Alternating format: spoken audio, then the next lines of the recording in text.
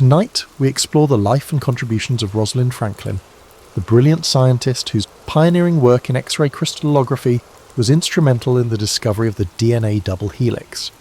Her dedication to science and her role in one of the most significant breakthroughs of the 20th century continue to inspire generations of researchers today.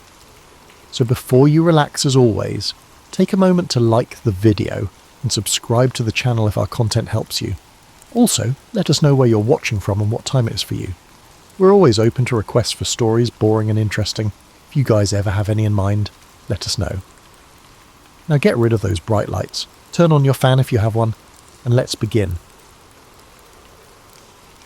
Rosalind Franklin's name often appears as a footnote in the story of DNA, overshadowed by the fame of James Watson and Francis Crick. Yet her life was neither trivial nor easily summarised. Born in London in 1920 to a prominent Jewish family, she grew up when few encouraged women to pursue rigorous science. Even as a child, she displayed a fierce hunger for knowledge that defied social norms. Her father, Ellis Franklin, supported her education yet worried about her independent streak. At St Paul's Girls' School, she excelled in math, chemistry and languages, while her peers aimed at more conventional futures. A scholarship to Newnham College, Cambridge, put her among mentors who valued her promise but questioned women's roles in labs. Undeterred, she poured energy into research, proving her place through diligent work. When World War II broke out, Britain needed scientists. She joined the British Coal Utilisation Research Association, studying carbon's microstructures. There, she discovered a passion for methodical experimentation. She also encountered X-ray crystallography, a technique aligning perfectly with her meticulous nature. After the war, a fellowship in Paris brought her to Jacques Méring's lab, where she refined her skill in X-ray diffraction. Her high standards and exacting methods yielded notable papers on carbon structure, establishing her as a rising star in crystallography. By the early 1950s, King's College London offered her a position to study DNA. Maurice Wilkins and his team believed X-ray diffraction could unlock the molecule's secrets. Franklin arrived armed with expertise, determined to implement new protocols and improve equipment. Lab tensions surfaced quickly. Wilkins had expected a collaborator. Franklin insisted on autonomy. Some colleagues admired her precision, while others found her difficult. Still, she pressed on, convinced that careful data could cut through any confusion. Working with her student, Raymond Gosling, she captured a series of images, the most famous labelled Photo 51, revealing a striking helical pattern. She wanted more evidence before announcing a conclusion, preferring thoroughness over speculation. Yet behind the scenes, her data slipped into other hands. Unbeknownst to her, a colleague showed Watson and Crick her diffraction results. Already pursuing a helical model, they seized her findings as key confirmation. Franklin, for the moment, was focused on perfecting her analysis, unaware that her painstaking work was fueling a major discovery elsewhere. Even so, the tension at King's grew. Franklin's direct style clashed with Wilkins's reserved manner. She believed in complete control over her research methods, irritating those accustomed to a more hierarchical lab, but she remained steadfast, adjusting humidity levels and rechecking angles to sharpen her images. Each improvement hinted she was on the brink of a monumental revelation. That revelation, however, would not bear her name alone. While Franklin refined her data, Watson and Crick raced forward, preparing to unveil their model of D. She had no inkling of the behind-the-scenes drama. In the darkroom, her camera captured crystal patterns that would change biology. She trusted her data to speak for itself, unaware that the world soon would hail Watson and Crick as the architects of DNA's double helix. At this stage, Franklin's story was poised between breakthrough and overshadowing. Her rigorous approach had delivered vital clues to life's molecular code, yet social dynamics and academic politics threatened to rob her of due credit. In the realm of science, data does not always guarantee recognition for the one who gathers it. Rosalind Franklin had produced a priceless glimpse into DNA's form, setting the stage for history to unfold in ways she could not have predicted. She was born into a family of philanthropic tradition, with her uncle serving as the first Jewish mayor of London. From a young age, she was taught the importance of service and intellectual rigour, a combination that would shape her character. In her teenage years, she gained a reputation for sharp wit and an unwavering focus on academic goals. These traits did not always endear her to peers who expected more demure behaviour, but she was undeterred. She had glimpsed a future in which women could stand at the frontier of discovery, and she was determined to claim it. In her journals, she expressed a love for puzzles and a fascination with structure. Whether examining minerals or deciphering abstract problems, she found solace in unravelling complexities. This mindset translated seamlessly into her later work, where precision became both her shield and her compass. It also fueled her tenacity, driving her to pursue every question until she reached its hidden core. Rosalind Franklin's arrival at King's College London came with grand hopes, but the lab's culture soon tested her resolve. She joined Maurice Wilkins, who believed they would share DNA research duties. Franklin's forthright style, however, clashed with Wilkins' quieter approach. Worse, the leadership chain for the DNA project remained vague, fostering confusion about who was truly in charge. Despite these challenges, Franklin pressed on, exploring how DNA fibres changed under varying humidity. She distinguished between A and B forms of the molecule, and her fastidious X-ray diffraction work produced the famed Photo 51, which showed an unmistakable helical pattern. Franklin acknowledged the significance of the image, yet she refrained from making hasty assumptions. She spent hours perfecting exposures, checking angles, and analysing the precise details etched onto photographic plates. Meanwhile, across town at the Cavendish Laboratory in Cambridge, James Watson and Francis Crick took a contrasting approach. Model builders at heart, they chased the DNA structure by trial and error, fueled by snippets of data gleaned from various sources. When Wilkins revealed Photo 51 to Watson, unbeknownst to Franklin, the evidence dovetailed perfectly with their double helix hunch. By early 1953, Watson and Crick completed a model that would make scientific history. Their publication in Nature was concise yet transformative, announcing a double helical structure that explained DNA's replication mechanism. Wilkins and Franklin each contributed supportive papers, but the spotlight fell squarely on Watson and Crick. Franklin's images and calculations, though pivotal, were presented as secondary confirmations rather than driving forces. She felt the sting of exclusion, yet pressed on, finalising her analyses of the molecule's geometry. This period at King's grew more strained. Franklin's rapport with Wilkins had cooled. She seemed unwilling to compromise on rigorous standards, and he resented her independence. The department itself provided limited support, content to bask in the sudden acclaim for the DNA breakthrough. Franklin, meanwhile, was left to grapple with how her painstaking data had been used without her direct consent. Recognising that her future lay elsewhere, she began seeking a new post where she could direct her research on her terms. Opportunity arose at Birkbeck College, headed by crystallographer John Desmond Burnell. Though the facilities there were humbler, the atmosphere promised greater autonomy. Franklin decided to leave King's, taking with her a wealth of expertise and the resolve to avoid another scientific turf war. She briefly concluded her work by publishing her final observations on the structural nuances of DNA. While Watson, Crick, and Wilkins basked in growing accolades, Franklin exited quietly, determined to reorient her career. She did not wholly abandon DNA. Friends and colleagues occasionally asked for her insights, and she answered candidly, yet she had no desire to entangle herself further in debates about authorship or recognition. The overshadowing she experienced became a cautionary tale. In science, data is currency, and the one who controls its dissemination wields significant power. Franklin preferred to move forward rather than dwell on what might have been done differently. In her last months at King's, she remained cordial but distant, focusing on practical tasks. Her colleagues recognised her departure as a loss. Her techniques had been central to illuminating DNA. Still, few openly acknowledged the imbalance that had allowed others to leap ahead with her findings. Privately, Franklin harboured disappointment at the missed chance for genuine collaboration, yet she rarely indulged in public complaints, believing the project's success should outweigh personal grievances.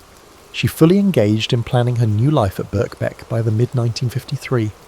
She aimed to pivot to viruses, which she saw as a logical extension of molecular biology.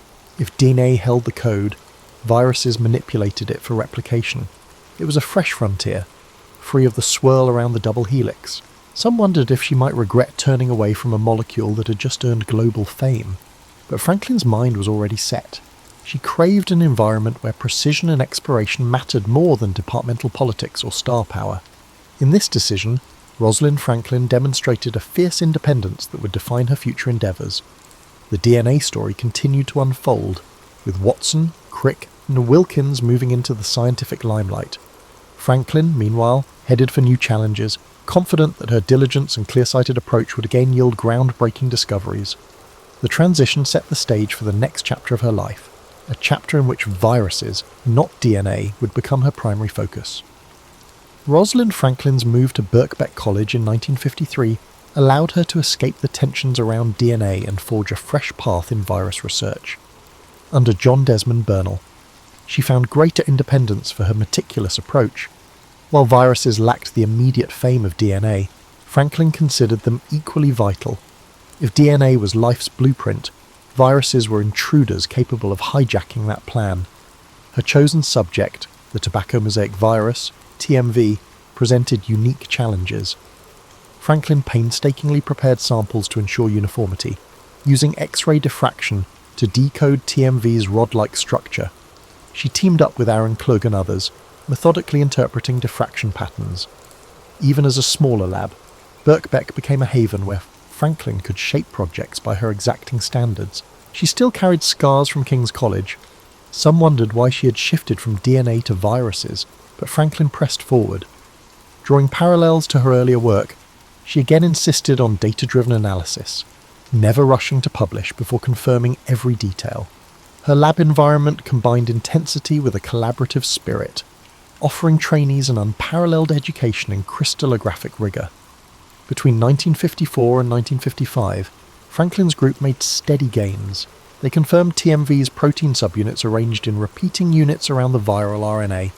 These findings, though less glamorous than the double helix, garnered respect among structural biologists.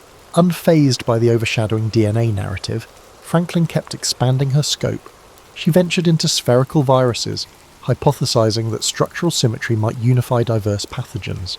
Her reputation grew, and she presented at conferences, describing how the same methods that had illuminated DNA could unpack viral design. Publicly, Watson and Crick dominated headlines, but within crystallography circles, Franklin was acknowledged as a leading figure. She rarely spoke of the DNA controversy, though colleagues sensed unresolved feelings. Instead, she concentrated on perfecting viral data.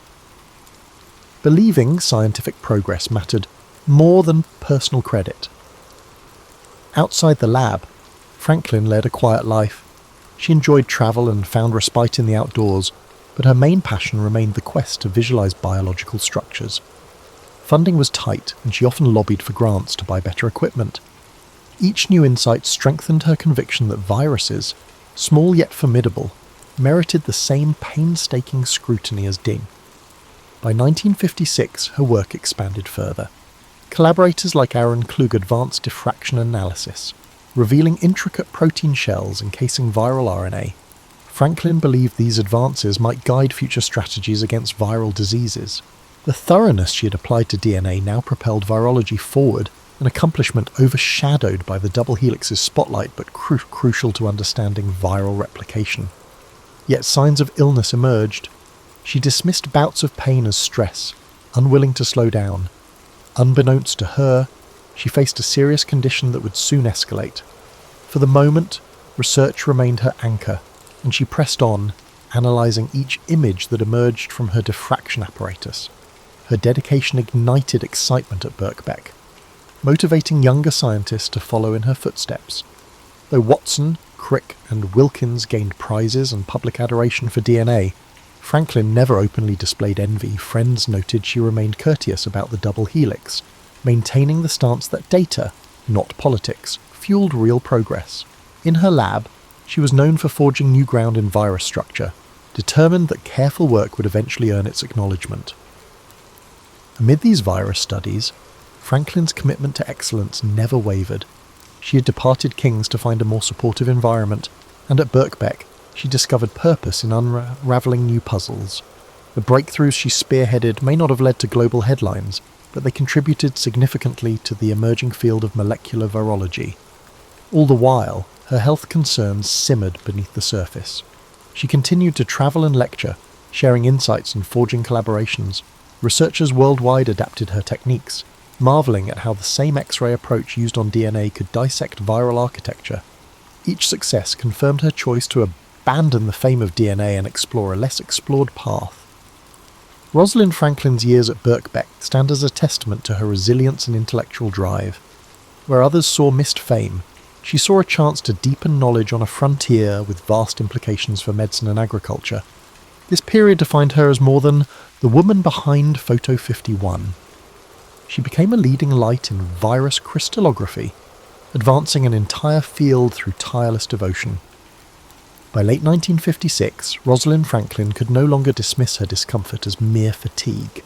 Severe abdominal pain sent her to a specialist, where she received a stark diagnosis: ovarian cancer. News of the disease hit hard. She was only in her mid-30s, with a thriving lab at Birkbeck and an unrelenting drive to uncover the secrets of viruses. She tackled the situation with the same unwavering determination that characterized her scientific pursuits. Franklin underwent surgery, followed by radiation treatments that left her exhausted. Remarkably, she insisted on working whenever she felt even a little strength. Her laboratory colleagues witnessed a woman who, despite obvious pain, maintained precise standards and pressed forward with X-ray diffraction experiments. Some urged her to rest, but she believed that meaningful research could serve as a form of hope, both for herself and for the broader scientific quest. Meanwhile, her research group continued its progress on tobacco mosaic virus. Aaron Klug and John Finch helped manage day-to-day tasks, but Franklin remained the intellectual force behind the projects, analysing data from her hospital bed when necessary. She had always been meticulous, but now her instructions became even more methodical, as if every experiment needed to be double-checked due to the uncertainty of time. Medical treatments showed initial promise. Franklin's health rebounded enough for her to attend conferences and deliver lectures with renewed vigour. In early 1957, she travelled to the United States to discuss her virus findings. Colleagues there marvelled at her clarity of thought and appreciated her willingness to share data and techniques. She returned to London with fresh ideas for comparing the structures of different plant viruses, convinced that a unifying principle might exist across various shapes and sizes. Her perseverance garnered admiration from both peers and subordinates. Many had witnessed how overshadowed she'd been in the DNA story, yet here she was, forging new breakthroughs under the most challenging circumstances. In private, Franklin confessed occasional frustration about the slow recognition for her virus work, but she rarely let bitterness creep into daily lab interactions. Instead, she strove to uplift younger researchers, reminding them that quality data was the bedrock of scientific progress. That year, she initiated a project examining the poliovirus structure, though she knew it would be demanding. Polio remained a global health concern, and Franklin hoped that precise diffraction studies might reveal new angles for vaccine development. She collaborated with researchers at other institutions, coordinating sample exchanges and cross-checking results. The effort required significant energy, but Franklin refused to lower her standards. By mid-1957, however, her health took another downturn. Hospital visits became more frequent, and her doctors suggested further treatments. This time, the prognosis was darker. She confided in a few close friends, admitting she feared she might not complete her most ambitious projects. Still, she held on to the lab as her anchor, juggling medical appointments with diffraction sessions that extended late into the night. In August, a sudden improvement sparked renewed optimism. She joked with colleagues about planning a celebratory trip once she fully recovered. Letters to friends abroad show her balancing gratitude for extended life with a scientist's inherent curiosity about her illness. She compared cancer's invasion to a virus infiltrating a cell, determined to observe and fight it with all the tools available. Yet the disease progressed relentlessly. By fall, pain flared again, and even routine tasks became difficult. Franklin's unwavering determination masked its severity to most outsiders. She drafted research notes from her bed, outlining next steps for her team. In an act of foresight, she delegated leadership roles, ensuring that ongoing experiments wouldn't falter if she had to step away. Those around her admired this quiet resilience. Despite her personal struggles, Franklin never overlooked the wider impact of her research. She viewed viruses as intricate pieces of nature, with each discovery serving as a crucial tool for comprehending disease and safeguarding human lives. Observers found her courage extraordinary, though she rarely framed herself as heroic. In her view, she was simply continuing what she had always done, methodically gathering data, refining conclusions, and believing in the power of science to uplift humanity.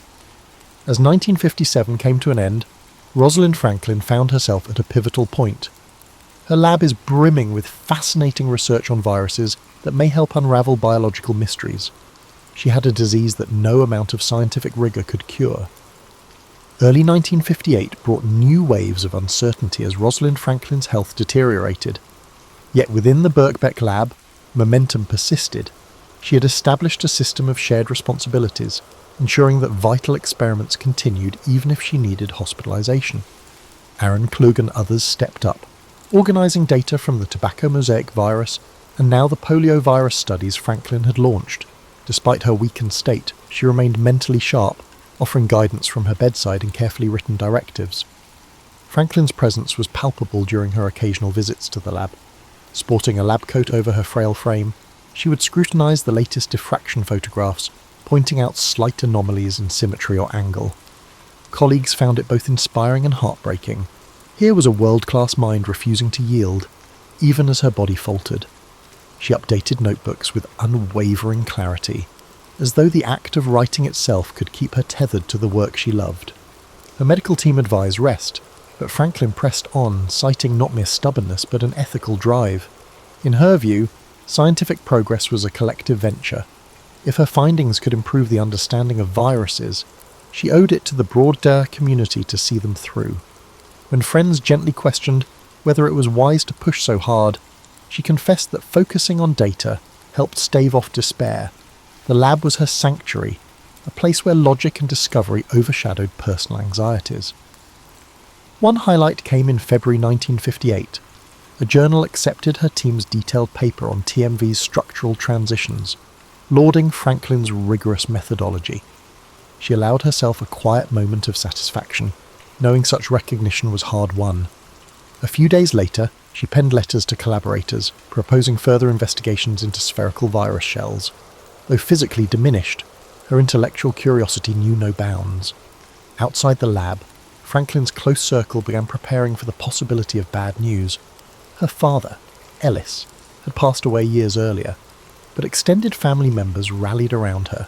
She maintained stoicism, rarely discussing prognoses.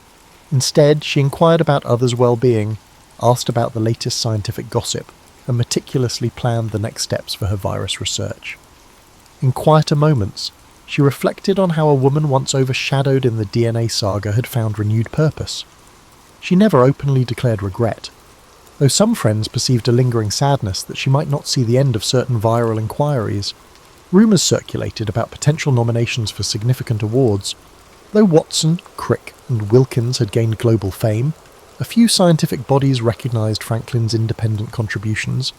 Nothing concrete materialised, however, and she expressed little interest in accolades.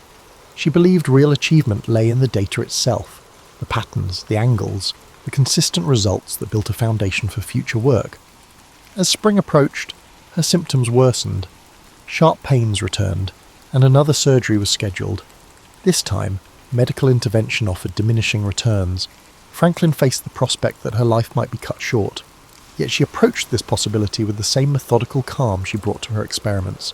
She revised her will, setting aside funds for scientific causes and ensuring that certain personal items went to cherished friends. She also took steps to safeguard her research, instructing Klug and others on how to best archive her notebooks and X-ray films. On excellent days, she still made brief appearances at Birkbeck. One morning in April, she examined new images of the polio virus, noting symmetrical patterns that hinted at a uniform protein arrangement. The conversation that followed, held in hushed tones behind a cluttered desk, brimmed with excitement. She encouraged her colleagues to pursue further refining of these samples, convinced the results might be pivotal. Yet by mid-April, her hospital stays grew longer. In a final letter to a mentor in Paris, Franklin described a sense of urgency. She felt every hour counted. She signed off with a mixture of humour and resolve, quipping that illness might slow her body but never her mind. The note ended abruptly, suggesting that even writing had become laborious. Still, the spirit that had guided her from St. Paul's Girls' School through King's College and Birkbeck remained intact. She had consistently emphasised the importance of data over speculation. Now, as life's uncertainties narrowed, she held to that principle more fiercely than ever. Every experiment completed, every photograph taken, was a small triumph over the frailties of the human condition. In that sense, she transformed her final months into a testament to scientific dedication, a brief but shining era when personal adversity bowed before the truth. Rosalind Franklin passed away on April 16, 1958, at the age of 37. The immediate shock rippled through her colleagues at Birkbeck and beyond. Many had witnessed her stubborn fight against illness, but news of her death still felt sudden, as though a brilliant light had been snuffed out too soon. She had left behind half-finished projects on the structure of viruses, along with meticulously kept notebooks that offered clues for future breakthroughs. Tributes poured in from across the scientific community. John Desmond Bernal lauded her unwavering devotion to exacting research. Aaron Klug, who had worked closely with her, publicly credited Franklin's methods for pushing their studies of TMV and poliovirus forward. Even Maurice Wilkins, whose relationship with Franklin had been tense, expressed regret that they never truly reconciled. In hushed conversations, some recalled how her DNA data had been pivotal to Watson and Crick's success, lamenting that she never saw the global accolades that might have been hers under fairer circumstances. Outside these professional circles, however, the name Rosalind Franklin barely registered. Watson and Crick's double helix model had claimed the public's imagination, casting other contributors in peripheral roles. Newspapers printed short obituaries, focusing mainly on DNA pioneer dies young, but offered scant detail about her virus research. In one sense, Franklin's passing mirrored her life, vital work overshadowed by a louder narrative. Yet for those who understood her impact, the mourning came with resolve. Aaron Klug led efforts to preserve her virus samples and continue her research lines. He believed that Franklin's legacy deserved more than a fleeting eulogy. Scholars at Birkbeck and elsewhere vowed to finish the task she had begun, analysing the protein shells of various viruses and refining the diffraction method she had pioneered. In their hands, her notebooks became living documents, guiding new experiments and interpretations. Meanwhile, Watson, Crick, and Wilkins navigated a complex emotional space. The broader public saw them as the DNA triumvirate. Privately, they acknowledged that Franklin's data had accelerated their discoveries. Wilkins, in particular, hinted in letters that he wished circumstances had played out differently. Yet the train of recognition had long since left the station. The Nobel Prize in Physiology or Medicine loomed on the horizon. Franklin, no longer alive, was ineligible under the rules of the Nobel Committee, leaving many to debate whether her name would have appeared on that honour had she survived. Franklin's work on viruses started to yield results in a distinct area of science. The structural insights gleaned from her approach informed the eventual creation of vaccines and treatments. Subsequent generations of researchers, delving into polio and other viral pathogens, cited her pioneering methods. Over time, references to Franklin's approach or Franklin's precision surfaced in published papers. In these specialised circles, her influence quietly grew. Yet in the popular imagination, her role in DNA remained a buried footnote. The double helix story, retold in magazines and television specials, typically highlighted the eureka moments of Watson and Crick. Rarely did they emphasise the behind-the-scenes images or the quiet researcher who died young. To her friends, the loss was both painful and unsurprising. They recognised that history often favours the bold personalities who announce breakthroughs, not the meticulous minds working in the shadows. Still, there were flickers of recognition. A handful of articles in scientific periodicals praised her for bridging chemistry and biology. Female scientists, in particular, found in Franklin a model of perseverance. She had, after all, navigated a male-dominated field with unflinching dedication. Her story suggested that brilliance alone does not guarantee acclaim, especially when personal politics and timing intervene. In the months following her funeral, Bernal and Klug compiled her unpublished data, releasing some of it in collaborative papers. These publications helped virology advance gradually, even though they didn't make the front page. Franklin's name appeared on the author lists, a silent reminder that her drive and insight continued to shape new discoveries, even beyond her death. Thus, Rosalind Franklin's physical presence vanished in the final tally of 1958, but her methods and findings endured. Scientists who encountered her meticulous records spoke of feeling her presence. Each measured angle, each note on humidity, each reference to precise conditions. In that precision lay her enduring signature, a blueprint for doing science with exactitude and grace. The world at large might have moved on, but in small labs scattered across the globe, Franklin's influence quietly persisted, seeding the breakthroughs of tomorrow. In the decades after Rosalind Franklin's death, her legacy evolved in slow, transformative ways. During the 1960s and 1970s, Watson, Crick, and Wilkins became household names. Culminating in their shared Nobel Prize in 1962, Franklin, omitted from that honour by both death and circumstance, remained largely in the shadows of popular history. Yet among certain scientists, her reputation for precision and perseverance quietly grew. At Birkbeck College, younger researchers carried on the virus studies she had pioneered. Aaron Klug's eventual Nobel Prize in Chemistry recognised his work on protein nucleic acid complexes, a pursuit deeply rooted in Franklin's methodology. In interviews, he pointedly credited her meticulous techniques for guiding his path. References to Franklin's X-ray approach began appearing in virology circles, an acknowledgement that her role extended beyond DNA. Still, mainstream awareness lagged. School textbooks celebrated the double helix as Watson and Crick's triumph. Only a handful of paragraphs, if any, acknowledged Franklin's Photo 51 or the King's College drama. A shifting social climate, however, sparked renewed interest in lesser-known female scientists. Feminist scholars and historians began probing archival materials, determined to uncover the stories of women whose contributions had been eclipsed. By the 1980s, a wave of re-examinations cast a spotlight on Rosalind Franklin. Journalists and academics scrutinised correspondence, lab notes, and memoirs from her colleagues. They unearthed the reality that Franklin had not just assisted, but been instrumental in unravelling today's structure. The evidence showed that her data, shared without her full approval, had crystallised Watson and Crick's thinking. Popular media picked up on the controversy, framing Franklin as the wronged heroine of the DNA saga. While this characterisation sometimes veered into caricature, it revived her name. Simultaneously, interest in her virus research flourished among specialists. A new generation of molecular biologists rediscovered her Birkbeck work, amazed at how she had tackled the complexities of viruses with the same tenacity she brought to dinner. A series of papers analysing her notebooks revealed that her approaches to sample preparation and diffraction analysis were decades ahead of their time. Pharmaceutical researchers aiming to combat viral outbreaks drew inspiration from her methods, demonstrating that her impact reached far beyond a single molecule. By the 1990s, Rosalind Franklin became a symbol for women in STEM. Universities established fellowships and awards bearing her name, each designed to support female researchers in fields like chemistry, crystallography, and molecular biology. Statues and plaques appeared at King's College London and in her hometown, celebrating her achievements. Though many tributes still focused on DNA, the deeper picture of her broader scientific passion began to take shape. Documentaries and books offered more nuanced portraits.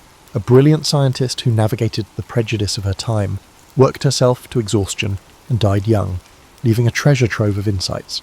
Debates about ethics and credit allocation continued, with some championing Watson and Crick's accomplishments, while also acknowledging the injustice done to Franklin.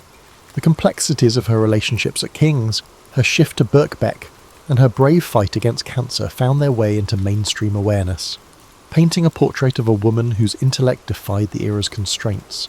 Today, Rosalind Franklin stands as a beacon of unyielding dedication. Her story resonates with those who value precision, resilience, and collaborative respect. Museums showcase her notebooks, featuring the small details that once seemed inconsequential, meticulously labelled film plates, humidity logs, and carefully drawn diagrams. Each artifact testifies to her belief that every scrap of data mattered. In academic circles, Franklin's name now holds genuine weight. She is cited not as a footnote, but as a pioneer who bridged chemistry and biology, advanced crystallography, and helped birth modern virology research. Initiatives encourage young scientists, especially women, to follow her example. embodying curiosity, discipline, and the courage to question norms. The arc of Rosalind Franklin's reputation thus reveals a broader truth. Recognition in science can be capricious, delayed, or uneven. What was once overshadowed can, through persistent re-examination, rise to its rightful place. Franklin's data lit the path for one of the greatest discoveries in biology, and her virus research paved the way for critical future breakthroughs. Generations after her passing, the full story of her contributions has come into clearer focus, ensuring that her voice, once muffled, now echoes across labs and lecture halls worldwide. And just like that, we've reached the end of our main story tonight about someone who was truly brilliant with science. Hopefully you've already drifted to sleep by now, but if not, I know my insomniacs when I see them. We got your back with stories of different types in case this wasn't something interesting to you. I hope you have a fantastic day and get the best rest that you deserve. Sleep peacefully, my friends, and as always, good night. The Battle of Gettysburg began on the morning of July 1st, 1863. It was a warm summer day, the kind where the golden light of dawn touched the fields and forests with a serene glow. But the tranquility of the Pennsylvania countryside would soon be shattered by the thunder of battle. This clash was not merely another skirmish in the long and bloody conflict of the Civil War. It was a turning point, a moment where the fate of the Union and the Confederacy hung precariously in the balance. General Robert E. Lee, commanding the Confederate Army of Northern Virginia, had set his sights on a bold invasion of the North. His army, emboldened by a string of victories, marched into Pennsylvania with the hope of striking a decisive blow that would force the Union to sue for peace. Lee's strategy was not just about military conquest. It was about shaking the Northern resolve, bringing the war to Union soil, and perhaps swaying foreign powers to recognize the Confederacy. On the Union side, General George G. Meade had recently taken command of the Army of the Potomac. His task was daunting: to stop Lee's advance and protect the Union's heartland. The soldiers under his command were weary from years of conflict, but their resolve to defend their homeland and preserve the Union burned brightly. The two armies converged near the small town of Gettysburg, a place of rolling hills, fertile farmland, and winding roads. It was an unlikely setting for one of the most significant battles in American history. On the first day, the fighting began west of the town, as Confederate forces encountered Union cavalry. The clash was fierce and chaotic, with both sides scrambling to gain the upper hand. By day's end, the Confederates had pushed Union forces back through the town and onto the high ground to the south, securing an early advantage. The second day of the battle dawned with tension thick in the air. The Union Army had established a strong defensive position along a series of hills and ridges known as Cemetery Hill, Culp's Hill, and Little Round Top. Lee, confident in his army's strength, launched a series of attacks to break the Union lines. The fighting on July 2nd was intense and bloody. At Little Round Top, Union Colonel Joshua Lawrence Chamberlain and the 20th Maine Regiment made a heroic stand to defend the hill's southern flank. Outnumbered and nearly out of ammunition, Chamberlain ordered a desperate bayonet charge that drove the Confederates back and secured the Union's position. It was a moment of extraordinary courage, one that would later be remembered as a turning point in the battle. Elsewhere, the fields of wheat and peach orchards became killing grounds, their beauty scarred by the carnage of war. The air was thick with smoke and the cries of the wounded. Soldiers on both sides fought with ferocious determination, knowing that the stakes were higher than ever. By the end of the day, the Union lines had held, but at a terrible cost. The third and final day of the battle, July 3rd, brought the infamous assault known as Pickett's Charge. Lee, believing that a concentrated attack on the Union center could break their lines, ordered 12,500 Confederate soldiers to march across open fields under heavy Union artillery fire. The sight of that charge was both awe-inspiring and harrowing. The Confederate soldiers advanced in tight ranks, their banners waving, their determination unyielding. But the Union defenders, entrenched on Cemetery Ridge, unleashed a devastating barrage of cannon and musket fire. The fields became a scene of chaos as men fell by the hundreds. Despite their bravery, the Confederate soldiers could not overcome the Union's defences. The charge was repelled, and the fields were littered with the fallen. As the sun set on July 3rd, the Battle of Gettysburg came to an end. Lee, realizing that his army could not sustain another assault, began the long retreat back to Virginia. The Union Army, though battered and exhausted, had won a decisive victory. It was a moment of relief and triumph for the North, a turning point that shifted the momentum of the war. The cost of the battle was staggering. Over 50,000 soldiers were killed, wounded, or missing. The fields of Gettysburg, once peaceful and lush, were now marked by the scars of war. Families in both the North and the South mourned the loss of loved ones, their lives forever changed by the conflict. In the months that followed, Gettysburg became a symbol of sacrifice and resilience. On November 19, 1863, President Abraham Lincoln delivered the Gettysburg Address at the dedication of the Soldiers' National Cemetery. His words, though brief, captured the essence of what the battle had come to represent. He spoke of a nation conceived in liberty and dedicated to the proposition that all men are created equal. He reminded the audience that the soldiers who had fought and died at Gettysburg had done so to ensure that freedom and democracy would endure. The Battle of Gettysburg remains one of the most studied and remembered events in American history.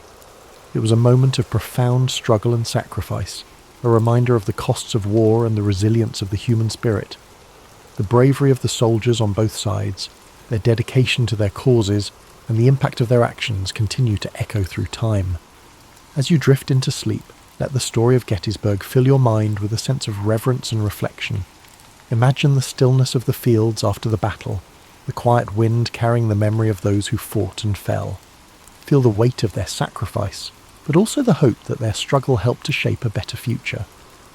The aftermath of the Battle of Gettysburg left an indelible mark, not only on the landscape of Pennsylvania, but also on the hearts and minds of the American people.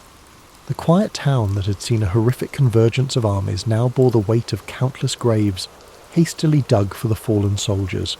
The once lush fields, orchards, and rolling hills were now etched with scars of war, trenches, shattered fences, and abandoned artillery. In the days immediately following the battle, the townspeople of Gettysburg rose to meet the grim reality of what had unfolded. Civilians who had sought shelter during the 3 days of fighting now ventured out to help the wounded and dying. Homes, barns, and churches were transformed into makeshift hospitals. Women, men, and even children worked tirelessly to bring comfort to soldiers, regardless of the uniforms they wore. The lines of battle blurred in the face of shared humanity. Doctors and nurses were overwhelmed by the sheer number of wounded. Medical supplies were scarce, and the knowledge of sanitation was rudimentary at best. Despite the primitive conditions, countless acts of compassion unfolded as townspeople did what they could to save lives or bring solace to those whose time was short. As the Confederate Army retreated southward, General Lee bore the burden of his army's defeat. The invasion of the North had failed, and the high hopes of a quick victory and a potential peace agreement were dashed. For Lee, Gettysburg marked a turning point, a moment when the tide of the war began to turn decisively against the Confederacy. The loss of so many men and the inability to break Union resolve were blows from which his forces would never fully recover. For the Union, the victory at Gettysburg was a critical morale boost. General Meade, despite some criticism for not pursuing Lee's retreating army more aggressively, had achieved what many thought impossible.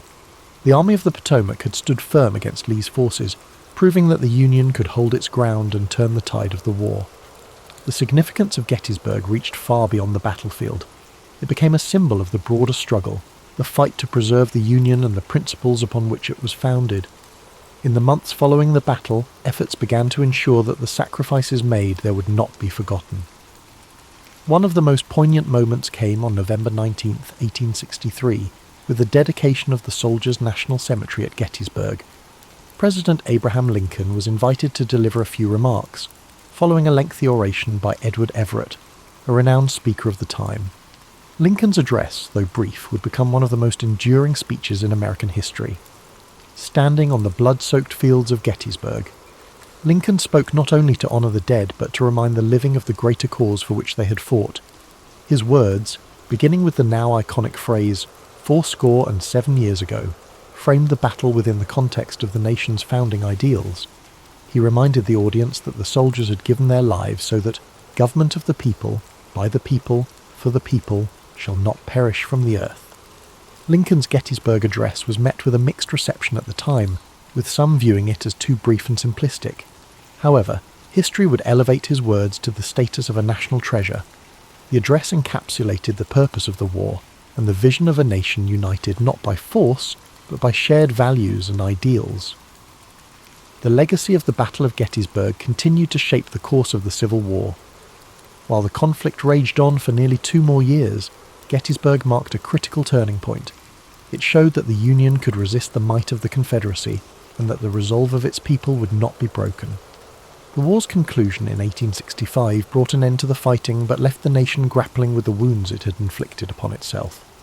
The fields of Gettysburg became a place of reflection and remembrance, a site where the cost of division was laid bare. Over the years, Gettysburg transformed from a battlefield to a place of education and pilgrimage. Monuments and markers were erected to honour the soldiers who had fought and died there, preserving their memory for future generations. Visitors from across the country and around the world came to walk the hallowed ground, to reflect on the sacrifices made, and to ponder the lessons of history. Today, Gettysburg stands as a testament to the resilience of the human spirit and the enduring struggle for freedom and equality. It reminds us of the fragility of unity and the strength required to preserve it. The lessons of Gettysburg echo through time, challenging us to remember that the cost of division is far greater than the effort required to come together. As you rest tonight, let the story of Gettysburg remind you of the courage and sacrifice of those who came before us. Imagine the quiet fields at dawn, the soft rustle of the wind, and the stillness that now blankets a place once filled with chaos. Let the strength of their resolve bring you a sense of peace, and may their legacy inspire hope and understanding in your heart. The legacy of Gettysburg extends far beyond the battlefield itself. It remains a cornerstone of American history, not only as the site of a pivotal clash during the Civil War, but also as a symbol of the nation's enduring struggle to reconcile its ideals with its realities. The battlefields and memorials at Gettysburg now stand as a reminder of the courage, sacrifice and humanity displayed by those who fought there, as well as the immense costs of division and conflict. In the years following the Civil War, Gettysburg became a focus for national healing. Veterans from both the Union and the Confederacy returned to the site to honour their comrades and reflect on the events that had shaped their lives. These reunions, particularly those held on significant anniversaries of the battle, fostered a sense of reconciliation and shared purpose. Despite the lingering wounds of war, these gatherings underscored a shared humanity that transcended the divisions of the past. One of the most moving examples of this came during the 50th anniversary of the battle in 1913. Veterans from both sides, now old men, came together to remember their shared history. The event culminated in a symbolic handshake across the stone wall at the site of Pickett's charge, a powerful gesture that reflected the desire for unity and peace. These reunions were not without their complexities, but they marked an important step in the nation's journey toward healing and understanding. Over time, Gettysburg evolved into a place of education and reflection. The Gettysburg National Military Park, established in the late 19th century and further developed in the 20th, preserves the battlefield and its many monuments, ensuring that future generations can walk the same paths and learn the same lessons. The park's museum and visitor centre provide context and insight into the events of the battle, offering a deeper understanding of its significance and the people who shaped it. The Gettysburg Address, too, continues to resonate as a defining moment in American history. Lincoln's words, spoken with such clarity and purpose, serve as a reminder of the ideals upon which the United States was founded. They challenge us to honour the sacrifices of those who fought by striving to create a more just and equitable society. Today, Gettysburg stands as a living testament to the enduring importance of history. It draws visitors from across the globe who come to honour the past, reflect on the present and consider the future. The battlefield, with its rolling hills, stone walls and quiet woods, invites contemplation. Walking its paths, one cannot help but feel a connection to the stories of those who stood there, to the bravery and determination that defined them, and to the lessons they left behind. The Battle of Gettysburg teaches us that even in the darkest times, there is hope for redemption, for reconciliation, and for a brighter tomorrow. It reminds us of the costs of division and the strength required to build unity. It challenges us to live up to the ideals of liberty and equality, to honour the sacrifices of those who came before us by working to create a better world. As you settle into rest tonight, let the story of Gettysburg fill your heart with a sense of reflection and gratitude. Picture the fields bathed in the soft light of the setting sun, the gentle rustle of leaves in the breeze, and the quiet peace that now blankets the land. Let the echoes of courage and sacrifice guide your thoughts, and may their legacy inspire hope and understanding in your dreams. The story of Gettysburg is not only about the battle itself, but also about the enduring lessons it offers. It is a story of courage under fire, of ordinary people facing extraordinary challenges, and of a nation striving to find its way through the darkness of conflict. Gettysburg reminds us that history is not just a series of dates and events, but a tapestry of human experience, woven with threads of sacrifice, resilience, and hope. As we reflect on Gettysburg, we are reminded of the power of unity and the dangers of division. The Civil War, of which Gettysburg was a turning point, was born out of deep-seated disagreements and unresolved tensions. The soldiers who fought at Gettysburg came from different walks of life, different regions and different perspectives, but they shared a common humanity. Their bravery and sacrifice speak to the strength of the human spirit, even in the face of unimaginable hardship. In the years following the battle, the memory of Gettysburg became a source of inspiration for those working to rebuild and reconcile a fractured nation. The scars of war ran deep, but so too did the determination to heal. Gettysburg became a symbol of what could be achieved when people came together to confront their shared challenges and embrace their common humanity. The stories of the individuals who fought at Gettysburg add depth and texture to the history of the battle. From generals like Robert E. Lee and George Meade, whose decisions shaped the course of the conflict, to the rank-and-file soldiers who carried out those orders with bravery and resolve, each story adds a layer of understanding to the larger narrative. These men, from both the Union and Confederate armies, faced unimaginable adversity with courage and dignity. One of the most enduring legacies of Gettysburg is its role in shaping the collective memory of the Civil War. The battlefield, now a serene and solemn place, serves as a reminder of the costs of war and the value of peace. Monuments and markers dot the landscape, each telling a story of the men who fought and the sacrifices they made. Visitors to Gettysburg are often struck by the quiet beauty of the place, a stark contrast to the violence that once engulfed it. The Gettysburg Address, delivered by President Lincoln just months after the battle, continues to resonate as a call to action and a statement of purpose. Lincoln's words remind us of the importance of dedication, of recommitting ourselves to the principles of freedom and equality. His speech, though brief, captures the essence of what Gettysburg represents, not just a battle, but a turning point in the ongoing struggle to create a more perfect union. Today, Gettysburg remains a place of pilgrimage for those seeking to understand the complexities of the past and draw inspiration for the future. The stories of those who fought there, the lessons of unity and perseverance, and the enduring call to honour their sacrifices continue to guide us. Gettysburg is not just a place on a map, it is a symbol of resilience, a reminder of what we can achieve when we come together to face our challenges. As you drift off to sleep tonight, let the story of Gettysburg wrap around you like a warm blanket of reflection and peace. Imagine the stillness of the battlefield at dawn, the quiet hum of nature reclaiming a place once filled with chaos. Let the courage and sacrifice of those who stood there inspire you, reminding you that even in the darkest times there is light to be found. Thank you for spending this time with us on History and Sleep. May the story of Gettysburg bring you a sense of calm, perspective and hope. Sleep well, and may your dreams be filled with peace, understanding, and the enduring strength of the human spirit. Sweet dreams. Mansa Musa, known to history as Musa I of Mali, came to power under circumstances that were both intriguing and obscured by time. Born around the late 13th century, he belonged to a lineage of rulers who guided the Mali Empire, a realm spanning parts of modern-day Guinea, Senegal, Mauritania and Mali.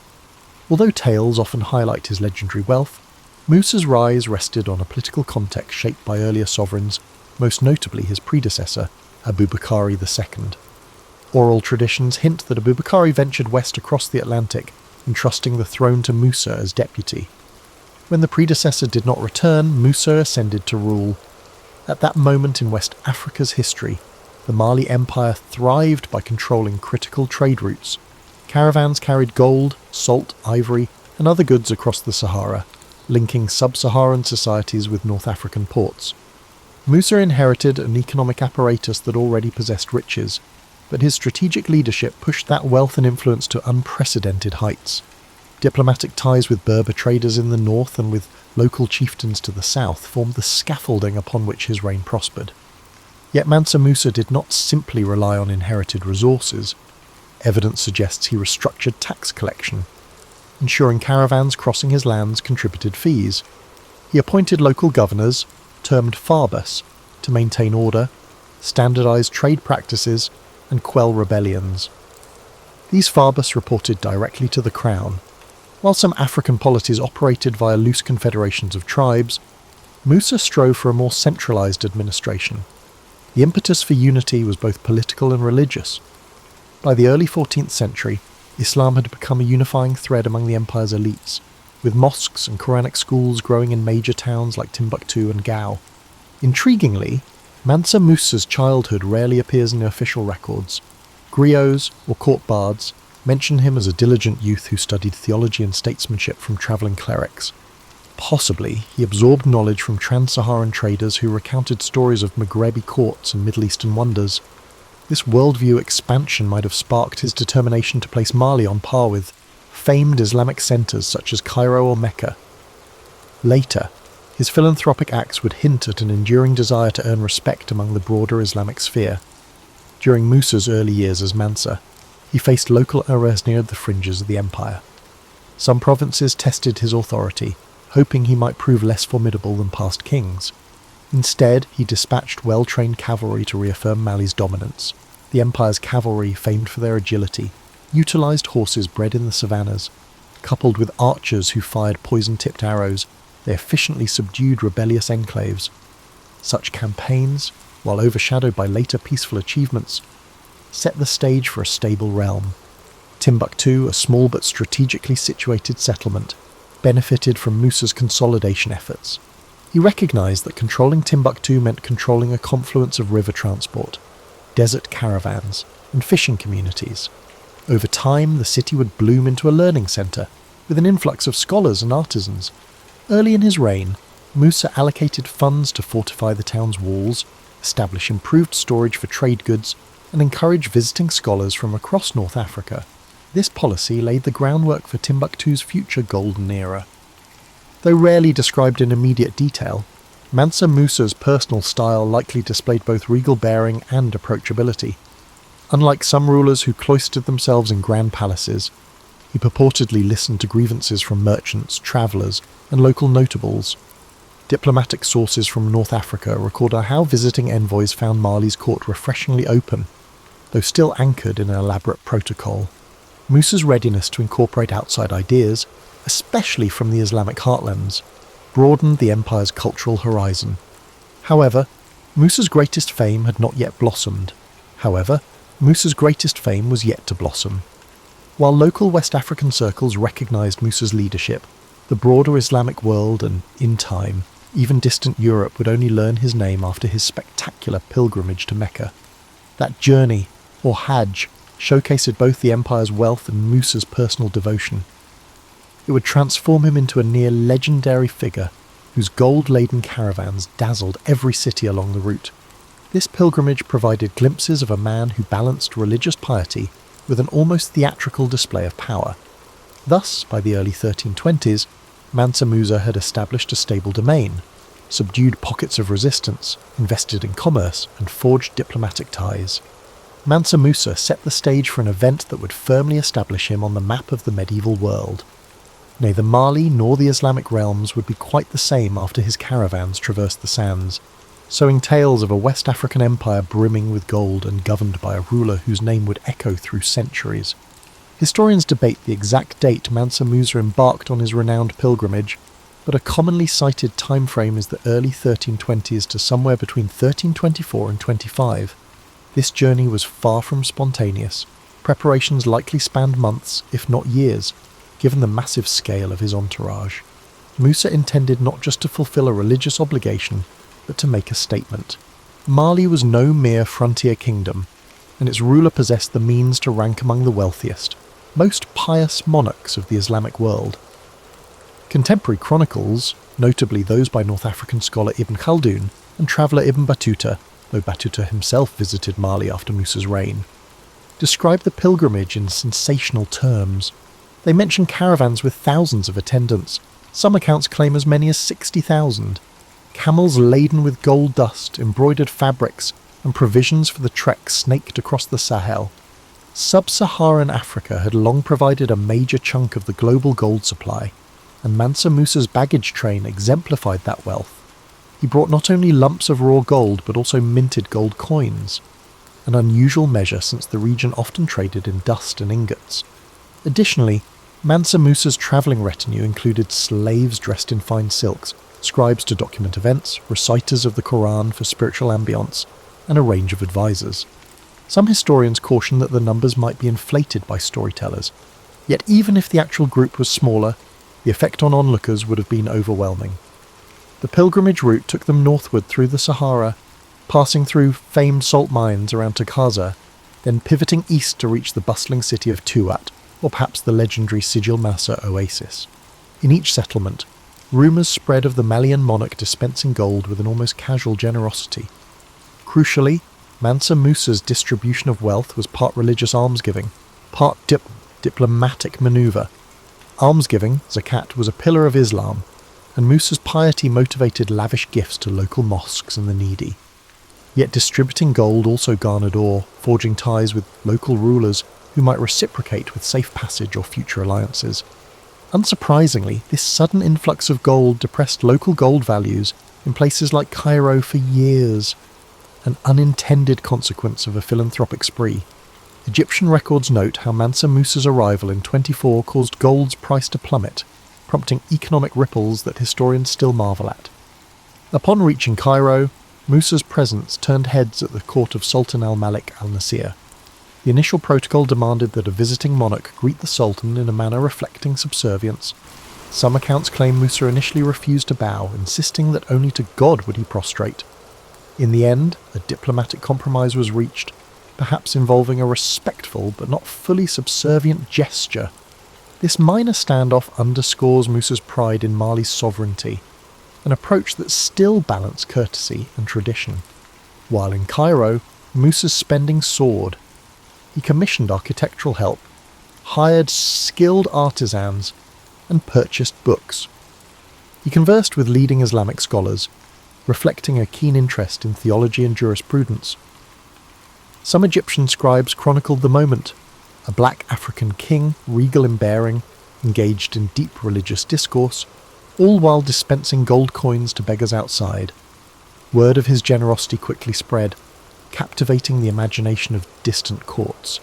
Europe, though largely ignorant of sub-Saharan polities, would soon learn of an African monarch with legendary fortunes. Resuming the pilgrimage, Mansa Musa continued on toward the Hejaz region of Arabia. In Mecca, the central holy city, he joined countless worshippers for the Hajj rituals, circling the Kaaba, praying on the plains of Arafat, and partaking in the symbolic stoning of the devil. The distance to Mecca was nearly insurmountable for many West Africans. Musa's success in completing the journey signalled extraordinary resolve and resources. He also spent time in Medina, paying respects at the Prophet's mosque. On the return leg, the caravans again wove across North Africa. This time the Malian treasury's gold reserves had thinned somewhat, owing to continuous largesse. Legend has it that to stabilise local markets, Mansa Musa borrowed gold from moneylenders in Cairo at interest rates. These actions ironically introduced him to the concept of currency manipulation.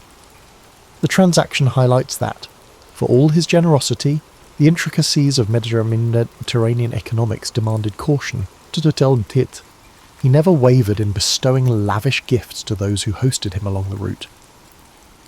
By the time Mansa Musa reappeared in Mali, an aura of near mythic grandeur surrounded him. The pilgrimage had rebranded the empire from a peripheral kingdom to a recognised node in the Islamic world. He brought back not only architectural knowledge, but also new legal insights and spiritual fervour. Foreign scribes recounted tales of an African monarchy able to shape gold markets. That singular journey would define Musa's reign in global memory, overshadowing other facets of his long rule. After completing his pilgrimage, Mansa Musa returned to his homeland, where people were enthralled with his stories of his exploits. However, he didn't stop there. Rather, he funneled fresh inspiration, architectural styles, theological discourses, scholarly connections, into a grand vision for transforming key cities in the empire. The lessons gleaned in Cairo and Mecca spurred him to commission new buildings, especially mosques, to reinforce Mali's Islamic identity and elevate its cultural standing. At the same time, he recognised that religious centres could anchor trade networks, enticing merchants and scholars to settle. Timbuktu, long the commercial hub, now received particular focus. Musa brought along architects from North Africa, such as Abu Ishaq es-Saheli, who guided local masons in constructing structures that blended Sahelian earthen techniques with Maghrebi motifs. The Sankore Mosque, in particular, blossomed into a campus of learning. Over time, Sankore and other Timbuktu institutions housed thousands of manuscripts on theology, law, astronomy, and more. Timbuktu's libraries, spurred by Musa's initiative, became a beacon for scholars across West Africa and beyond. While earlier Mansas had built in Timbuktu, Musa's efforts catapulted it toward prominence as a recognised seat of learning. Elsewhere, he sponsored the expansion of the Jingwereber Mosque. Using mud brick, timber, and intricate stucco, local artisans fused aesthetic flair with practical design for the hot climate. Musa's appetite for architecture also extended to Gao, Walata, and other strategic towns. The new or renovated mosques signified loyalty to Islam while showcasing the empire's affluence. Some foreign visitors described these earthen edifices as luminous under the Sahel sun, crowned by timber stakes that could be used as scaffolding for periodic replastering. Musa's push for Islamic scholarship drew in more than just architects. He invited ulama, religious scholars, qadis, judges, and scribes from across the Islamic world. These learned individuals introduced refined administrative methods and jurisprudence. Under their guidance, Mali's legal system took shape around Islamic norms, though older customs still thrived in rural enclaves. The official court increasingly used Arabic for record-keeping, complementing local languages for everyday discourse. This bilingual synergy let Mali engage with trans-Saharan trade partners on equal footing. Alongside these intellectual pursuits, Mansa Musa never neglected the empire's economic sinews. He maintained a keen interest in gold mines near Bambouk and Bure, ensuring they were managed efficiently. Additional caravans carried salt from Takaza, exchanging it for cereals, textiles and horses. In one sense, the empire's commercial backbone preceded Musa, but his reign stamped it with organisational vigour. By standardising weights, measures and trade protocols, he cut down disputes, facilitating smoother commerce. Customs officers at city gates or river crossings enforced fees that fed the royal treasury, which in turn funded public works. As for governance, Mansa Musa employed a multi-tiered approach. He left local chiefs in place where loyalty was assured, but inserted trusted courtiers where rebellion threatened. From the capital, Niamey, though some debate exactly which city served as the prime seat, he dispatched messengers to check on provinces. The empire's scale made direct micromanagement impossible, but well-placed loyalists ensured his edicts carried weight. This decentralised yet cohesive model thrived when anchored by a charismatic ruler. That said, some interior clans harboured resentment, preferring older animist traditions or less tribute. Meanwhile, news of his generosity on the pilgrimage had inadvertently changed external perceptions. North African historians documented how merchants from the Maghreb or the Levant now looked to Mali for profitable exchange. Some arrived in caravans seeking gold and ostrich feathers while bringing silks, beads or cowrie shells. Mansa Musa welcomed these interactions, though he also insisted on regulated prices, warding off unscrupulous profiteers. The empire's wealth soared, but so did the complexities of balancing local production with foreign demand. In personal terms, Mansa Musa's family life remains a patchwork of hints. Griots mention multiple wives, children groomed for leadership roles, and court intrigues, typical of a grand monarchy. Musa's personality is said to have fused devotion with indulgence in the finer things, music, dance, and well-brewed beverages. He championed moral behaviour under Islam, yet seemed untroubled by the pageantry of a royal court. He strolled the palace in fine robes, received envoys with lavish banquets, and still prayed fervently in the newly built mosques. Such was the duality of Mansa Musa's reign: pious yet splendid, Islamic yet reliant on older Malian customs, practical in economics yet prone to flamboyant generosity. This synergy established the empire at a pivotal cultural intersection, uniting sub-Saharan heritage with North African sophistication. By the mid-14th century, the synergy reached its zenith, forging a powerful realm that beckoned travellers from across Africa and beyond. Still, every peak holds seeds of future transitions, and for Musa, the twilight of his rule would see shifts that tested the empire's toughness. As the 1330s approached, Mansa Musa's authority remained largely unchallenged, but natural challenges and changing trade patterns hinted at potential strains. The vast domain, knit together by his vigour, demanded constant oversight. Musa strove to ensure that each border region complied with tribute obligations and respected the empire's religious orientation. Meanwhile, the Niger River's seasonal floods shaped agricultural cycles, some years bountiful, others prone to drought.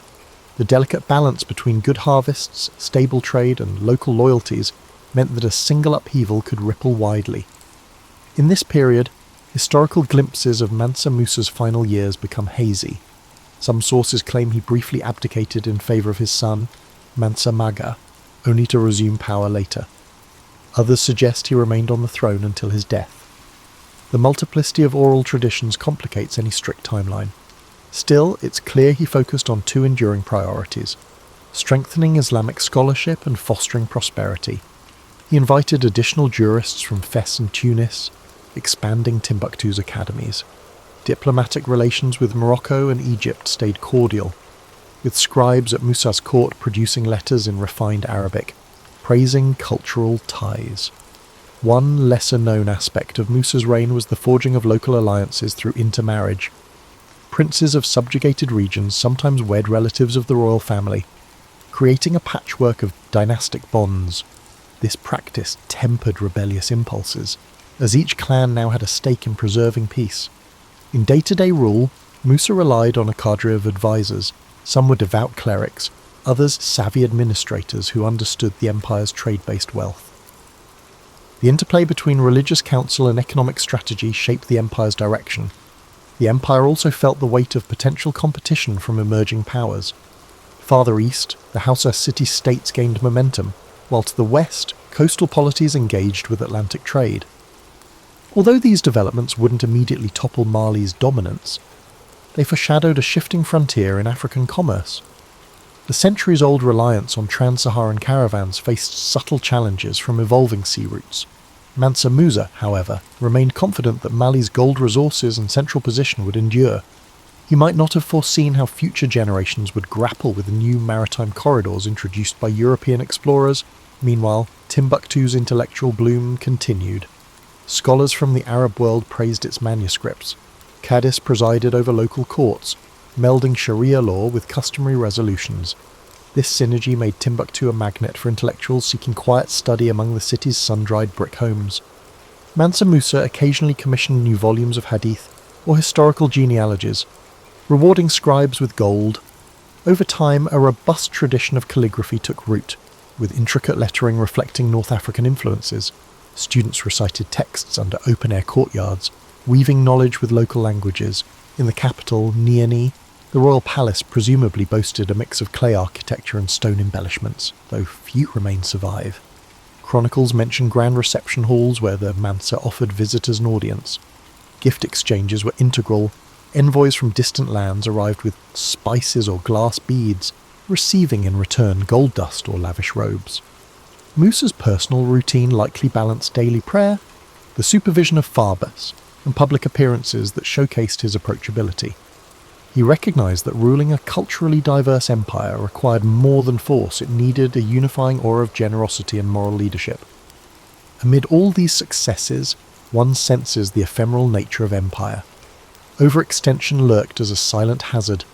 Some outlying provinces had grown used to direct oversight from the Mansa's central officials. Any prolonged royal absence might sow confusion. Furthermore, rumours of salt caravans taking alternate routes could shift wealth distribution.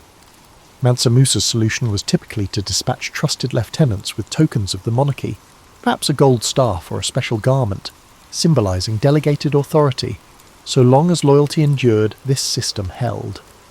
By the mid-30s, accounts suggest Mansa Musa's health began to decline. He might have endured the effects of age, or the repeated fevers common in the region's climate. The exact date of his death is disputed, typically placed around 1337. In some traditions, he died soon after concluding the building projects in Gao. Others say he passed quietly in his capital, surrounded by family. Whatever the details, the empire mourned him as a cultural and spiritual beacon. The fabled Mansa who had brought renown to Mali across continents. The stage was then left to his successors, faced with preserving the world he had shaped. While Mansa Musa's personal generosity and cunning had made Mali a name recognised from Cairo to Venice, the looming question was how robust that legacy would remain in his absence. For now, though, the empire could still recall the wondrous days of gold-laden caravans and a Mansa whose devotion and spectacle etched themselves into global lore. After Mansa Musa's death, the mantle fell to his descendants, notably Mansa Maga and later Mansa Suleiman. These rulers inherited a realm at the zenith of its influence. However, the aura of Musa's personal magnetism was difficult to replicate. His successors tried to maintain the elaborate administrative framework, the emphasis on religious scholarship, and the trading networks that underpinned Mali's fortunes. For a time, the empire remained stable, continuing to draw caravans from North Africa. Scholars still travelled to Timbuktu. The glow of Musa's pilgrimage lingered in foreign memories, but cracks emerged. Some outlying tributaries tested the new Mansas, doubting their ability to impose discipline. Regions near the Niger Bend, or along the forest-savanna boundary, required gentle but firm control. Mansa Musa's approach of personal oversight and reward-laden visits had kept them in line. Now, lesser envoys struggled to command the same respect. Occasionally minor rebellions flared. Even though none threatened the core of Mali for decades, they signalled a gradual erosion of central authority. Simultaneously, the natural environment shaped the empire's trajectory. The cyclical dryness of the Sahel sometimes forced pastoralists to shift grazing zones. If desert encroachment worsened, caravans had to alter routes, bypassing certain towns that once thrived on trade taxes. The empire had a reservoir of wealth from gold mines, but changing climate patterns could hamper agriculture near the river, straining local economies. Mansa Musa, in his prime, had addressed such challenges with bold infrastructure or diplomacy, but the subsequent leadership, while competent, lacked his visionary spark. Another dimension was the global context. The 14th century inflicted hardships across many regions. The Black Death ravaged Europe and parts of the Mediterranean, altering trade demands. Although sub-Saharan Africa escaped the worst of that pandemic, the aftershocks in North Africa impacted trade flows as some cities lost large portions of their population. The interplay of fewer caravans, disrupted markets, and shifting alliances chipped away at Mali's prime position. The gold was still there, but the channels to export it might fluctuate. Over time, new powers in West Africa, like the Songhai, took advantage of any vacuum. Nevertheless, the memory of Mansa Musa lived on in Mali's lore. Griots continued to recite epic praises of his generosity. They recounted the shimmering caravans, the pilgrims' endless lines stretching across the dunes, and the mosques he raised with foreign architects. This legacy both inspired and burdened the subsequent Mansas, who struggled to match such an iconic figure. Diplomatically, the empire enjoyed residual goodwill from North African courts thanks to Mansa Musa's famed piety. Delegations from Mali could still negotiate favourable deals in Moroccan or Egyptian markets. Yet as new sultans rose in these realms, personal ties to Musa's era waned. In Europe, albeit indirectly, Mansa Musa's legend trickled into cartographic representations. The Catalan Atlas of 1375, for instance, depicted a crowned African king holding a golden nugget, referencing the Melian ruler's famed riches. This image bolstered a European myth of rivers of gold in Africa, a notion that later centuries of explorers and colonizers would chase. Ironically, the lavish portrayal overshadowed the nuance of Musa's intellect, governance, and religious devotion, reducing him to a mere emblem of extraordinary wealth. Within Mali, religious scholarship advanced for some time. The libraries of Timbuktu, Gao, and Djenné expanded their collections. Scribes and jurists reinterpreted Islamic texts in local contexts, forging a rich blend of African culture and Islamic law. The traditions Mansa Musa championed did not vanish with his death. They enriched local life for generations. The city of Timbuktu in particular stood as a testament to that era's intellectual blossoming. Mali's social fabric seamlessly merged clan-based traditions with the universalist principles of Islam, carrying on the delicate balance that Mansa Musa had established. Eventually, by the 15th century, the Songhai Empire under Sunni Ali and later Askia Muhammad rose to eclipse Mali's dominion, seizing major centres.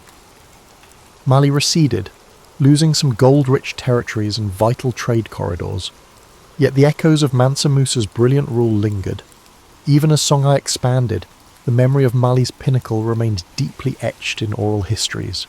Observers realised that Mansa Musa's achievements were not just about ephemeral gold showers.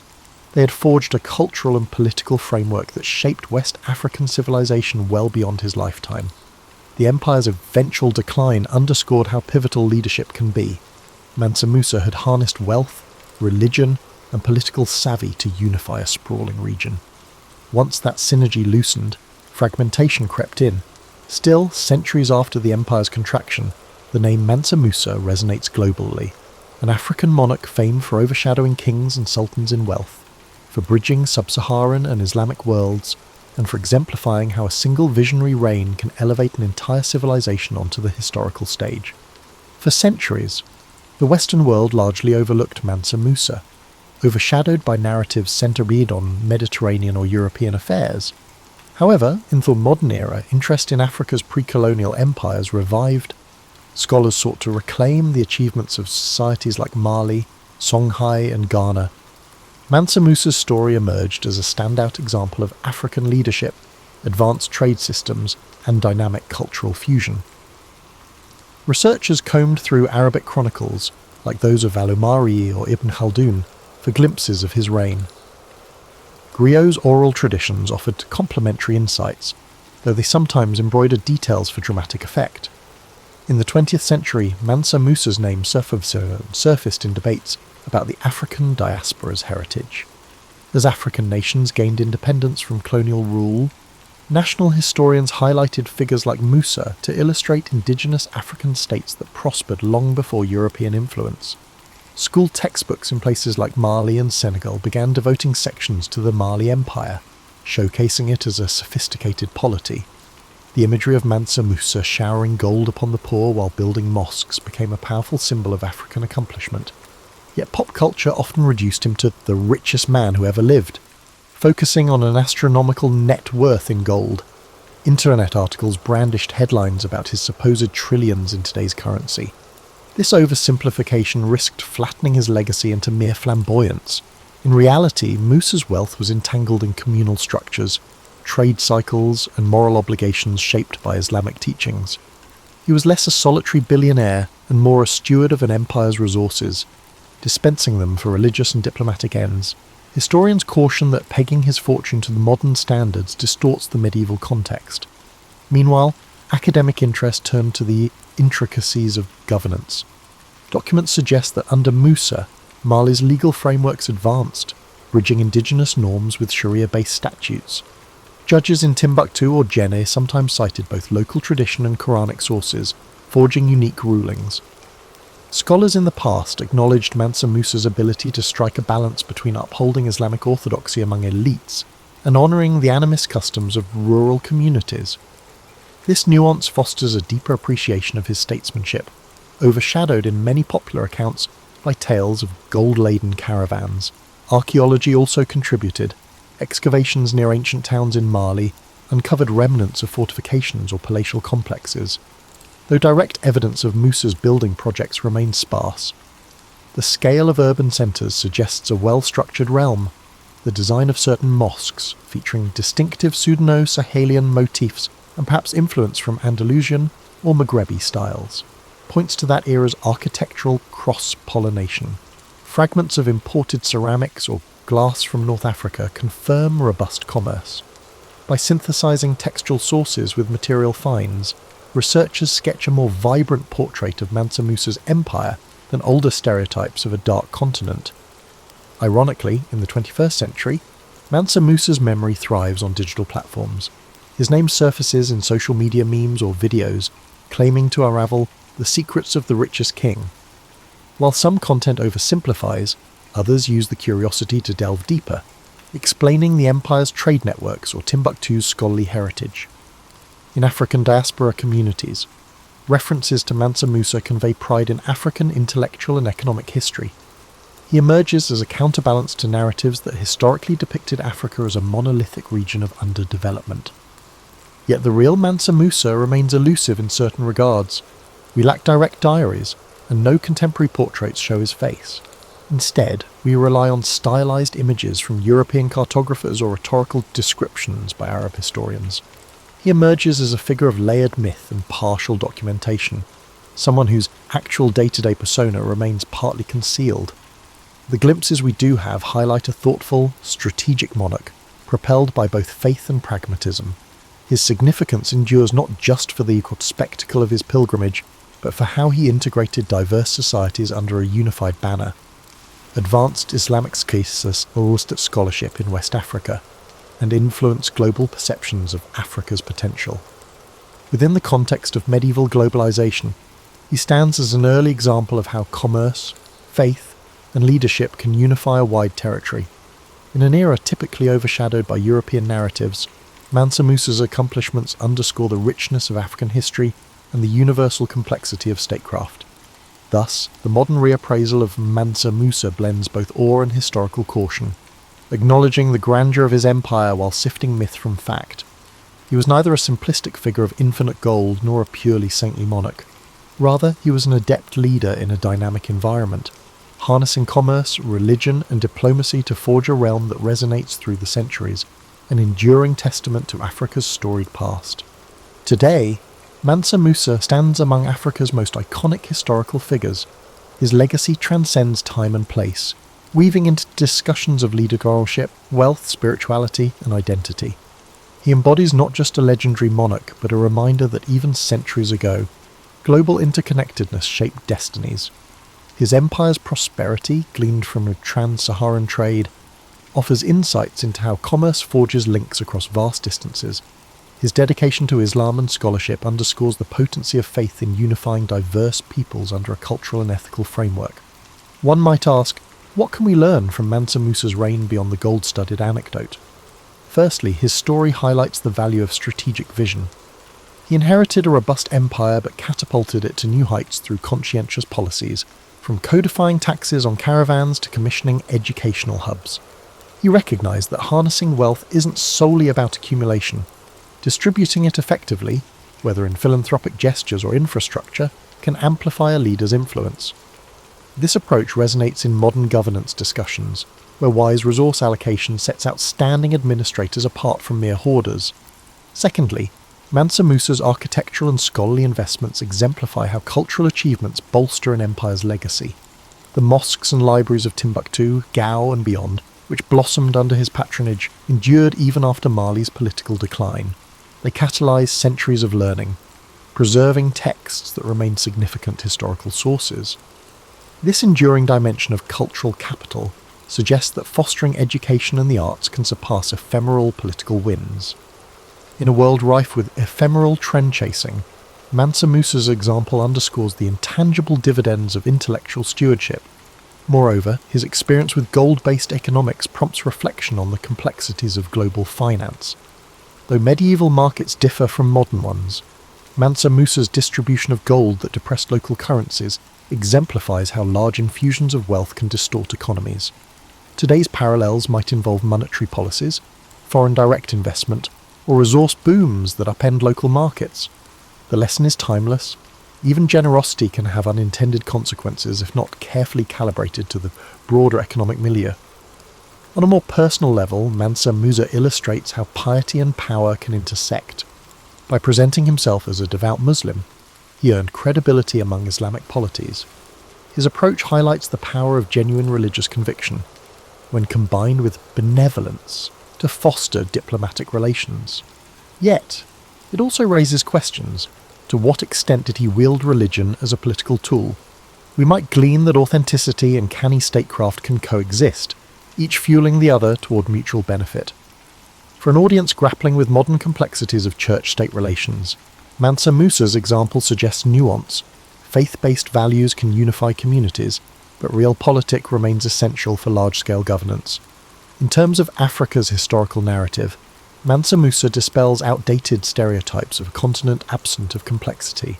The Mali Empire's advanced administration, trading acumen, and cultural vibrancy in the 14th century counter any notion that sophisticated statecraft was exclusive to Europe or Asia. By acknowledging Mansa Musa's place in the grand tapestry of medieval history, we appreciate that Africa was fully engaged in trans-regional dialogues, its gold fueling global economies, its scholars contributing to the Islamic intellectual tradition. Lastly, the ephemeral nature of power emerges in his story. Even a realm as wealthy as Mali faced eventual decline. Mansa Musa's leadership soared, but no empire remains unchallenged forever. Subsequent shifts in trade routes, internal strife, and external expansions by Songhai underlined how reliant Mali's empire was on sustained, adept rulership. For those analysing present-day geopolitics, the lesson is that resilience hinges on structural stability, not just a single charismatic era. Legacy is shaped by continuity of governance, not a lone golden moment. In sum, Mansa Musa's tale glistens with more than gold. It resonates through layered truths, the interplay of devotion and diplomacy, the forging of alliances across desert expanses, and the enduring imprint of knowledge institutions. His memory, once overshadowed, now re-emerges in scholarly works and public fascination, signifying a broader revaluation of Africa's historical prominence. For anyone who may be mind-seeking both reflection and novelty, this saga offers a vantage point on leadership's timeless challenges. Rich in paradox, Mansa Musa's reign reveals that wealth, no matter how immense, serves best when funneled into communal uplift, melding prestige with purpose, and that perhaps is the truest legacy of the man known as Mansa Musa. Nikola Tesla's boyhood in the small village of Smiljan, nestled in the rural reaches of the Austrian Empire, now Croatia, was as far removed from the noise of modern contraptions as one might imagine. Yet even amid this pastoral backdrop, Tesla found ways to indulge his curiosity. His father, Milutin, was an Orthodox priest often occupied by religious duties, but he also possessed a serious library where young Nikola snuck away to read. In fact, Tesla frequently credited these secretive explorations for sparking his fascination with science. Meanwhile, his mother, Juka, a resourceful and gifted woman, crafted household tools with her hands, granting Tesla a first-hand look at the interplay between imagination and utility. One story that rarely gets retold, overshadowed perhaps by grander anecdotes, involved a small wooden water wheel he built at age 9, determined to harness the churning stream that ran behind his home. Tesla carved rough paddles from scavenged driftwood and improvised an axle from a broken cart part. While the contrivance was crude, it worked, sort of. It sputtered and jammed more often than it spun, but this half-success taught him the power of redirecting natural forces. Even as a child, he recognised that nature housed tremendous energy, just waiting to be tapped. It was also during these early years that Tesla started experiencing acute visualizations. Later, he described how bright flashes before his eyes would conjure vivid images of objects he hadn't even witnessed before. This phenomenon, which he called his mind's eye, sometimes unsettled people around him, but it had a silver lining. Whenever an idea flickered through his consciousness, he could examine its details in these mental pictures, rotating and refining them before he ever set pen to paper. This unique ability, often minimized in popular accounts, shaped his inventive process. Of course, not all was idyllic. As a schoolboy, Tesla nursed a rebellious streak and loathed rote memorization. His teacher once scolded him for insisting that the Earth was a giant magnet, telling the class that Tesla was letting his imagination run wild. The teacher was unaware of how close Tesla was to the truth, nor how that minor humiliation inspired him to study magnetism more thoroughly. Some say the seeds of his future AC motor began here, in the tension between authority and Tesla's unwavering self-belief. In spare moments, the young Tesla found camaraderie with friends who joined in his experiments, like building hand-cranked contraptions or trying to talk through tin-can telephones. Yet, if a contraption failed, Tesla vanished into introspection, recalculating every step in his mind. In those hours, no one could pry him away from his reflections. It was as if he was lost in that luminous inner workshop. Despite bouts of quiet withdrawal, Tesla still lived in a household that valued performance, especially rhetorical flair. His father believed in the power of eloquence and would often deliver stirring orations. Perhaps this is how Tesla learned to present radical ideas with poise.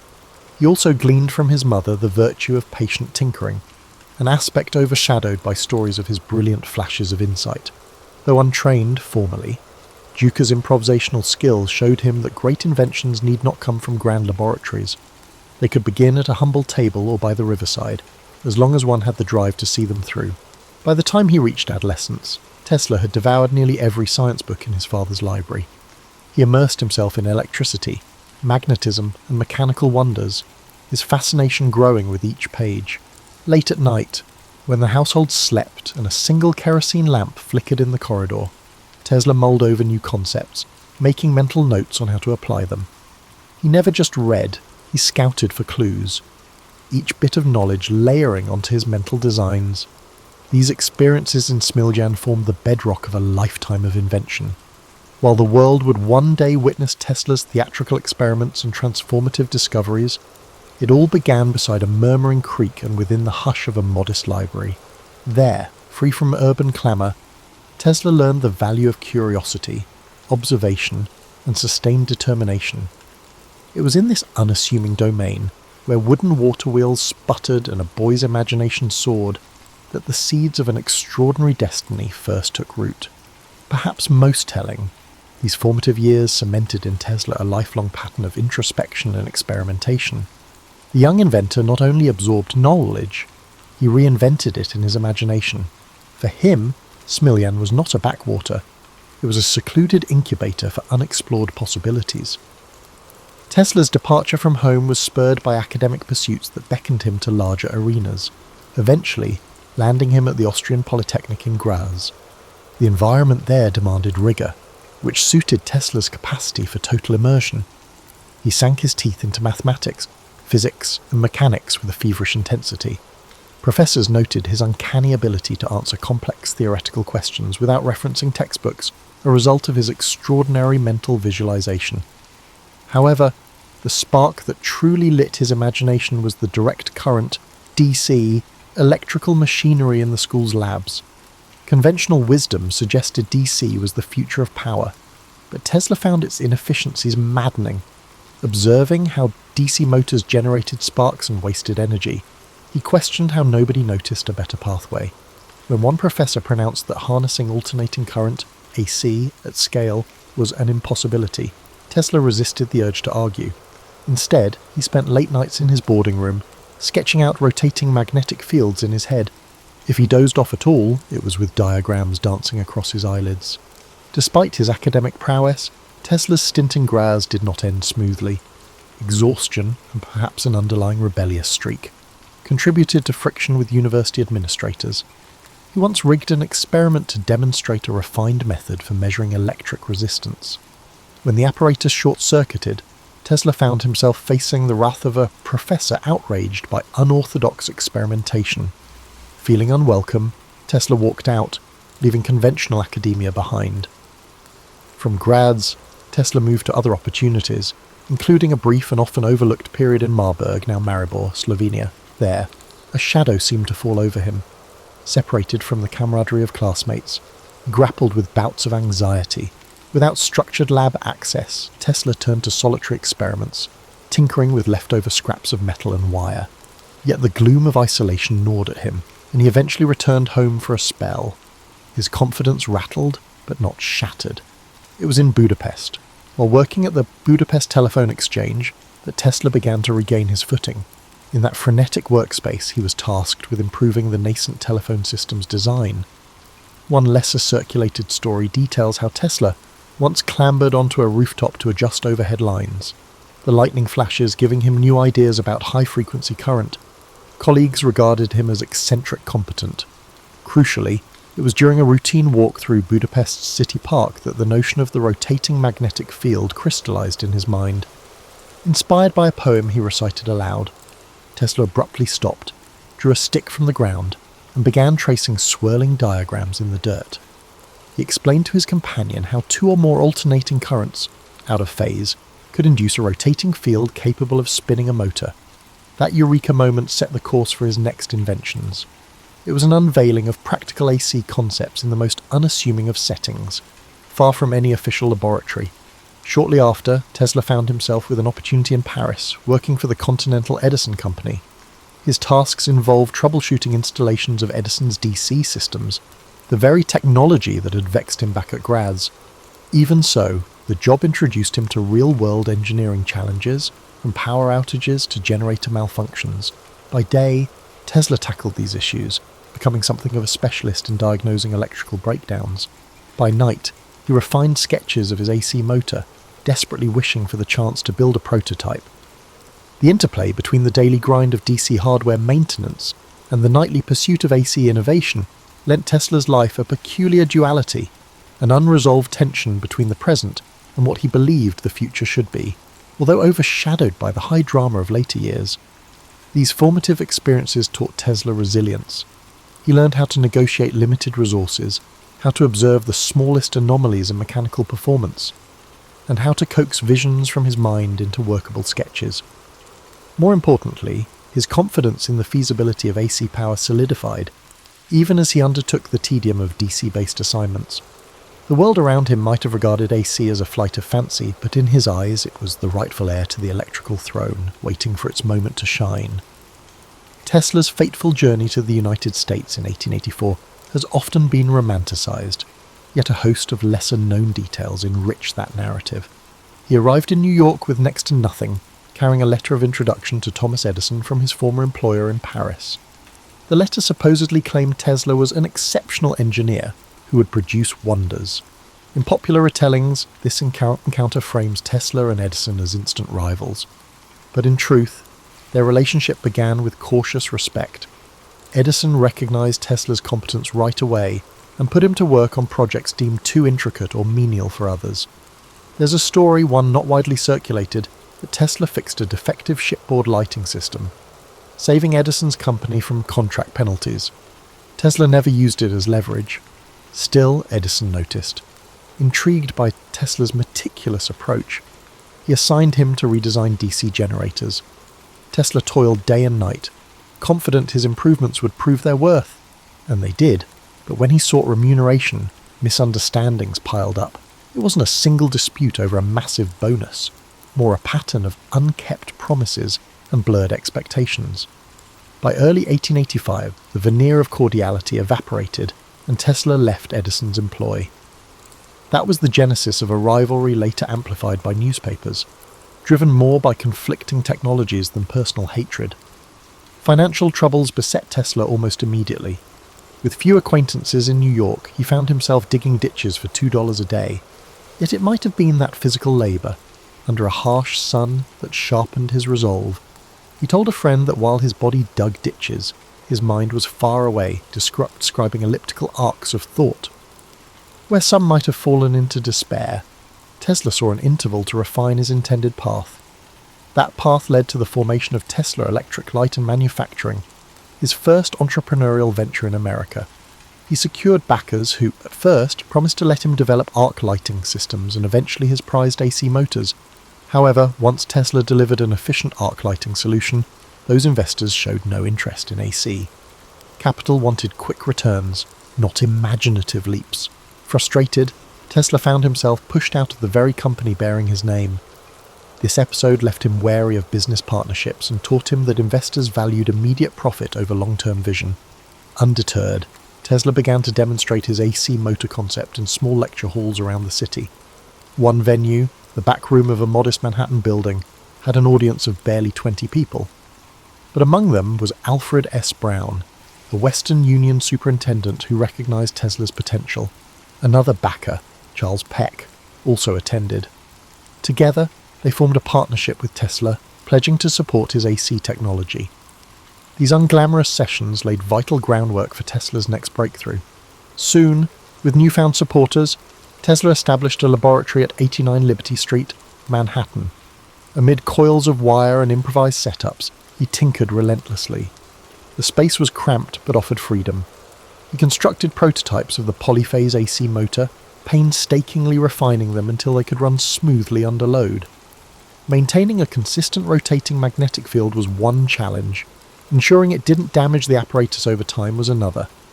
Tesla tackled each obstacle systematically, relying on mental simulations before any real-world tests.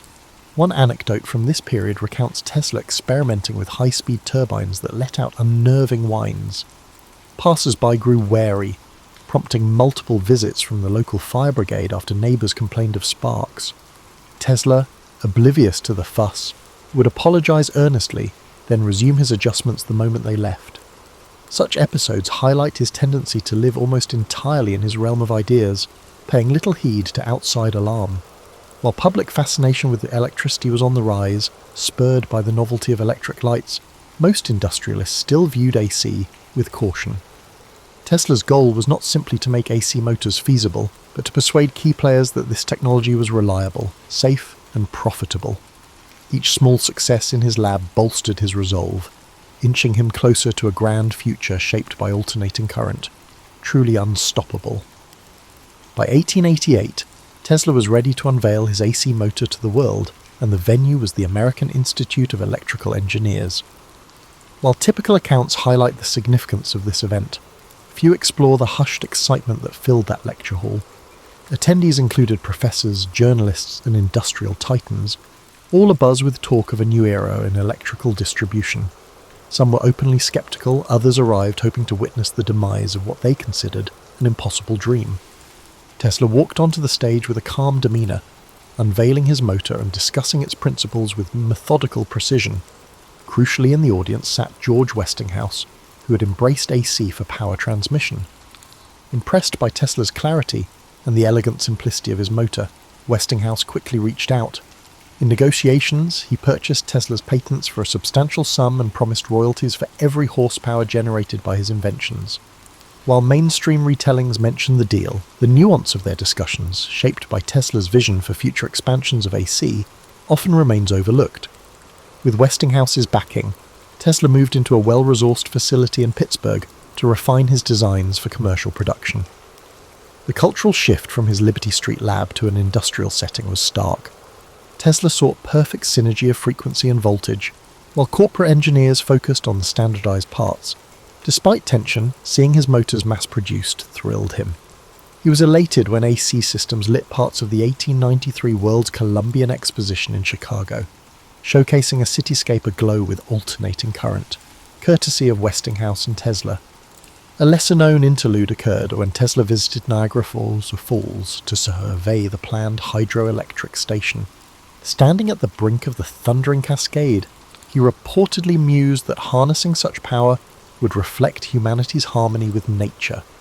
When it went online, delivering electricity as far as Buffalo, it proved AC's potency.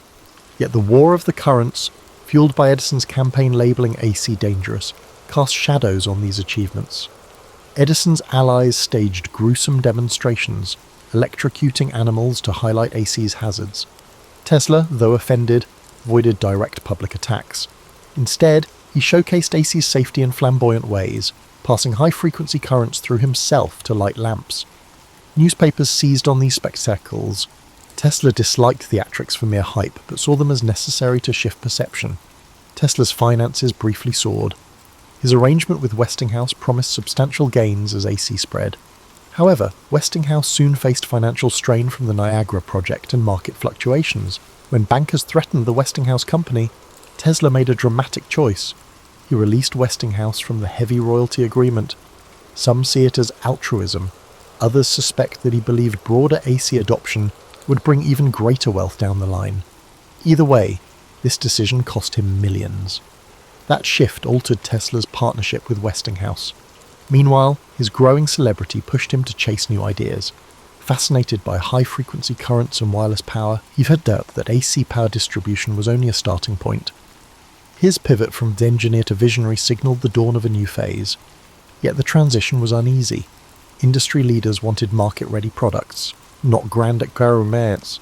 Tesla, ever the dreamer, yearned to break boundaries. This clash set the stage for his most audacious projects, some of which risked isolating him from commercial backers. Even so, as AC quietly became the worldwide standard, Tesla's decisive role could not be denied. He had toppled the seemingly immovable Dies regime and paved the road for an era defined by alternating current, a feat that left him eager to explore even more uncharted terrain. These wins fueled Tesla's restless imagination, propelling further innovation. By the mid-1890s, Tesla had garnered a reputation as an inventor who might rewrite the laws of nature with each new contrivance. In truth, his methods combined meticulous trial and error with nights of solitary reflection. He fashioned advanced coils to produce high-voltage, high-frequency alternating currents, creating dramatic arcs of artificial lightning. While crowds flocked to watch his public lectures in Manhattan, Tesla was growing restless, longing for a place where he could attempt even bigger experiments unencumbered by city constraints. That desire took him to Colorado Springs in 1899, perched at a higher altitude where thinner air helped facilitate certain high-voltage tests. The remote location was an ideal laboratory. He set up shop at the edge of town, building a structure equipped with a tall mast jutting above the roofline. Locals spoke in hushed tones about lightning machines and eerie after-dark glows. Some worried about potential catastrophe, while others were simply curious about the lanky figure who wandered fields at odd hours, studying the interplay of natural lightning. Inside that workshop, Tesla probed frontiers that mainstream scientists had scarcely imagined. He fixated on the resonance of Earth's ionosphere, believing signals could be beamed wirelessly across vast distances if properly tuned.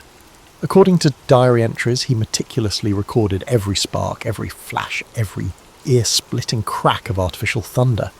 On occasion, he produced such intense discharges that the crackle could be heard for miles.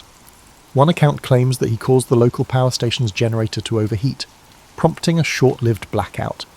Ever the polite guest, Tesla apologized, then resumed tinkering. In Colorado, Tesla crystallized his grand vision, a system of global wireless communication and power distribution. The townspeople, hearing rumors of free electricity, speculated he might supply power at no cost. Tesla's goals, however, were subtler. He pictured networks of towers resonating with the Earth's natural electrical charge, carrying voice or energy anywhere. This concept was a precursor to technologies that would surface decades later, from radio transmissions to radar and beyond. Yet life in Colorado was more than just experiments and thunderous arcs. Tesla occasionally mingled with the locals, regaling them with tales of Europe and his earlier exploits in New York. Despite his eccentric schedule, he possessed impeccable manners. One story recounts how he gave a personal demo of wireless lamps to a bewildered blacksmith, who later insisted Tesla was pulling electricity from thin air. Such encounters spurred legends of Tesla as a wizard, blending science with something like sorcery.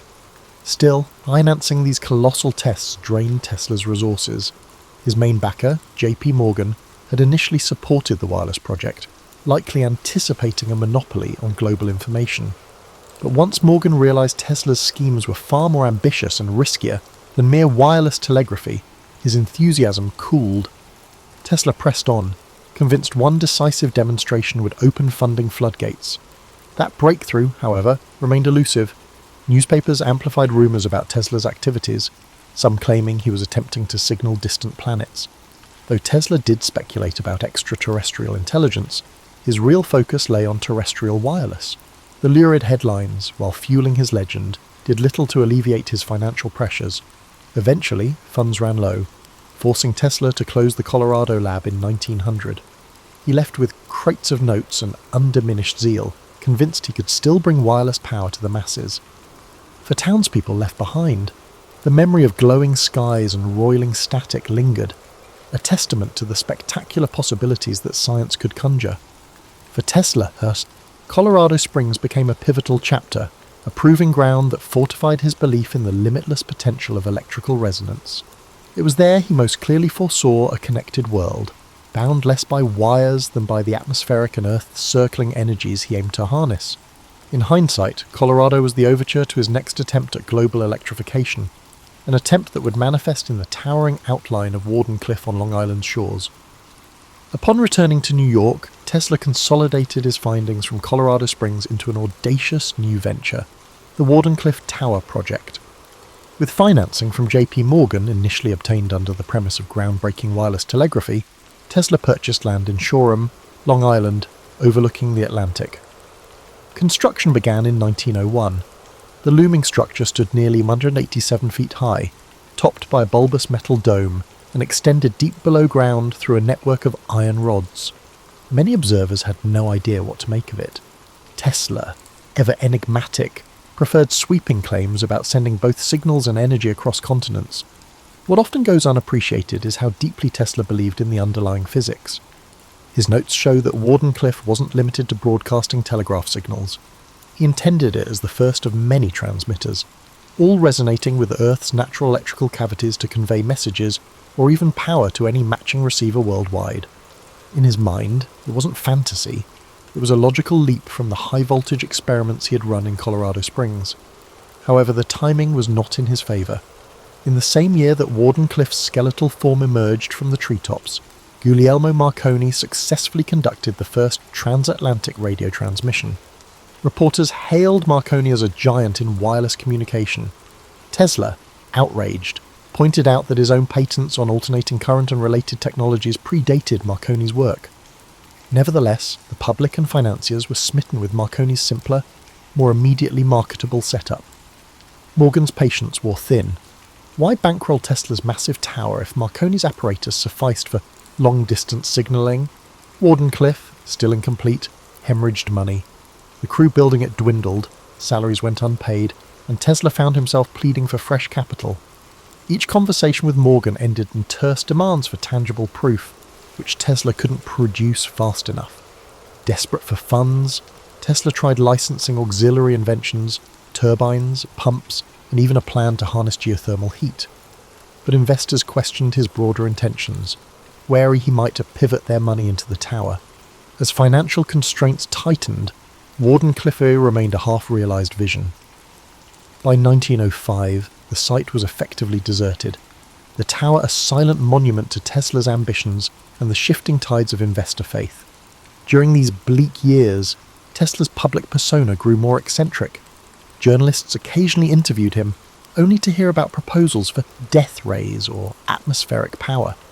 Rumours circulated that he was becoming a recluse.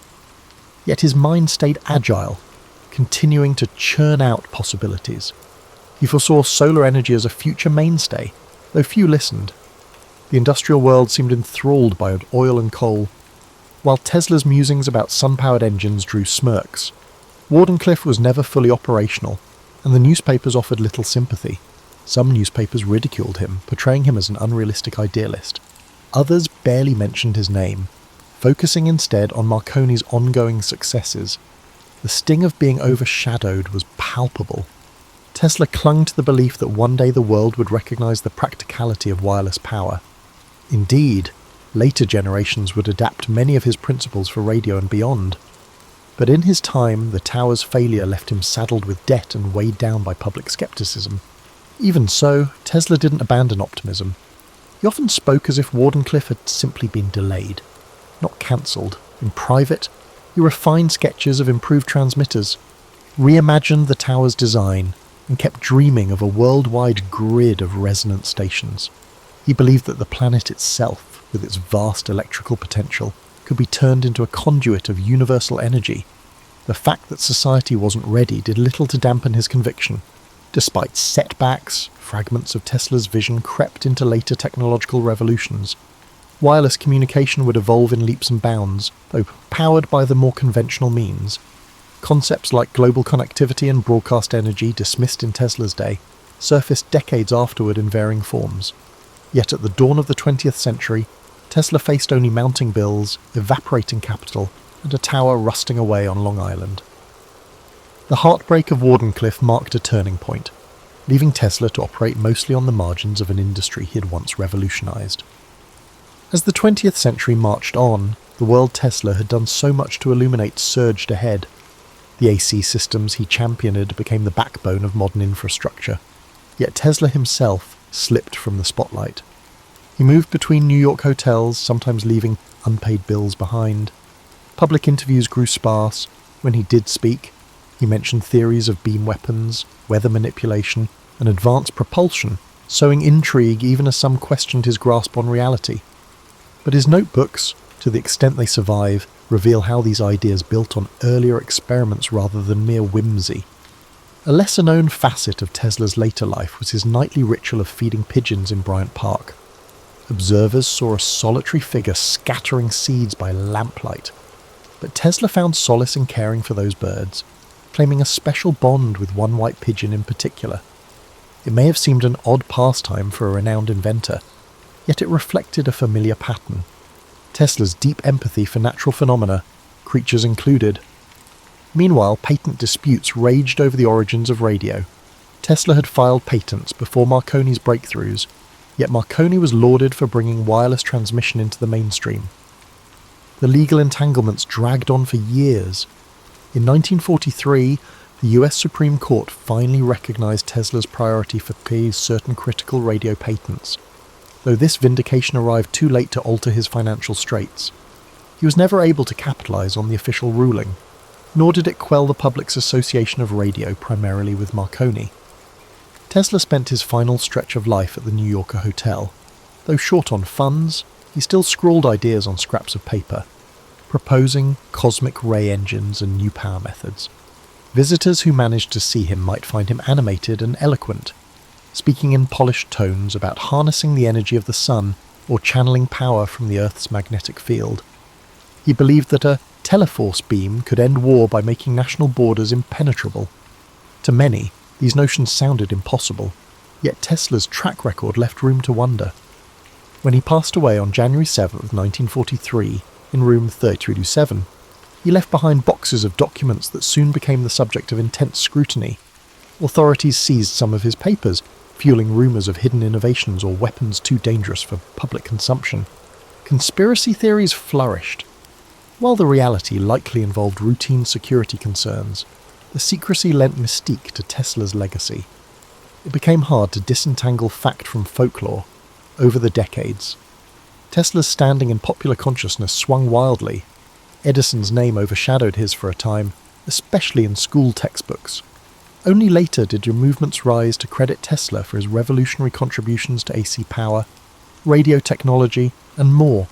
Modern engineers, scientists, and curious laypeople uncovered his patents and writings, marvelling at how he'd anticipated entire fields of inquiry, from robotics to wireless communication. His pioneering theories on resonance and frequency also informed aspects of modern electronics, though that debt was seldom acknowledged until much later, in daily life. Tesla's true genius shines in the simplest of ways. Flick a light switch, and you reap the benefits of alternating current. Use wireless devices, and you operate on a principle Tesla believed could reach across the planet. The synergy he envisioned between inventor, nature, and the unstoppable march of progress remains a potent reminder of how one brilliant mind can shape whole eras. Tesla's story is, above all, a study in perseverance and paradox. He shunned the pursuit of wealth yet needed capital to materialize his dreams. He relished public demonstrations yet often worked alone, lost in interior worlds.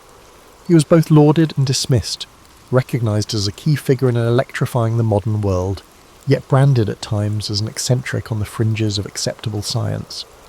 Even so, he left an imprint rivaled by few.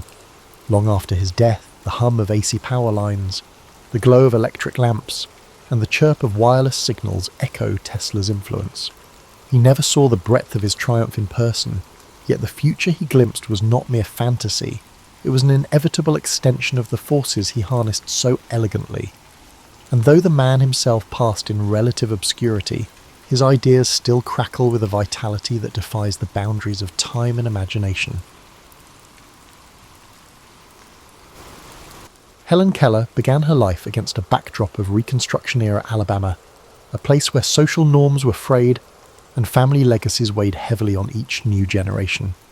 Born on June 27, 1880, in Tuscumbia, she was part of a region still grappling with the aftermath of the Civil War.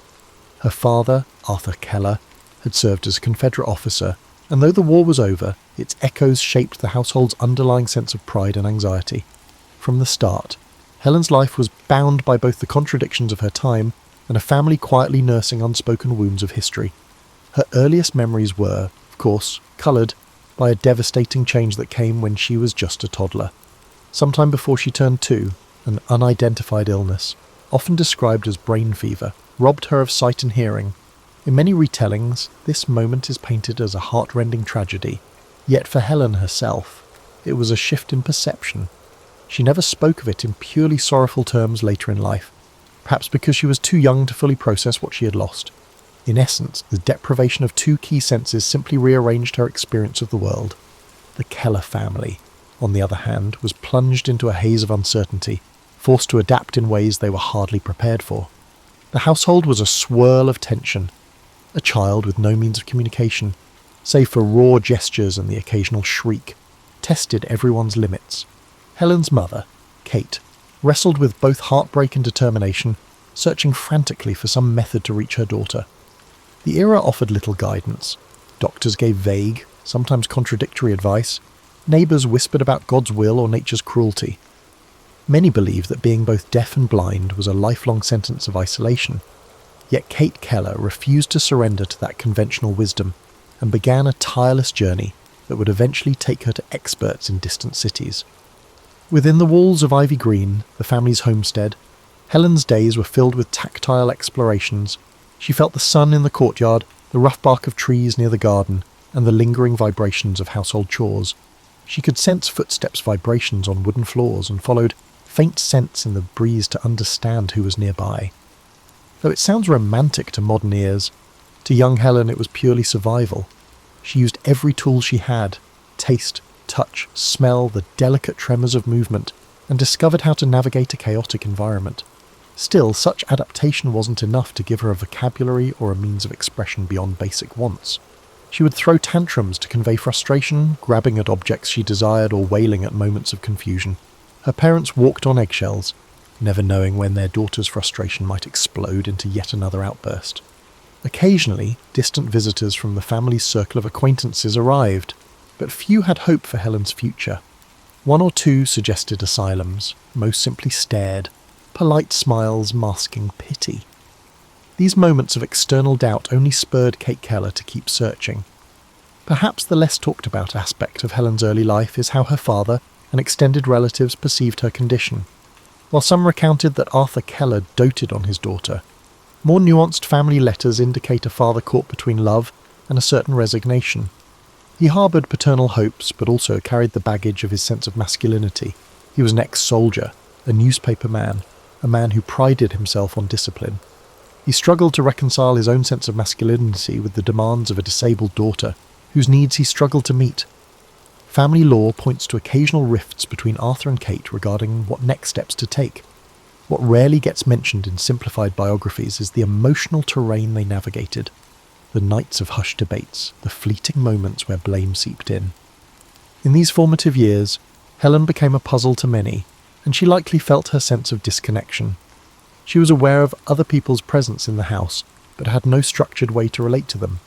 She had glimpses of old social cues, laughter without understanding what triggered it, scolding tones with no context for her wrongdoing.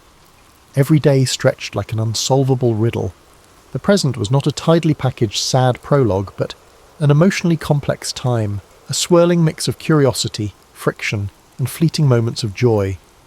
Among the lesser-known anecdotes is the story of how Helen once attempted to mimic the actions of someone reading a newspaper. She had felt the crisp pages and sensed her father's engagement with the words. With no framework for reading, she simply crumpled pages in her hands, straining to extract meaning from the tangles of paper. These silent acts of longing spoke of a mind desperate to connect and share in what everyone else seemed to experience so naturally. The tragedy was not simply her lack of senses, but her isolation within a household unsure of how to decode her yearnings. Despite this gloomy vantage, seeds of determination were embedded in these early years. Helen did not wilt into passive acceptance. Instead, she poured at the mysteries around her, employing every sense left at her disposal. It was raw, unrefined perseverance. Kate Keller, fueled by maternal resolve, carried on her quest to find someone, anyone, who could unlock her daughter's Tilatwut, sightless world. The combination of a stubborn child and a mother determined to persevere paved the way for a significant transformation that would eventually become legendary. In time, that shift would arrive, and the name Helen Keller would be uttered across the globe in awe and admiration. But as we shall see, the full story was never as tidy as popular lore would have it. Anne Sullivan stepped onto the scene in 1887 as a slender, serious-minded young woman with her litany of difficulties. A product of poverty, with limited sight herself, Sullivan had recently graduated from the Perkins School for the Blind. Many accounts portray her as a saintly figure with near-miraculous teaching powers. Yet, if we peel away the veneer of hero worship, we find a fiercely practical individual who approached Helen not merely with compassion but with a no-nonsense determination. She did not see a pitiable child but a human being aching to connect, and she was well aware that her struggles, from an impoverished childhood to surgeries that had partially restored her vision, armed her with empathy for Helen's condition in ways a more privileged teacher might never grasp. Their introduction didn't spark instant harmony. The Kellers were sceptical about a single young woman's ability to manage their turbulent daughter. Helen herself was accustomed to controlling the household through tantrums. During the initial week, the teacher and the student engaged in a furious battle that could have resulted in catastrophe if Anne had given in. Instead, Sullivan insisted on establishing boundaries. She famously demanded to stay alone with Helen in a small cottage on the estate, away from indulgent family members, so that real instruction could begin. It is often recounted that Helen's breakthrough came at the water pump, where Sullivan spelled W-A-T-E-R into Helen's palm as water rushed over her other hand. Stage and screen have replicated that scene to the point of cliché. However, the dramatic flash of realization Helen felt wasn't a single moment in isolation. It was part of a chain reaction. Sullivan had been systematically spelling words into Helen's hand for weeks, patiently associating objects with finger-spelled letters. The water pump incident was simply the tipping point when Helen at last understood that everything around her had a label, that language itself was possible, and that she was not trapped in some private bubble, but living in a shared, nameable reality. Less celebrated moments peppered this learning journey. For instance, Anne would demonstrate the concept of cool by pressing Helen's hand to a windowpane on a chilly day. She illustrated soft by letting Helen stroke the fur of a nearby cat, and then spelled the corresponding letters. It wasn't about memorizing discrete items, it was about teaching a conceptual framework of the world. Helen began to realize that there was a logic to everything she touched, that each texture and object had its identity, and that these identities could be conveyed through symbolic letters traced onto her hand. The social dimension of this breakthrough is perhaps the most profound. Before Anne arrived, Helen had been a solitary figure in a family that couldn't truly speak her language. Suddenly, an entire universe of relationships opened up. She could inquire, albeit at a basic level, about what her mother was doing in the kitchen. She could express frustration in ways that might be understood, rather than erupting in physical outbursts. The blossoming of Helen's curiosity was immediate and intense. She demanded the names of everything: furniture, cutlery, flowers, the horse in the stable, and even more abstract terms like love. Indeed, the lesson on love was pivotal, how to convey an intangible concept to a child who had thus far only learned words anchored to physical things. Anne tried to explain that you can feel the warmth of love just as you can feel the warmth of the sun, even though you cannot hold it in your hand.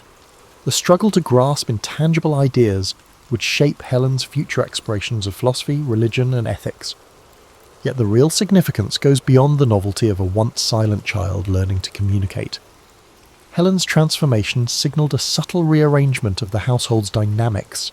The friction between teacher and parents over discipline, for instance, highlights how Anne stood firm in not treating Helen as a fragile curiosity.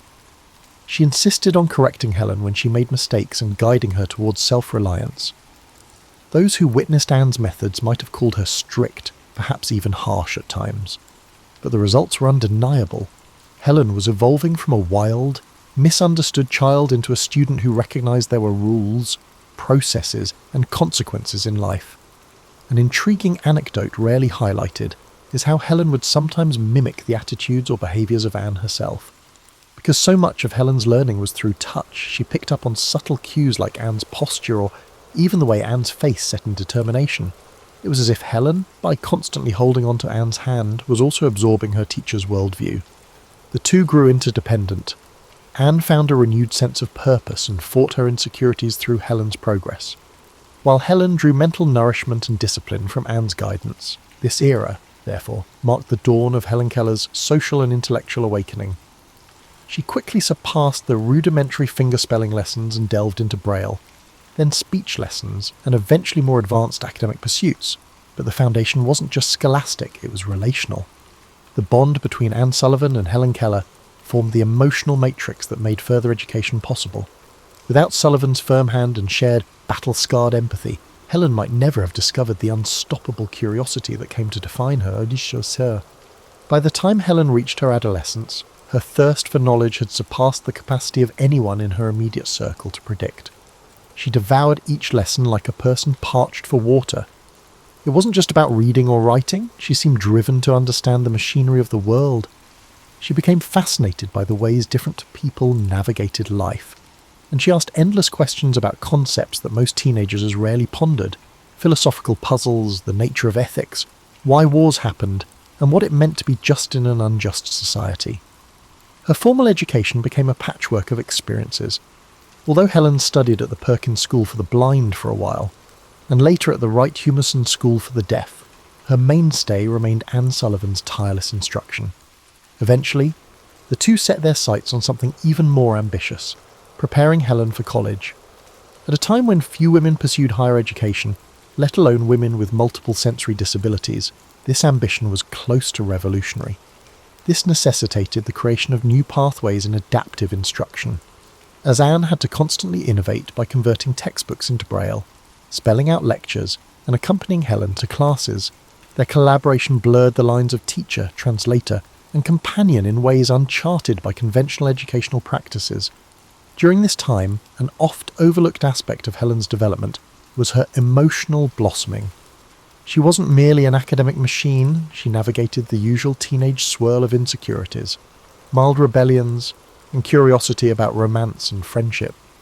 Family letters, rarely cited in popular biographies, reveal that Helen wanted to understand how relationships worked, why people courted, how love flourished and sometimes fizzled, and the role of marriage in a woman's life.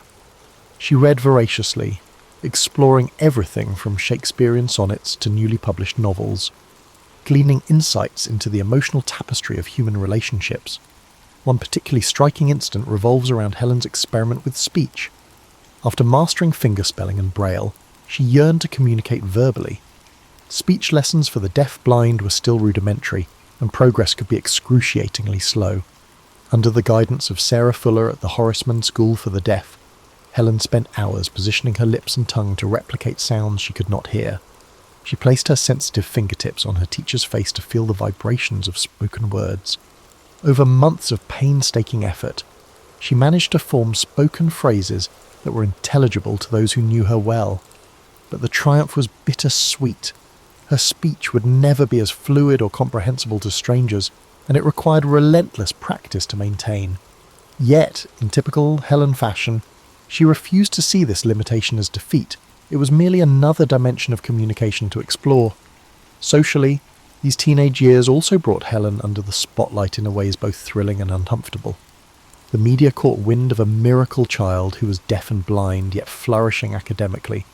Journalists occasionally visited to watch her articulate a few words or to see her read entire passages in Braille.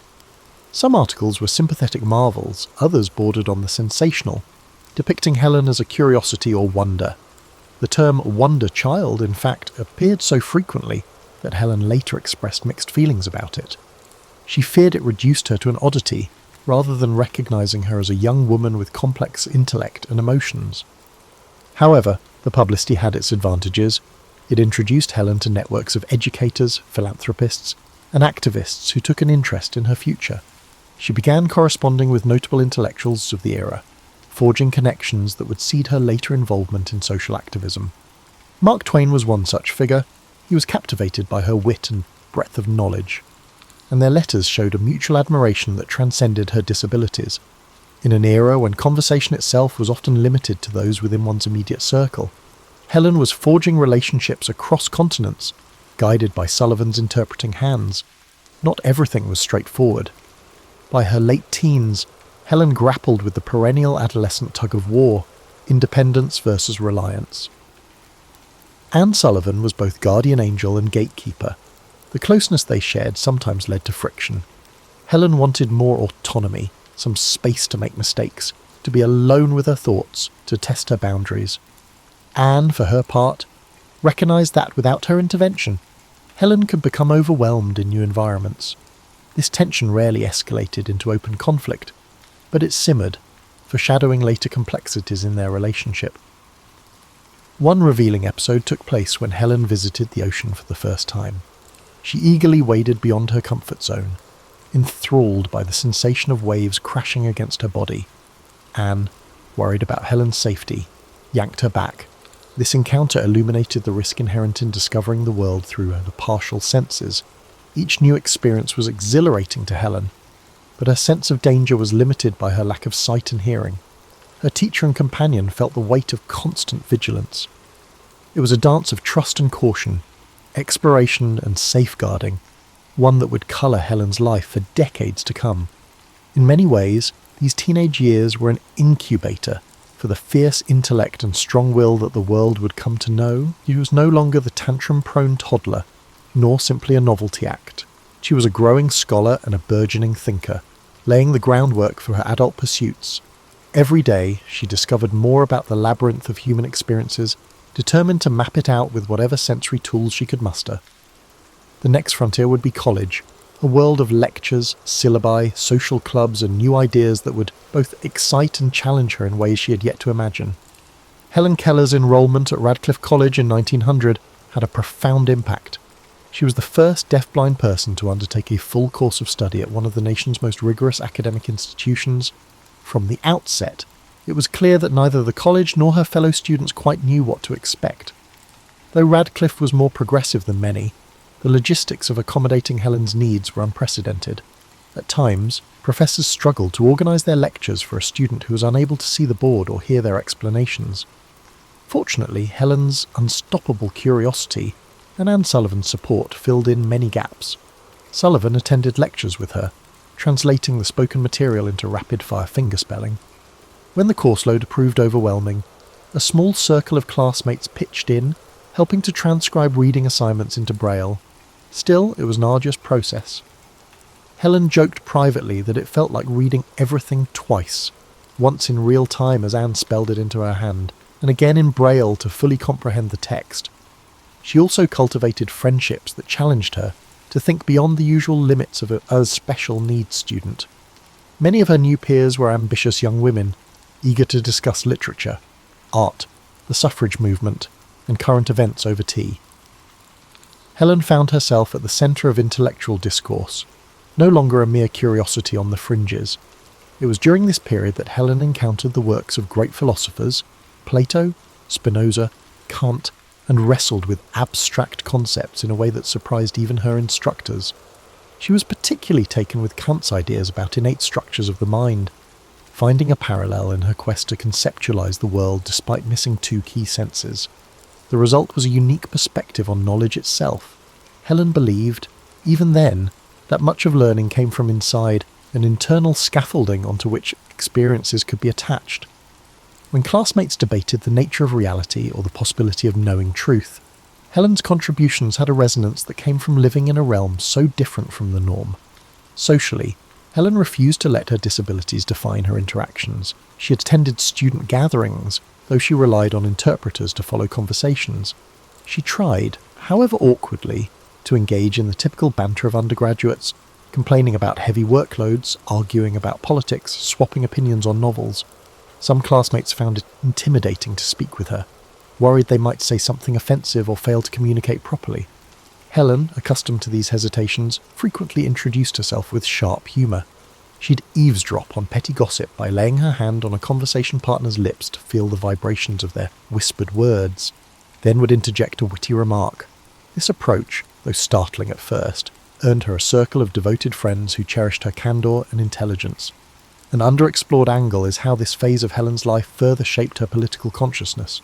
Through her coursework and conversations with radical-minded classmates, she became increasingly aware of social inequalities, class struggles, and the limitations placed on women. This environment undoubtedly laid the seeds for her later activism in socialist movements and suffrage campaigns. She no longer simply read about these issues, she encountered them in the flesh. Fellow students worried about tuition, or suffragists protesting in Boston streets, or editorials in newspapers calling for changes in labour laws, Helen was struck by the disparity between the privileged gates of academia and the harsh realities experienced by many outside them. Reading the works of H.G. Wells and other forward-thinking authors who challenged the status quo escalated this tension. She corresponded with some of these writers, forging a network of ideas that far surpassed the typical college pen-pal relationships. Most people know of her friendship with Mark Twain, but fewer realise she also exchanged letters with reformers like Jane Addams, discussing not only disability rights but also broader social reforms.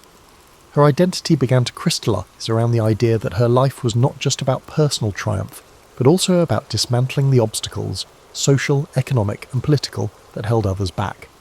Amid all these intellectual pursuits, daily life at Radcliffe was still physically exhausting.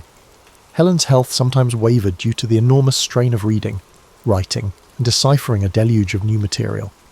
Anne Sullivan too felt the pressure. She was effectively auditing the entire curriculum while juggling her role as interpreter, companion and caretaker. The two had to invent coping mechanisms, like scheduling strict breaks to rest Helen's fingers and avoiding marathon reading sessions late into the night. However, neither woman was willing to compromise, and they persevered in pursuit of excellence. By the time Helen graduated with honours in 1904, she had set a precedent that would serve as an inspiration to numerous others. She demonstrated that a deaf-blind individual could excel in a challenging academic setting, provided they had the appropriate rebonders and determination. She broadened her philosophical and political perspectives, leaving college with convictions that would soon transform her from a resilient figure into an activist with a distinct purpose. However, it's important to acknowledge that her academic achievements were only one aspect of her evolving character. Underneath the public accolades and personal milestones, Helen was quietly evolving into a thinker with a passionate commitment to justice, forging a path few in her era could have predicted. After completing her formal education, Helen Keller entered the public sphere, serving not only as a symbol but also as a conscience-driven voice. Most mainstream biographies concentrate on her championing of disability rights, which is undeniable. She worked tirelessly to improve Braille systems, broaden educational opportunities, and secure funding for schools serving the visually and hearing impaired. But that's only a fraction of her story. Helen's convictions led her to join the Socialist Party in 1909, at a time when socialism was highly controversial in the United States. She believed that the same forces that marginalized disabled individuals also oppressed workers, immigrants, and women.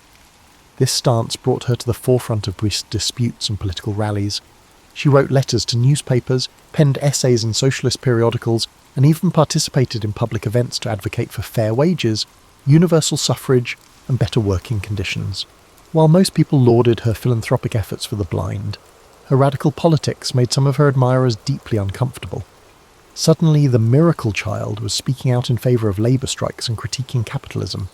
Sponsors withdrew support, and newspapers that once hailed her as an American hero now labelled her as misguided or manipulated. Helen remained undeterred. She wrote in one editorial, "I cannot reconcile my admiration of universal equality with the toleration of a system that perpetuates privilege for the few," capturing a moral clarity that resonated among the working classes.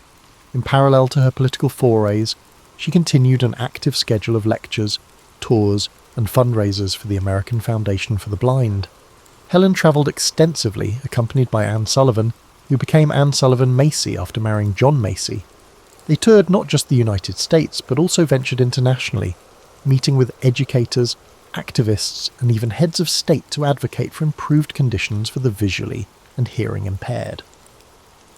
In each locale, Helen took note of broader social issues: colonial exploitation, systemic poverty, or the denial of women's voting rights. These observations only fortified her belief that disability rights could not be divorced from the global fight for justice.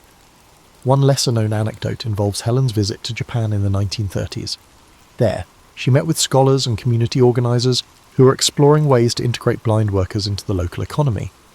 While she was deeply impressed by aspects of Japanese culture, she also noted the undercurrents of militarism that would soon lead to heightened tensions. In her private diaries, she lamented the seeds of aggression, comparing them to the imperialistic attitudes she had witnessed elsewhere. Such prescient reflections seldom make it into standard retellings, as they don't fit the neat narrative of an inspirational figure. but they reveal a woman engaged with the geopolitical complexities of her time. Her activism wasn't confined to socialist causes.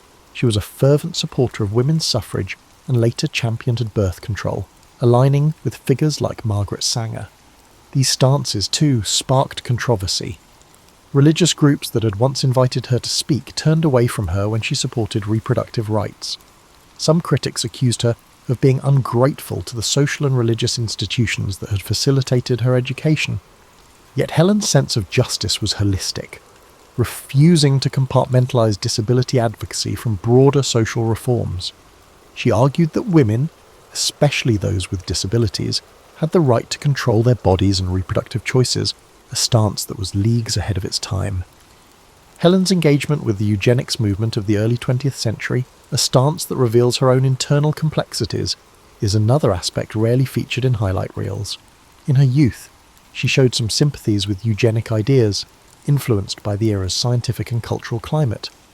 However, with time and further reflection, she distanced herself from these perspectives and advocated a more inclusive view of human potential. This shift was gradual and underscores that Helen Keller was not a static icon, but a person capable of evolving her viewpoints as she absorbed new information and criticisms. Throughout these years, Anne Sullivan remained her closest collaborator, though their relationship had its strains. The strain of constant travelling led to a decline in Anne's health, yet the teacher-pupil bond had evolved far beyond its original form. They were co-conspirators in activism, confidants in personal matters, and mutual sounding boards for each other's moral dilemmas.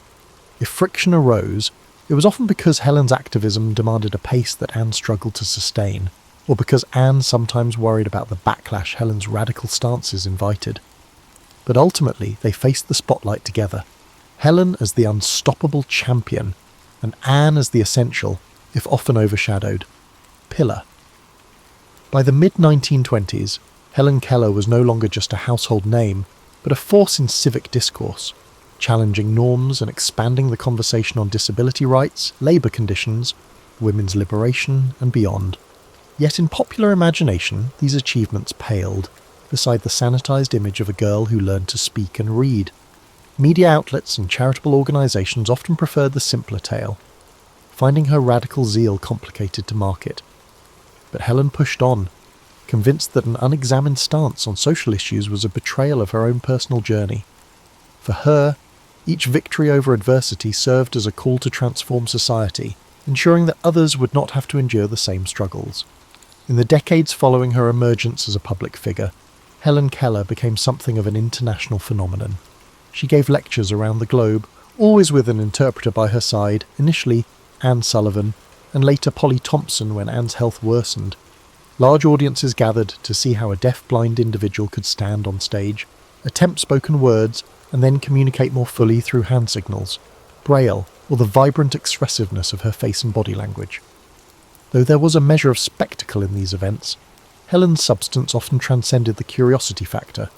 She was unabashed in calling out injustices, whether addressing colonial practices in India or the plight of European refugees fleeing warfare. One memorable tour took her to South America, where she visited schools for the blind in Brazil and Argentina. Unlike some Western travellers of her day, Helen didn't confine herself to upscale reception halls. She insisted on meeting local activists and workers, even venturing into factories and impoverished neighbourhoods to speak with those whose lives rarely intersected with the privileged.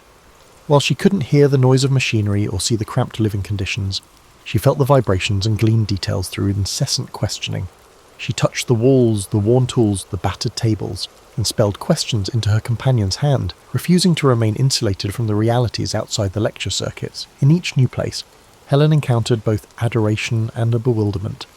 Some officials tried to dissuade her from delving into political matters, hoping she'd stick to safe topics about overcoming adversity. But Helen had outgrown that sanitized script. She understood that her personal story, often trivialized into a feel-good narrative, had the potential to create opportunities, and once those opportunities presented themselves, she did not hesitate to confront oppressive systems. In private diaries, she noted the contradictions. "I am the invited guest, brought here to display my fortitude, yet I see how fortitude might serve us all if we only broadened our sense of responsibility." During these travels, Helen also experienced poignant human connections. In one instance, she met an indigenous leader in Peru who communicated with her through an interpreter, describing the region's social stratification and the exploitation of local resources. Helen, through her interpreter, conveyed solidarity and drew parallels between being marginalized due to disability and being marginalized due to ethnicity or economic status. Such encounters reinforced her core belief that different struggles against oppression shared the same roots. The scope of her activism expanded as World War II loomed. Although Helen had long held pacifist leanings, influenced by her reading of Tolstoy and her own moral convictions, the rise of fascism tested her ideals. She publicly denounced Hitler's regime, condemning its persecution of disabled individuals, among others, and wrote scathing editorials about book burnings that had included her works. Yes, Nazi Germany had burned some of Helen Keller's writings, seeing them as emblematic of degenerate values. Simultaneously, she denounced the idea of forced American isolationism and advocated for international solidarity against tyranny. This stance wasn't universally popular. Some isolationists believed that Helen was meddling in political affairs beyond her scope, but she saw it differently. In a letter, she wrote, "When a state turns upon its most vulnerable, it reveals its moral bankruptcy for all to see. Who better to speak against these actions than someone who knows what it is like to rely on the conscience of society?" Despite the rigorous travel and public engagements, Helen found time to pursue cultural interests. She was fascinated by music, though she could not hear it in the conventional sense. She would place her fingertips on a piano's surface to feel the vibrations, or rest her hand on a singer's throat to sense the changes in pitch. She called it an intimate ballet of my fingers, describing how the tactile impressions formed patterns in her mind, allowing her a unique kind of musical experience. She also became enamored with world literature, seeking translations in Braille from Russian classics to Japanese poetry. This intellectual breadth often surprised those who expected her to remain confined to topics of disability rights. Another rarely discussed dimension of Helen's journey was her evolving spirituality. Raised in a Christian household, she later explored various philosophical and religious traditions. She read translations of the Bhagavad Gita, delved into the teachings of Emanuel Swedenborg, and even sampled the writings of Islamic scholars. These explorations didn't produce a dramatic conversion story, but rather a composite view of faith. She saw spiritual teachings as a kind of universal language speaking to shared moral imperatives: kindness, justice, humility. This viewpoint steered her toward a more inclusive activism, one that recognized spiritual impulses across cultural barriers. All the while, her personal life was subject to speculation. People wondered if Helen had romantic attachments or yearned for marriage and children. Some whispered rumours about relationships with male companions, journalists, activists, or interpreters. She rarely addressed these speculations publicly. In private correspondence, she alluded to fleeting affections but seemed to prioritise her mission above all else. She once wrote to a friend, "My life is guided by a sense of duty, not a longing for domestication. I find my solace in the broad love of humanity." Whether the statement was a genuine expression of contentment or a protective stance in a world that doubted the sexuality and agency of disabled individuals is open to interpretation. By the end of her global tours, Helen Keller had significantly influenced global affairs, a fact that many were unaware of. She was no longer just an American icon, she was an international advocate, connecting threads of activism, philosophy, and personal determination. The seeds planted during these travels would germinate long after she returned home, setting the stage for the final chapters of her extraordinary life, chapters that reveal both the triumphs by the end of her global tours. Helen Keller had significantly influenced global affairs, a fact that many were unaware of, and a legacy that shapes any human life. Helen Keller's later years often get overshadowed by the recounting of her childhood miracle and her global tours, but they were marked by both measured tranquility and relentless engagement with causes she deemed vital. As Anne Sullivan's health declined and eventually led to her passing in 1936, Helen faced a profound personal loss. Anne had been her teacher, translator, confidant, and, most importantly, a steadfast ally in all her endeavours. Although Polly Thompson and later Winnie Corbally assisted Helen, none could replace the nearly mythical bond she shared with Anne. In private letters, Helen described feeling like a part of her had gone silent. Yet even amid this grief, she pressed on, translating sorrow into continued activism and public service. She intensified her outreach to injured veterans during World War II, as many of them returned from the front lines with newfound disabilities. She visited hospitals, showcasing how Braille and other adaptive methods could provide access to education and employment opportunities. For these men, witnessing Helen Keller, a figure known worldwide for transcending sensory barriers, offered tangible hope. She didn't sugarcoat the challenges. Instead, she conveyed the message that resilience was a discipline, something cultivated through consistent, determined effort bolstered by supportive communities. By this point, her anti-fascist stance was unequivocal, and she frequently linked the fight against oppression abroad to the fight for equality at home. In the post-war years, Helen remained a champion for disability rights, but she never abandoned her broader social convictions. She supported the burgeoning civil rights movement, drawing parallels between the marginalization of people of colour and that of disabled individuals. She wrote letters to leaders like W.E.B. Du Bois, voicing her unwavering support, and she cited the same moral logic she'd relied on throughout her life, that society cannot claim progress when entire groups are systematically denied basic rights. While she was not as visible in civil rights actions as younger activists, her public statements lent moral weight to the cause. Meanwhile, her personal reflections matured. In a series of essays, she lamented the ways her socialist views had been either ignored or glossed over by organisations eager to use her image for fundraising. She recognised that she'd become a symbol, often an inspirational one, yes, but also a convenient caricature that overshadowed her nuanced political beliefs. She wrote, "The world likes to see a triumph, but it becomes uneasy when that triumph calls for a radical shift in consciousness." These essays never garnered the attention of her earlier achievements, partly because they challenged readers to confront deep-seated prejudices about both disability and class. As she moved into her 70s, Helen's pace slowed somewhat, though she refused to slip quietly into retirement. She still travelled across the United States, visiting schools for the blind, giving lectures at universities, and meeting public figures who sought her endorsement. Hollywood occasionally came calling, wanting to dramatise her life for the umpteenth time. Despite her appreciation for the renewed interest, she was cautious about repetitive storytelling that reduced her to a mere child at the water pump. She often insisted that any portrayal include her advocacy work and her worldview, though producers weren't always receptive. She also kept she was writing, producing articles, letters and reflections that hammered home her belief in humanity's interconnected destiny. Helen's passing on June 1st, 1968, brought tributes from around the globe. Obituaries lauded her as the miracle worker's miracle, a phrase that, while meant to honour her, only reinforced the simplistic narrative she had wrestled with all her life. Yet behind the public memorials, there was a rippling acknowledgement that Helen Keller had been far more than a figure of pity or even of personal triumph. She had been a thinker, an activist, a woman of conviction whose reach extended into issues of class struggle, international peace, women's rights, and racial justice. In the decades since her death, historians and activists have laboured to resurrect the parts of Helen's story that mainstream culture brushed aside.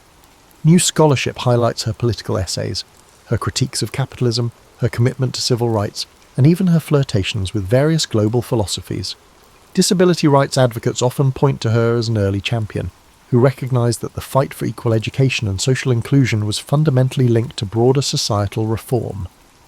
While some might still cling to the hagiographic tale of a little girl saved by a saintly teacher, an increasing number of people have come to appreciate the full tapestry of her life, nuanced, sometimes contradictory, but always deeply engaged with the moral imperatives of her era. Helen Keller wasn't just the child at the pump or the smiling woman on stage demonstrating how she spoke. She was an impassioned, imperfect, evolving figure whose challenges didn't simply end when she learned her first word. That victory merely marked the beginning of a lifetime of struggles, fights for her personal self-expression, and for a society that valued all forms of existence and potential. Helen Keller's legacy surpasses the common belief that one can achieve anything through hard work. It reaches toward a more profound truth. Empathy for others, combined with the courage to challenge injustice, can reshape how society understands both its strengths and its responsibilities. In this light, Helen Keller stands not merely as a testament to perseverance, but as a clarion call for any generation that seeks to reconcile the gulf between lofty ideals and real-world inequalities. She reminds us that what begins as a personal struggle can flower into a collective cause, a cause that demands continuous effort, relentless curiosity, and above all, unwavering humanity. Born in 69 BCE, Cleopatra, the 7th Philopator came from a family that had controlled Egypt for over 3 centuries. These were the Ptolemies, who were descended from a general under Alexander the Great. The Ptolemaic Empire was a peculiar hybrid by the time Cleopatra was born, a Greek-speaking monarchy situated atop a deeply Egyptian terrain. The dynasty itself was plagued by family feuds, political assassinations, and tense truces with growing Roman authority, despite the capital, Alexandria, being a global centre of scholarship. Tradition frequently portrays Cleopatra as a captivating queen who captivated influential men. However, that portrayal disregards her extensive education, linguistic proficiency, and strategic savvy. She pursued studies in philosophy, astronomy, medicine, and mathematics in the renowned Library of Alexandria. Cleopatra was raised in society that demanded royals demonstrate their abilities, as each prospective heir faced the risk of being outwitted by cunning family members.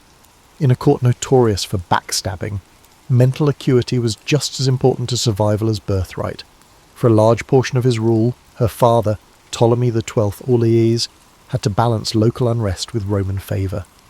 Despite the Ptolemies' claims to divine heritage, Roman power actually loomed big.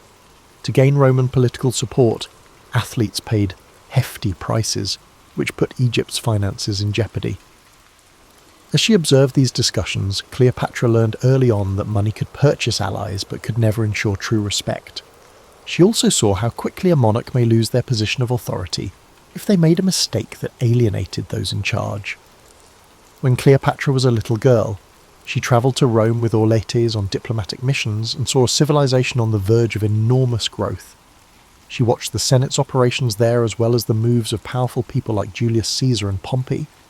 She had a first-hand insight from these experiences that few Egyptian royals had ever experienced. Cleopatra's route to the Egyptian throne was uncertain. To maintain the unity of the bloodline, Ptolemaic law encouraged sibling marriage partnerships, and her father had other children. An ancient Macedonian custom that the Ptolemies had taken to extremes. This behaviour was startling to modern ears. As a result, Cleopatra's destiny was intertwined with her brothers, one of whom would, at least in theory, share power with her. Everyone knew that a puppet sibling could be used to overthrow a more ambitious relative, and the tension in the royal family was evident. History frequently reduces Cleopatra to an exotic character who courted Roman rulers, but she was developing her diplomatic abilities from an early age. She acquired multilingual skills, in addition to Greek. She reportedly knew Aramaic, Ethiopian, and probably Hebrew well as an Egyptian, which most of her Ptolemaic predecessors never tried to master. She was able to avoid having her comments misinterpreted by interpreters by speaking to courtiers, merchants, and foreign envoys in their own tongues. Her ability to communicate directly became one of her most powerful assets, enabling her to bridge cultural gaps. The domestic politics of Egypt were very complicated. As they had done for thousands of years, priesthoods held considerable power. Careful supervision was required of this irrigation system. Grain shipments fueled the kingdom's economy by feeding both Egyptians and international markets. Cleopatra was aware of the fragility underlying the opulence of the court spectacles. In ancient times, grain was valuable, and managing the Nile's resources meant managing the money needed to survive. To keep the Roman bankers happy, the priests placated, and the crop steady, a wise ruler was required. However, when her father passed away in 51 BCE, Cleopatra was still a young woman. She and her younger brother, Ptolemy XIII, were designated as joint rulers in the will. This arrangement was less about true balance and more about ceremonial tradition. Groups in the court tried to influence the young boy king against his sister very immediately. Cleopatra had to decide whether to submit to these power struggles or to stand up for herself at the risk of starting a civil war. Cleopatra's early life prepared her for her eventual decisive actions, even though most people only recall her later involvements with Mark Antony and Julius Caesar. Her background, learning at the library, observing Roman politics, and negotiating a contentious court, formed the foundation of her strategic perspective. She was adamant that ambitious Romans should not use Egypt as a prize or a province. Although the road ahead was dangerous, Cleopatra had been well prepared by her upbringing. She wasn't a passive character. She was already planning ahead and prepared to play a political chess game that would decide her kingdom's destiny. Cleopatra, who was 18 at the time of Ptolemy XII's death, found herself sharing the kingdom with her brother, Ptolemy XIII, who was only 10 or 11 years old at the time. Although they were classified as equals in their official titles, Cleopatra was aware of the covert power structures in the royal court. The young king's advisors saw an opportunity to marginalise her by portraying her as an intrusive sister who posed a danger to the boy's legitimate authority. Political scheming by a flurry of courtiers, including the powerful regent Pothinus and a general by the name of Achilles, soon compelled Cleopatra to leave Alexandria. Cleopatra was sent into exile because she would not concede defeat. Instead of disappearing into obscurity, she gathered a small troop and set up camp east of the Nile Delta to wait. She made appeals to border troops who were devoted to her father's legacy, merchants who were upset over the mayhem in Alexandria, and local allies. Cleopatra closely monitored Rome's internal conflicts during this period. Caesar's previous ally, the Roman general Gnaeus Pompey, was now losing a civil war against his erstwhile comrade. The Alexandrian court made the tragic choice to have Pompey killed when he landed in Egypt in search of resources and safety. The killing was likely done to appease Julius Caesar, who was pursuing Pompey. However, the results of this heinous deed were not what they had hoped for. Caesar personally landed in Alexandria in the fall of 48 BCE. A stable monarchy, or at least a compliant administration that would pay for his wartime expenses, was what he hoped to discover. Instead, he found himself in a country that was embroiled in a fraternal war, with Ptolemy XIII's camp fighting for control of the city and Cleopatra in exile. Caesar was apparently horrified to learn of Pompey's assassination, since he had planned to capture Pompey rather than have him killed by outsiders. Seeing her chance, Cleopatra came up with a bold scheme to meet Caesar in private and make her case. According to legend, to get past Ptolemy's guards, Cleopatra planned to be smuggled into the palace rolled up in a carpet or bag. Although some historians disagree with the precise approach, everyone agrees that Cleopatra's first-hand meeting with Caesar was a persuasive masterstroke. She portrayed herself as a legitimate queen whose brother's court had turned treacherous, rather than as a defenceless exile. She knew Latin well enough to communicate directly with Caesar. He was said to be as fascinated by her intelligence and humour as he was by her royal demeanour. Caesar, a master strategist, believed that Cleopatra was a better ally than her younger brother in ensuring Egypt's stability. The siblings must get back together and rule together again, he said.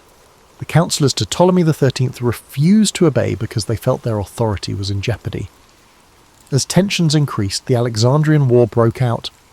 Alexandria's streets and docks became battlefields when Caesar's army engaged in combat with Ptolemy XIII's supporters. Although reports differ on the extent and timing of the destruction, the renowned library itself may have sustained some damage during this fight. Cleopatra remained calm in the face of chaos. She collaborated closely with Caesar, providing local intelligence and resources. She understood that while she required Caesar's help, she also possessed power, because Caesar wanted a stable monarchy, and control over Egypt's grain supply was vital to Rome. They eventually routed Ptolemy XIII's army.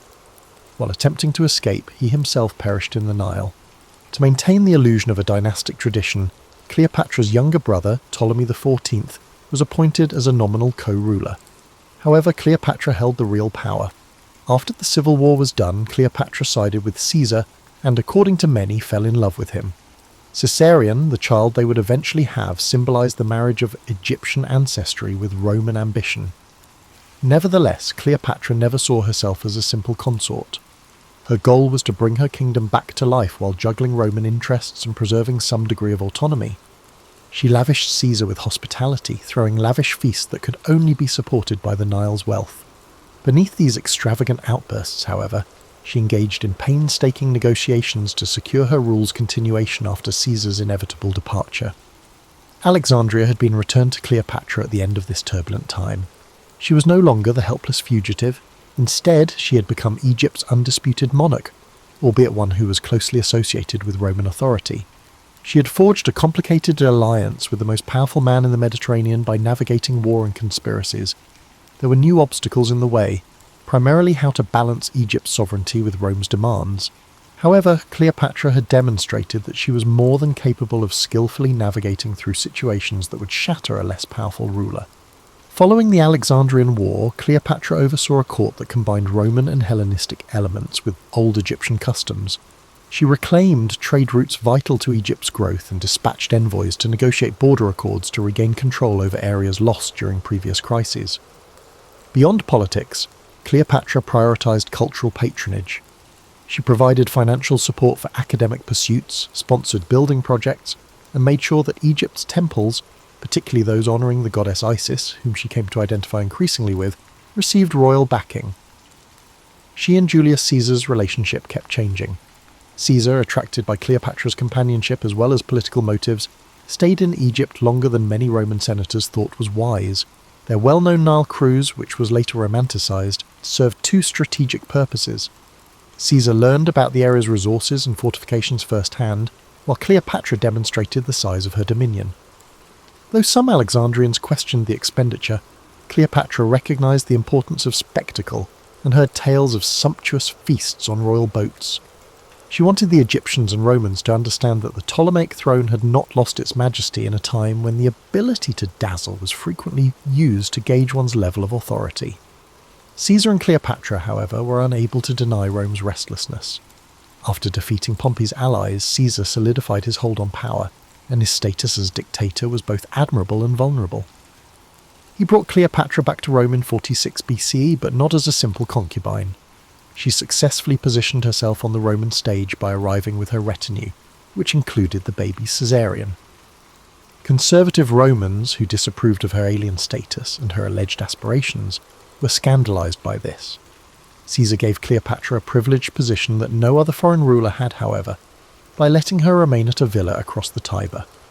Within the city's political circles, rumours circulated that Caesar may declare himself king and Cleopatra his queen, a notion that was unappealing to Romans who had vivid memories of overthrowing monarchs centuries before. Both xenophobic animosity and curiosity were stoked by Cleopatra's appearance, her attire, and her entourage of Egyptian courtiers. In the meantime, she researched the tribunes, the Senate, and the network of patronage that connected aristocratic families in Rome. She realised how shaky Rome's acceptance of her was. Nevertheless, she engaged in diplomatic outreach, establishing connections with powerful senators and their spouses, giving presents and organising cultural events that showcased Alexandria's refinement. But Cleopatra's primary goal was to ensure the future of her dynasty. From the Egyptian perspective, she desired Caesarion's recognition as his heir, even if it wasn't official. Caesar gave Caesarion preferential treatment even though he never legally declared him his son under Roman law. Caesar's continuous success appeared to be the key to the future. However, the tide of Roman politics was shifting, and many were disturbed by Caesar's acquisition of awards and display of monarchical accoutrements. Caesar was assassinated on the Ides of March in 44 BCE as a result of a conspiracy. Cleopatra, shocked and exposed, was in a dangerous situation in Rome. She swiftly retreated amid the confusion, returning to Alexandria with Caesarion and her entourage. According to some accounts, she thought about siding with Mark Antony or other groups in the ensuing power war. Cleopatra, however, was realistic. She understood that Romans would fight for the Republic once more, and before making any dangerous agreements, she needed to know who would win. Securely established in Egypt, she concentrated on bolstering the economy and defences of her realm, while she awaited the next Roman ruler to initiate contact. She made a deliberate decision to stay out of Rome during this rough time. If she had stayed, one side or the other might have exploited her as a pawn. Rather, she withdrew to a world in which she was truly in charge. She developed an image of herself at home as a conventional pharaoh in addition to being a Hellenistic queen. Her picture with a diadem, occasionally with subtle references to Egyptian iconography, was featured on coins bearing her name. To guarantee that the priesthood acknowledged her son Caesarion as a prince descended from God, she funded religious ceremonies. Cleopatra cemented her position among her subjects by fusing traditional Egyptian devotion with classical Greek elegance. Though she was aware that Egypt's destiny would unavoidably be shaped by the next wave of Rome's civil war, she never cut off contact with Roman politicians. Cleopatra's top objective amid the chaos that followed Caesar's murder was to maintain her independence to the greatest extent feasible. Although she had already navigated the maze, the Roman stage was about to change again, bringing new performers who would test her wits. She would have to carefully consider her options now that she could no longer rely on Caesar's favour, forming alliances and battling for time in a game where the outcome could affect the Mediterranean's future. After Caesar's death, Rome fell into civil war, creating a power vacuum. On one side were the assassins led by Brutus and Cassius, advocating for a return to republican ideals. The second triumvirate brought together three important figures: Octavian, Caesar's adopted son and heir; Mark Antony, a seasoned general and close ally of Caesar; and Lepidus, whose influence quickly diminished. In the following 2 years, these factions fought for dominance. From Alexandria, Cleopatra observed, knowing Egypt's wealth could become a bargaining chip again. Mark Antony had previously been kind to Cleopatra. He visited Alexandria during Caesar's time and enjoyed the court's hospitality. As the triumvirate faced Brutus and Cassius, Antony required resources, grain, ships and money, to strengthen his position. He called Cleopatra to Tarsus, Asia Minor, to negotiate terms. The summons was not just a polite request. Ignoring it could provoke Roman anger. Cleopatra recognized an opportunity. Negotiating from a strong position could help her gain recognition for Caesarion and assert her autonomy. Her arrival in Tarsus turned into a legendary tale. Rather than seeming like a beggar, she glided up the river Cydnus on an ornate barge, adorned with luxurious fabrics and fragrant sails. Musicians played as Cleopatra, adorned as the goddess Aphrodite or Isis based on the source, invited Antony to witness a display of opulence akin to a royal festival. Cleopatra recognized the significance of spectacle. Her dramatic entrance overshadowed rumors of Egyptian subservience. Antony realized he was not in charge of a subordinate, but was instead welcoming a king in full splendor. He was impressed and accepted her invitation to dine on her vessel, where her wit and cultural sophistication captivated him as much as the luxuries. An alliance began, political and romantic, that would shape the Eastern Mediterranean's fate. Their relationship was complex. Antony aimed to gain Cleopatra's loyalty and resources to tackle the ongoing challenges to the triumvirate. Cleopatra demanded the return of Egyptian territories lost under previous Ptolemaic rulers.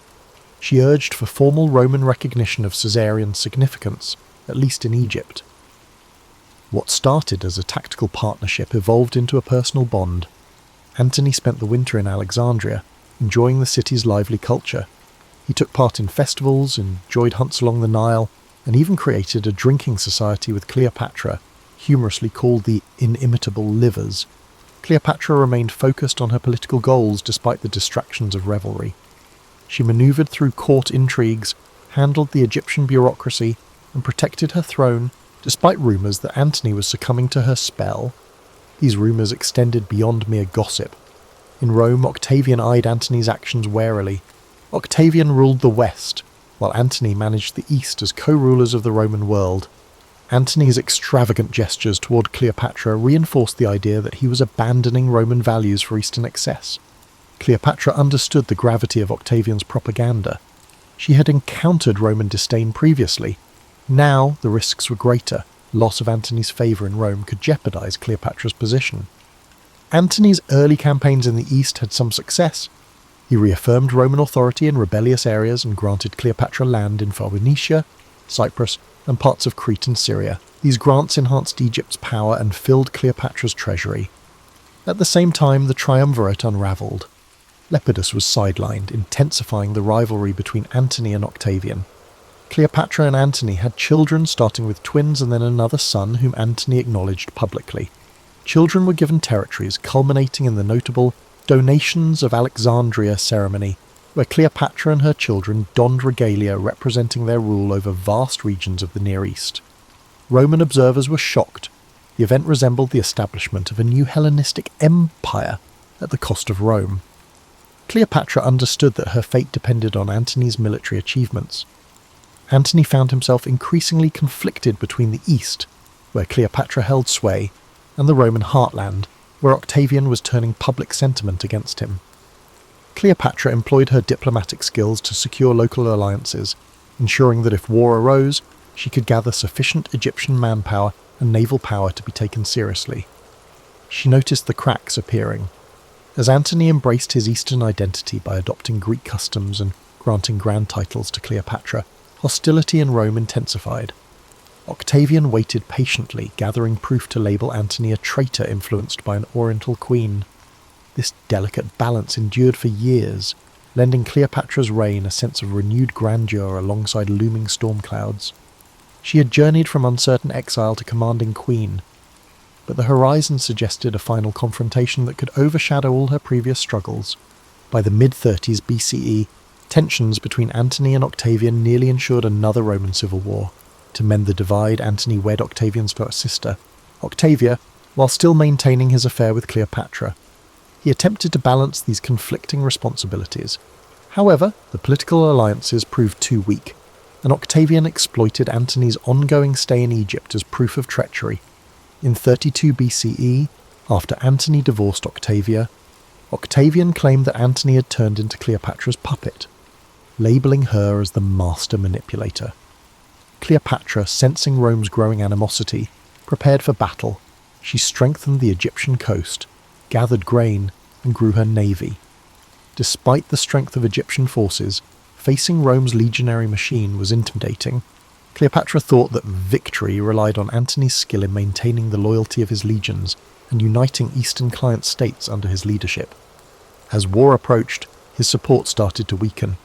Several allied kings hesitated.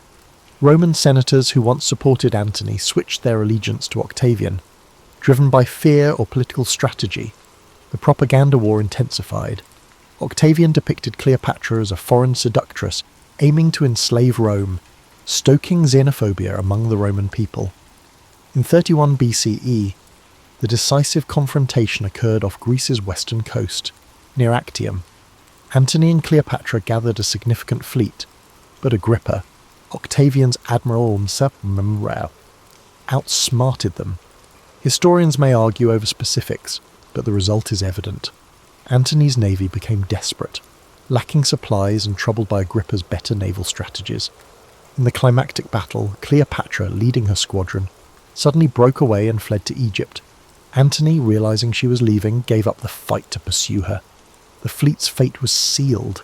Lacking unified leadership, Antony's naval forces fell apart, allowing Octavian to achieve a decisive victory. Rumours about Cleopatra's escape circulated. Was it panic, strategy, or a prearranged plan if the situation worsened? Some accuse her of betrayal, while others believe she realised the battle was lost and tried to salvage what she could. Actium dealt a severe blow to Antony's cause. Afterward, Cleopatra hurried to strengthen Egypt, hoping to rebuild defences and negotiate a diplomatic deal. Octavian had the momentum on his side. He waited patiently, systematically restructuring his forces, rejecting Cleopatra's negotiation proposals unless they met his conditions. Antony and Cleopatra's relationship, once adorned with splendour, faltered under the burden of the loss.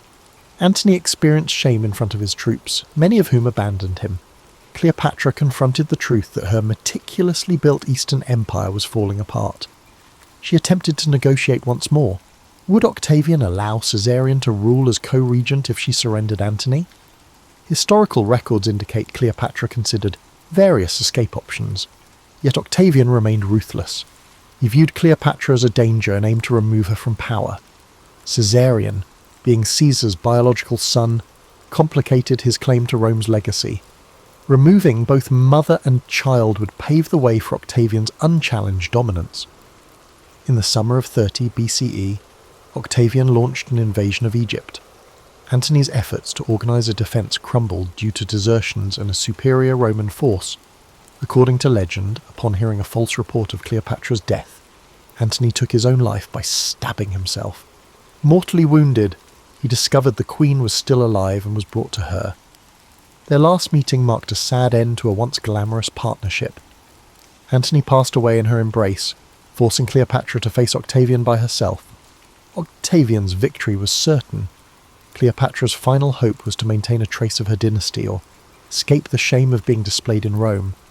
She locked herself inside a mausoleum she had constructed, filled with her treasures and said to hold concealed toxins. Octavian aimed to capture her alive, likely planning to showcase her in his triumph as a trophy representing Rome's victory over the East. Understanding the futility of resistance, Cleopatra readied herself for a final act that would echo through history. Various accounts of her death exist, but the most well-known is the tale of an asp sneaked into her hideout. biting her arm and bringing a quick, though painful, demise. Some say she took poison. She made the decision to face death on her own terms rather than accepting it as the living conquest. Cleopatra's death marked the end of the Ptolemaic dynasty, leading to Egypt becoming a Roman province. Caesarion was captured and executed on Octavian's orders, removing any threat to his rise as Rome's first emperor, Augustus. Cleopatra's reign ended, but her legend was just beginning, destined to be recounted in ways that often masked the woman behind the myth. After Cleopatra's death, Roman accounts depicted her as a cunning temptress whose ambitions led Antony astray from Roman virtue. Poets and historians aligned with Octavian, who would become Augustus, reflected the official narrative that Cleopatra represented the corrupt East. Her final stand, the gilded mausoleum, and the tale of the asp became material for moralizing treatises and sensational storytelling. Despite the Romans' vilification, they could not deny her importance. She was the final monarch of a once mighty dynasty, and her fall signified Rome's clear dominance in the Mediterranean. Egypt transformed under Roman control. Cleopatra's administrative frameworks, such as tax systems, land management, and temple support, remained intact, with Roman officials now at the helm. Alexandria remained a significant cultural hub, despite no longer being a royal capital. Cleopatra's memory in Egypt became intertwined with the local folklore over time. Some viewed her as a tragic figure aiming to safeguard the land from foreign control. Some, swayed by Roman propaganda, held her responsible for leading the nation into war. The temples showcased images of Ptolemaic rulers in pharaonic attire, reflecting the hybrid world Cleopatra once ruled. Rome gained a vast province and a compelling narrative. The victory over Cleopatra symbolized the triumph of Roman discipline over Eastern luxury. Augustus leveraged this narrative to consolidate his power. He erected monuments to commemorate his conquest of Egypt, minted coins declaring peace restored, and influenced the Roman mindset to see Cleopatra's downfall as unavoidable. Behind the propaganda was an acknowledgement that Cleopatra was an extraordinary opponent. She matched Roman statesmen in diplomacy, commanded resources, and nearly forged a new political reality. If Actium had unfolded differently, the narrative of Rome could have changed significantly. Over the centuries, Cleopatra's reputation changed numerous times. Roman playwrights depicted her as a witch, captivating Antony with his potions and spells.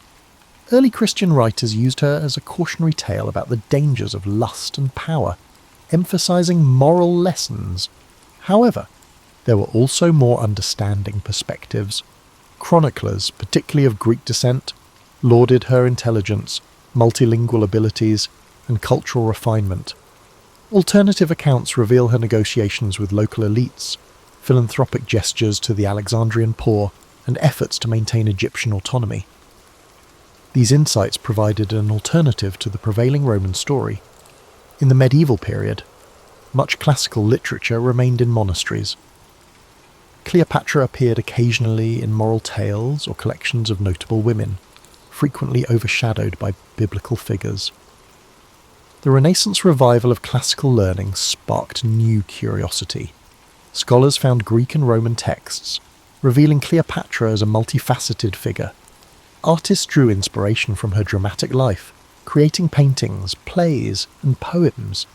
Shakespeare's Antony and Cleopatra portrays her with a tragic grandeur. Shakespeare partly followed Roman biases, portraying her as theatrical and manipulative, yet he also revealed her depth, showcasing the fiery intelligence that fueled her allure. Subsequent centuries witnessed additional reinterpretations. Enlightenment thinkers debated if Cleopatra was an enlightened ruler or a reckless tyrant. The Romantics saw her as a symbol of passionate defiance against a cold, practical empire. In the 19th and early 20th centuries, European Orientalist views transformed Cleopatra into the symbol of exotic allure. Painters depicted her in extravagant settings, focusing on her beauty and wealth, while overlooking her administrative skills and political acumen. Hollywood embraced this image, creating epic films that highlighted spectacle, grand sets, intricate costumes, and a Cleopatra who captivated famous Romans with alluring glances. However, beneath these depictions, historical research dismantled the stereotypes. In the 20th and 21st centuries, scholars refocused on Cleopatra's intelligence, linguistic skills, her role as a living goddess in Egyptian tradition, and her adept rule during challenging times. Recent archaeological discoveries and fresh interpretations of primary sources portray her not just as a femme fatale, but as a stateswoman facing the mightiest empire of her time. This change in viewpoint highlighted the conflict between Cleopatra's real governance, managing taxes, suppressing uprisings, directing foreign policy, and the narrative crafted by those who aim to rationalize her defeat. Cleopatra's reputation changed with Rouge era's agendas, reflecting cultural fantasies and fears. Her true legacy, her efforts to preserve a sovereign Egypt against Rome's expansion, endures as a testament to her strategic prowess, even if overshadowed by the highlights of her personal liaisons. Cleopatra is a figure that urges us to see beyond stereotypes, highlighting that the true complexity of history is often lost in the propaganda and entertainment of the era. Cleopatra's story still captivates in our modern age. She has become an icon that transcends her time, symbolizing female power, political skill, cultural fusion, and the tragedy of lost sovereignty. To truly appreciate Cleopatra, one must view her not as an exotic siren or a mere footnote in Rome's story, but as the pinnacle of a unique dynasty navigating a rapidly changing world. Her importance stems from the careful balance she maintained from the moment she assumed power. Cleopatra forged alliances with Caesar and negotiated with Mark Antony, expanded her kingdom's territories, and maintained the reverence of Egypt's priesthoods, orchestrating a precarious dance. She encountered a Rome shifting from republic to autocracy, a superpower in transition, uncertain of its future. Cleopatra understood that to protect Egypt, she needed to navigate Roman politics while embodying the role of pharaoh, merging Greek and Egyptian traditions more effectively than her predecessors. Cleopatra's intellectual interests deserve greater focus. Growing up in Alexandria's vibrant intellectual atmosphere, she gained both scholarly and practical knowledge. She authored works on medicine, cosmetics, and possibly linguistics, but these writings have now vanished. She communicated with the subject peoples in their languages, an ability that granted real legitimacy in the eyes of those unfamiliar with Greek-speaking Ptolemaic rulers. Cleopatra engages with Roman elites in Greek or Latin and leads Egyptian ceremonies in the local language, showcasing her cultural fluency as a political asset. Her story highlights how quickly propaganda can distort a legacy. Roman accounts depicted Cleopatra as a seductive foreign queen, overshadowing her contributions as a stateswoman. The caricature persisted over the centuries, influencing art and theatre while reducing her complexity. By piecing together scattered evidence, from coins with her profile to Greek historians' descriptions, we glimpse the real Cleopatra, a determined monarch making monumental decisions in a time of colliding global powers. Their ultimate demise highlights the weaknesses of a smaller state trapped among Roman factions. Cleopatra's relationship with Antony was both personal and practical, yet in the competitive realm of Roman politics, it served as a tool for Octavian's ambitions. The empire needed new conquests to solidify its political transformations, and the idea of Cleopatra's conspiracy with Antony gave Octavian the moral pretext to march on Egypt. However, Cleopatra managed to outsmart him, engaging in covert negotiations until Actium irreversibly shifted the balance. Even Cleopatra's death, often recounted with melodramatic flair, reflects her refusal to be paraded as a captive in Rome. By choosing to die on her terms, she denied Octavian a triumphant display, ensuring her final image was one of defiance instead of submission. This act, dramatized in art and theatre, embodies a political strategy. Cleopatra ensured she was remembered as a queen, not a captive. After that final act, Egypt turned into Rome's breadbasket, supporting an empire that would rule Europe, North Africa, and the Near East for centuries. Alexandria continued to be a centre of scholarship and trade, maintaining Greek and Egyptian cultural influences even during Roman rule. Cleopatra's children with Antony were taken to Rome and largely disappeared from history, except for one daughter, Cleopatra Selene, who married into another African kingdom and preserved a fragment of her mother's legacy. Caesarion, the son of Julius Caesar, was executed to eradicate any rival claim to Rome. Thus, the direct line of Cleopatra ended brutally, a testament to how Roman realpolitik disdained potential threats, however young or innocent. Interest in Cleopatra continues over 2,000 years later. Historians discuss her strategies. Archaeologists search the Egyptian coast for her burial site, and filmmakers recreate her life in grand productions. Every retelling reveals as much about the storyteller as it does about Cleopatra. Her character reveals the complexities of power, the dynamics of gender and politics, and the resilience of a dynasty facing extinction. She bridges worlds, Greek and Egyptian, a female leader and Roman ally, a scholar and politician.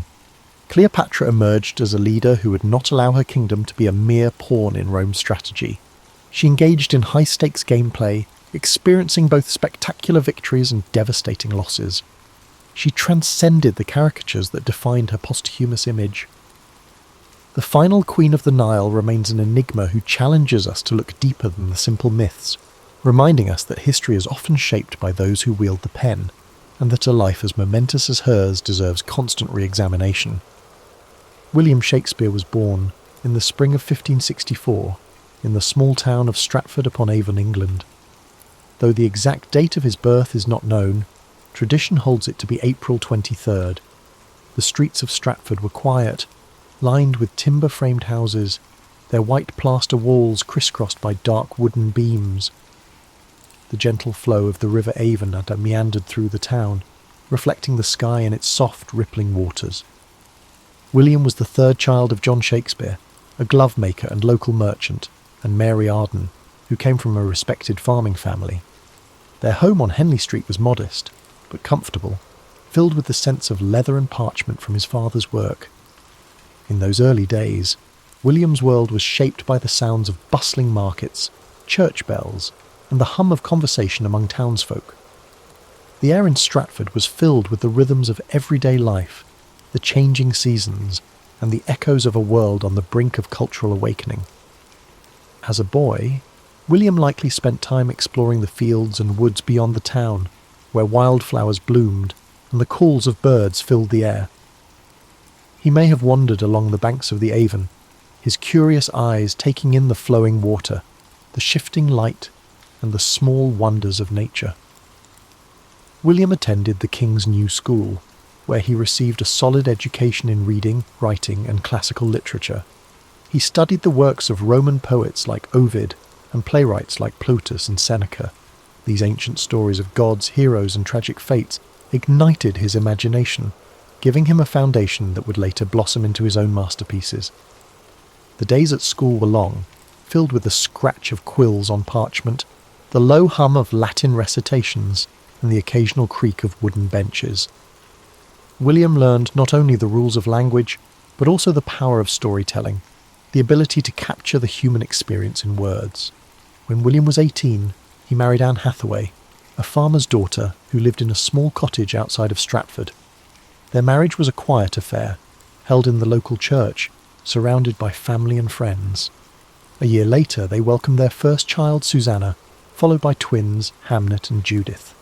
The small house they shared was filled with the sounds of children's laughter and the simple comforts of family life. Yet, even as a young man with a family, William's mind seemed to yearn for something more. Somewhere within him, the seeds of creativity were beginning to sprout. By the late 1580s or early 1590s, Shakespeare left Stratford and made his way to London, a city alive with energy, opportunity, and artistic expression. London in the 1590s was a place of contrasts, cobblestone streets filled with carriages, merchants selling their wares, and the hustle and bustle of a growing metropolis. It was a city where theatres were becoming centres of cultural life, drawing people from all walks of society. Amidst this vibrant chaos, William Shakespeare found his place in the world of theatre. He began his career as an actor and playwright, with a company called the Lord Chamberlain's Men. His early plays were performed in small theatres, where audiences gathered in the dim light, eager to be transported by stories of love, betrayal, and adventure. The scent of burning tallow candles filled the air, mingling with the excited whispers of the crowd. Shakespeare's talent quickly became evident, and his works began to captivate London's theatre-goers. His early successes included plays like Henry VI and Titus Andronicus, stories of war, revenge, and political intrigue. Each line he wrote seemed to pulse with life, filled with the richness of human emotion and the beauty of language. By the late 1590s, Shakespeare had become a respected figure in the theatre world, He purchased shares in the newly built Globe Theatre, a wooden structure that would become the heart of his creative endeavours. The Globe stood on the southern bank of the River Thames, its thatched roof and open-air stage welcoming thousands of eager spectators. It was here that some of his greatest plays came to life: Romeo and Juliet, A Midsummer Night's Dream, and The Merchant of Venice. These stories of a young love, magical realms, and complex human relationships resonated with audiences who laughed, wept, and marvelled at the tales unfolding before them. As his reputation grew, so did the depth of his work. In the early 1600s, Shakespeare wrote some of his most profound and powerful tragedies: Hamlet, Othello, King Lear, and Macbeth. These plays explored the darker corners of the human soul, delving into themes of ambition, jealousy, madness, and fate. Imagine the dimly lit stage, the flicker of candlelight, the hushed anticipation of the crowd as the curtain rose. The words of Shakespeare filled the air, weaving a tapestry of emotion, drama, and insight that would echo through the centuries. Even as he found success in London, Shakespeare never lost his connection to Stratford-upon-Avon. He returned frequently to his hometown, where he purchased New Place, one of the largest houses in the town. It was a place of peace and reflection, a retreat from the bustling world of the theatre. As he entered the later years of his life, his writing took on a gentler tone. Plays like The Tempest and The Winter's Tale spoke of forgiveness, redemption, and the passage of time. These final works reflected a man who had seen much of life's beauty and sorrow, and who sought peace and understanding. On April 23, 1616, at the age of 52, William Shakespeare passed away in his hometown of Stratford-upon-Avon. His life had been a journey of words, stories, and imagination, a journey that left an indelible mark on the world. He was buried in the chancel of Holy Trinity Church, and where his gravestone still rests today. As you breathe deeply now, let the story of William Shakespeare settle gently into your mind. His legacy lives on, in every play, every sonnet, and every line that continues to inspire generations. His words remind us of the beauty of language, the complexity of the human experience, and the power of storytelling. William Shakespeare's life was one of continuous growth, creativity, and exploration. Even though he left the world far too early at the age of 52, his legacy continued to flourish long after his death. His works were not confined to his own time. They transcended generations, cultures, and continents, shaping the world of literature, theatre, and language in ways no one could have predicted. In the years following his passing, Shakespeare's fellow actors and friends, John Hemingway and Henry Condell, took on the task of preserving his work. They compiled and published the first folio in 1623, a collection that ensured his plays would be remembered and performed for centuries to come. This remarkable volume contained 36 of his plays, including comedies, histories, and tragedies, preserving works that may otherwise have been lost. Without the dedication of these friends, some of Shakespeare's most beloved works, such as Macbeth and The Tempest, might never have reached us. Thanks to this labour of love, his stories endured, spreading far beyond the theatres of London to inspire future generations of readers, actors, and writers. Shakespeare's influence on the English language is unparalleled. He coined or popularised thousands of words and phrases, many of which are still in use today. Expressions like break the ice, wild goose chase, and heart of gold can all be traced back to his plays. His ability to capture human emotion and experience in words gave the language a richness and expressiveness that endures. His works reflected the human condition in all its complexity, the joys, the sorrows, the triumphs, and the tragedies. Shakespeare's characters were not just figures on a stage, but living, breathing reflections of humanity. They spoke of love, ambition, betrayal, and redemption with a clarity that resonated across time. Imagine Romeo and Juliet, young lovers torn apart by the feud of their families, speaking words that echo the passions and heartbreaks of every generation. Picture Hamlet, the introspective prince, grappling with questions of life, death, and morality. Think of King Lear, an old man facing the consequences of his pride and folly, or Macbeth, driven to ruin by ambition and fate. These stories were not just meant to entertain. They were designed to make audiences think, feel, and understand themselves and the world around them. In Shakespeare's time, the theatre was a place where the barriers of class and status melted away, where the common folk and the nobility could come together to share in the experience of a story. The Globe Theatre, with its thatched roof and wooden beams, echoed with the laughter, tears and applause of audiences who saw their lives reflected on stage. Shakespeare understood that stories had the power to unite people, to reveal truths, and to inspire change. In his quieter moments, Shakespeare returned to Stratford-upon-Avon, where he enjoyed the peace of his family home. Here he could escape the noise of the city and the demands of the theatre. He tended to his affairs and spent time with his family and walked the familiar streets of his hometown. But even in retirement, the creative spark never truly left him. Later years, he collaborated with younger playwrights and continued to refine his craft. The serenity of Stratford offered him a chance to reflect on his life's work, to find peace in the knowledge that he had given the world something timeless and extraordinary. Though his life ended on April 23, 1616, his impact was only just beginning. Over the centuries, Shakespeare's works were performed in countless theatres, translated into every major language, and adapted into countless forms. His stories found new life in operas, films, novels, and modern reinterpretations that brought his characters into new settings and contexts. Generations of actors, from humble players to celebrated stars, found their voices through Shakespeare's words. Directors reimagined his plays in endless ways, setting them in modern cities, distant futures, and war-torn landscapes. Each interpretation shed new light on his timeless themes. In schools and universities, students continue to explore his plays, discovering the brilliance and depth of his writing. His sonnets, with their delicate beauty and insight into the nature of love and time, continue to touch the hearts of readers across the globe.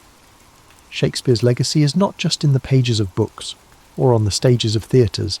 It lives in the way we use language, the way we tell stories, and the way we understand ourselves.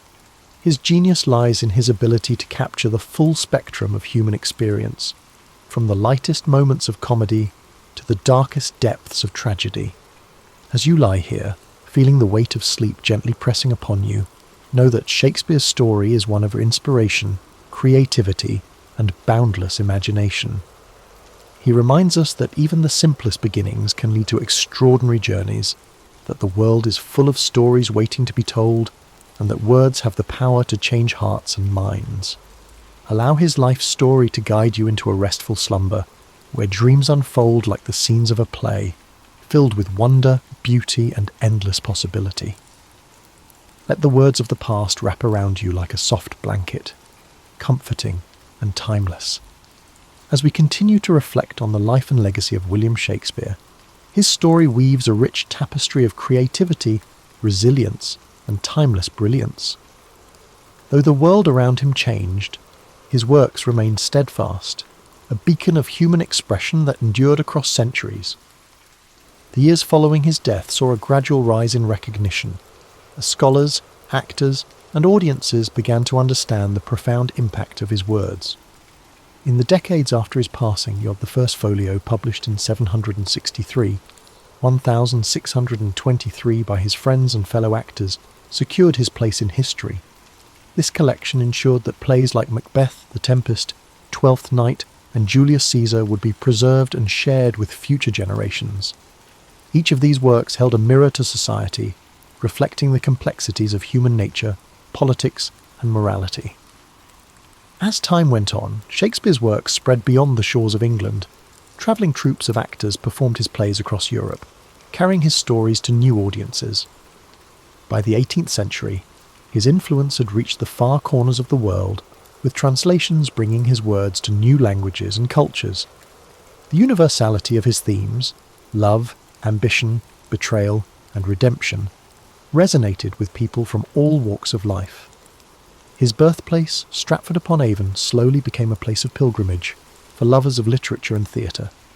Visitors walked the same cobblestone streets, passed by the same riverbanks, and stood in the same rooms where Shakespeare once lived.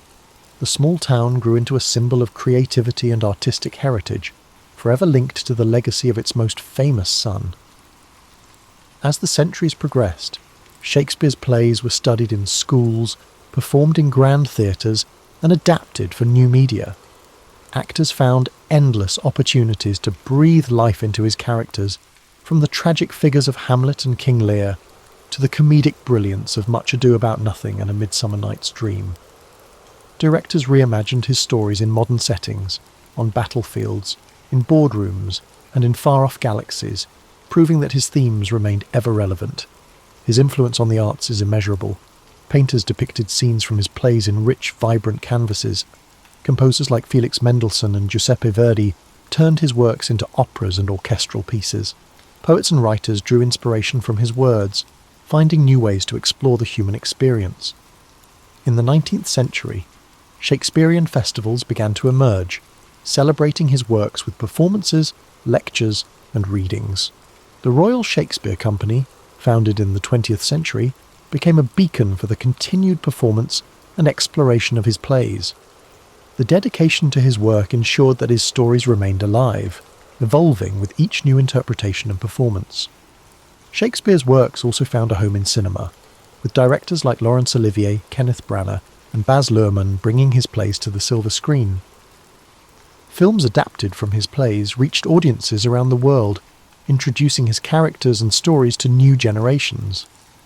The power of cinema allowed his words to take on new dimensions, with stunning visuals and powerful performances amplifying their emotional depth.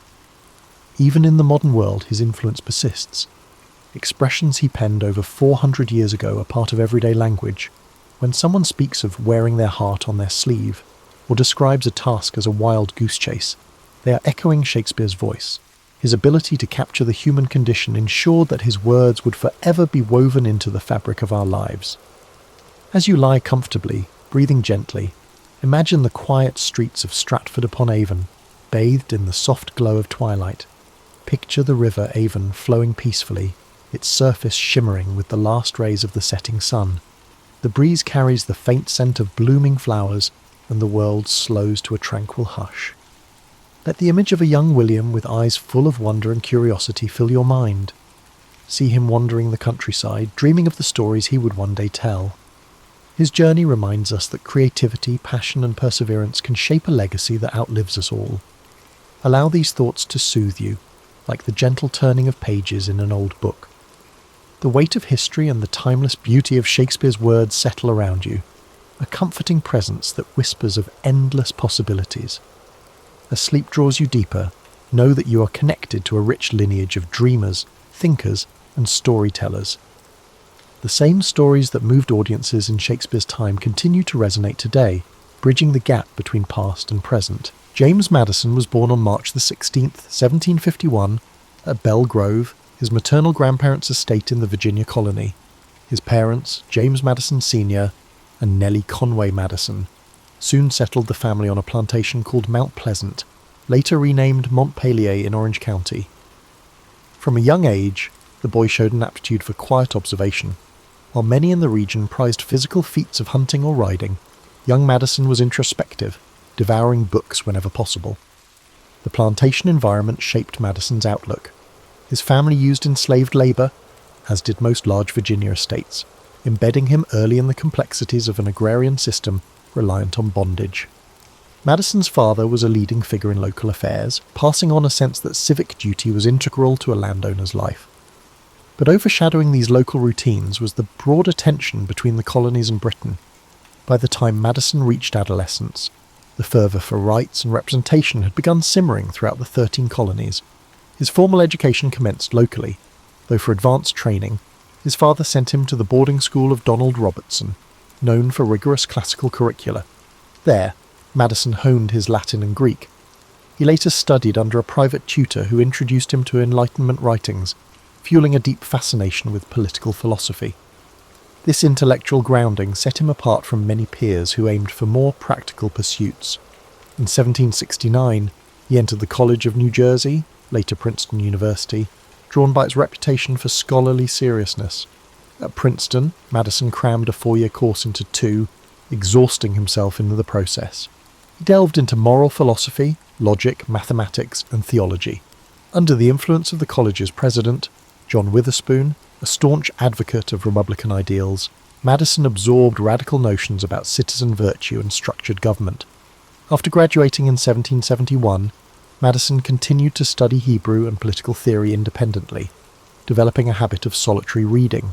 Physically, he was often frail, plagued by periodic seizures or severe headaches. This delicate health contributed to a more introspective demeanour, contrasting with the more robust images of early American patriots like George Washington. Returning to Virginia in 1772, Madison found the colony edging toward confrontation with Britain. The Boston Tea Party had inflamed tensions, and Parliament's retaliatory measures sparked colonial outrage. Though shy in large gatherings, Madison aligned with those who believed the colonies deserved self-governance. At local committees in Orange County, he offered calm but pointed arguments on imperial overreach. This local activism grew into a seat in the Virginia Convention of 1776, where leading lights of revolution assembled. At the convention, delegates hammered out Virginia's first constitution and a Declaration of Rights. Madison found himself overshadowed by older luminaries like George Mason and Patrick Henry, but his pen soon proved influential. He successfully campaigned for a slight revision to Mason's draft, ensuring broader language about religious liberty. This incident was a telling moment. The young legislator, though reserved, was ready to push for expanded freedoms. His pursuit of robust conscience rights would become a defining thread through his political life. As war began, Madison did not serve directly as a soldier. His health was fragile, and he lacked the physical vigour for extended campaigns. Instead, he contributed behind the scenes, working on local committees that coordinated supply lines and militia organisation.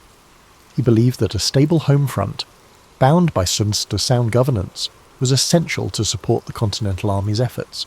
Throughout the Revolutionary War, he remained primarily in Virginia, developing legislative expertise.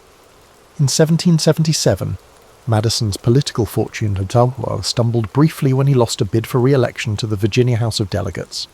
Why? Some say constituents wanted a representative who would supply them with free liquor at gatherings, a common practice then.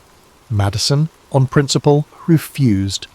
Yet he soon rebounded, securing an appointment to the Governor's Council of State, where he advised on wartime decisions.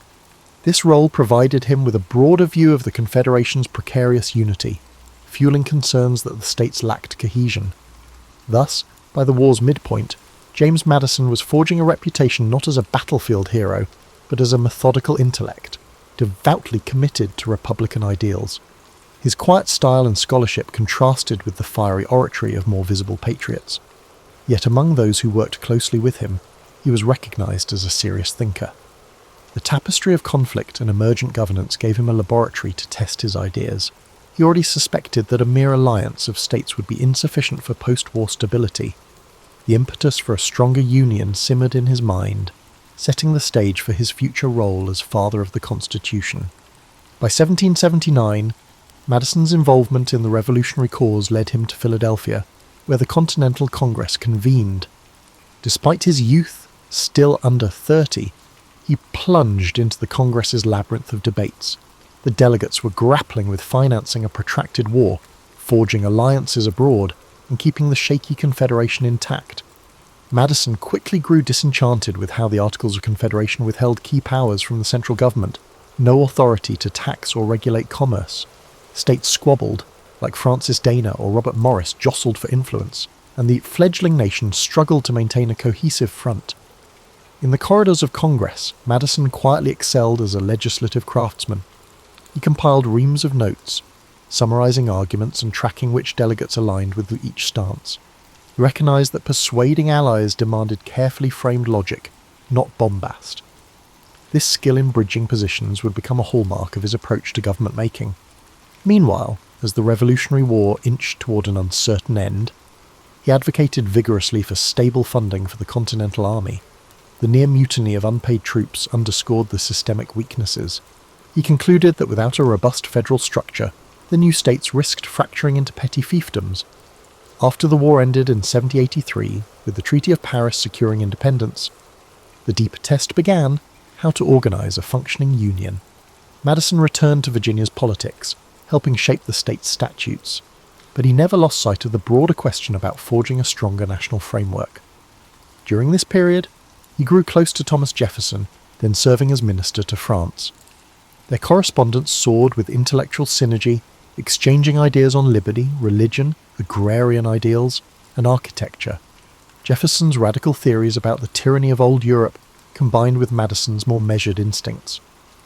The pair formed a dynamic partnership crucial to the next stage of constitutional debate. In 1786, a meeting in Annapolis aimed to address commerce disputes among states. Madison championed the notion that commercial harmony demanded unified regulations. Attendance was sparse, but the delegates present, including Alexander Hamilton, recommended a grander convention for a thorough revision of the Articles. The seeds for the 1787 Constitutional Convention were sown. Madison, with unwavering conviction, busied himself in a flurry of pre-convention research. He studied ancient confederacies, Greece, the Holy Roman Empire, Swiss cantons, composing a Notes on Ancient and Modern Confederations. This comparative study guided him to see how partial alliances often collapsed under disunity. When the Philadelphia Convention commenced in May 1787, Madison arrived armed with a plan. He had penned the Virginia Plan, advocating a strong central government with a bicameral legislature, an executive, and a judiciary. The plan, introduced by Edmund Randolph, formed the blueprint for the delegates' debates. Madison's systematic approach, he anticipated objections and had reasoned counters, made him an intellectual pivot. Yet compromises were inevitable. The smaller states objected, pushing for equal representation in at least one legislative chamber. The final solution, the Great Compromise, gave each state equal Senate representation and population-based House representation. Madison found that compromise unsatisfying but recognised it as essential for unity. Another point of contention was slavery. Madison personally disdained the moral contradiction, but recognised the deep rifts it created. He opposed a federal ban on the slave trade at that juncture, acknowledging that southern states might bolt if threatened. The convention's final text, in effect, postponed the question. This stance would later stir conflicting feelings in Madison. He wanted a rationally consistent republic, but saw the necessity of short-term concessions to secure overall support. Meanwhile, the 3/5 compromise about counting enslaved people for representation was hammered out, a deeply fraught measure that would sow seeds of future national crises. In September 1787, after months of debate, Madison signed the Constitution. Despite its imperfections, Madison saw the Constitution as a significant improvement over the weak Articles. Yet forging the document was one step, persuading states to ratify it was another. Madison teamed with Hamilton and John Jay to write the Federalist Papers, published under the pseudonym Publius. In these essays, Madison's most well-known contributions, Federalist No. 10 and No. 51, focused on managing factions and instituting mechanisms of check and balance. He argued that an extensive republic would guard against tyranny by ensuring no single faction dominated. This line of reasoning swayed skeptics, demonstrating that a new national government could combine stability with personal liberties. Ratification success came in 1788. Madison's clarity of thought had played a major role in securing enough states' approval. Yet critics demanded enumerated safeguards for individual rights. Aware of anti-federalist fears, Madison publicly pledged to add a Bill of Rights once the new government convened. His reputation soared as a champion of reasoned persuasion. By 1789, the Constitution took effect, and Madison found himself elected to the new House of Representatives, primed to finalise the protective measures he had promised. Having largely established the Republic's structural blueprint, Madison's next task was to safeguard the liberties that the revolutionary generation had sacrificed so much for. In the first Congress under President George Washington, James Madison took centre stage, drafting amendments to the Constitution, fulfilling his Bill of Rights promise. Many anti-federalists had demanded explicit safeguards for speech, religion, assembly, and due process. Madison sifted through over 200 suggestions from state-ratifying conventions. His approach balanced enumerating fundamental liberties while ensuring the new government's integrity remained intact. By late 1791, the first 10 amendments were ratified, codifying freedoms crucial to the national ethos. This moment cemented Madison's reputation as a principal architect of American liberty, though debates continued about the precise scope of these rights. Even as he championed the Bill of Rights, Madison found himself in friction with Treasury Secretary Alexander Hamilton. Hamilton's financial program, the federal assumption of state debts, a national bank and protective tariffs, clashed with Madison's preference for decentralized fiscal power. At the onset, Madison and Hamilton had been allies in ratifying the Constitution, but once the new system functioned, ideological rifts arose over how strong the central government should be in shaping economic life. Madison believed Hamilton's approach skewed too far toward commerce elites, risking a quasi-aristocracy. Their congressional debates presented two emerging visions for America, laying the groundwork for the initial party split. This political cleavage deepened with foreign affairs. The French Revolution erupted in 1789, initially hailed by many Americans, including Madison, as a sister movement echoing the spirit of '76. But as France slipped into revolutionary bloodshed, Hamiltonians urged caution. They believed forging close ties with Britain, a stable trading partner, was paramount. Jefferson and Madison favoured supporting the French Republic diplomatically. This tension culminated in the formation of two factions, the Federalists, led by Hamilton, and the Democratic Republicans, spearheaded by Jefferson and Madison. The press took sides, with scathing editorials labelling Federalists as pro-monarchy stooges or Republicans as French stooges. By the mid-1790s, Madison's oratory sharpened. He and Jefferson co-authored the Virginia and Kentucky Resolutions, 1798 to 1799, condemning the Federalist-controlled Congress's Alien and Sedition Acts. Those acts clamped down on immigrants and criminalized criticisms of government. The resolutions advanced a novel concept. States could nullify unconstitutional federal laws, although this stance rattled the notion of federal supremacy. It resonated with many who saw the Sedition Act as a gross overreach. The matter never reached a direct constitutional crisis, but it planted the seeds of the states' rights argument that would reappear in later controversy.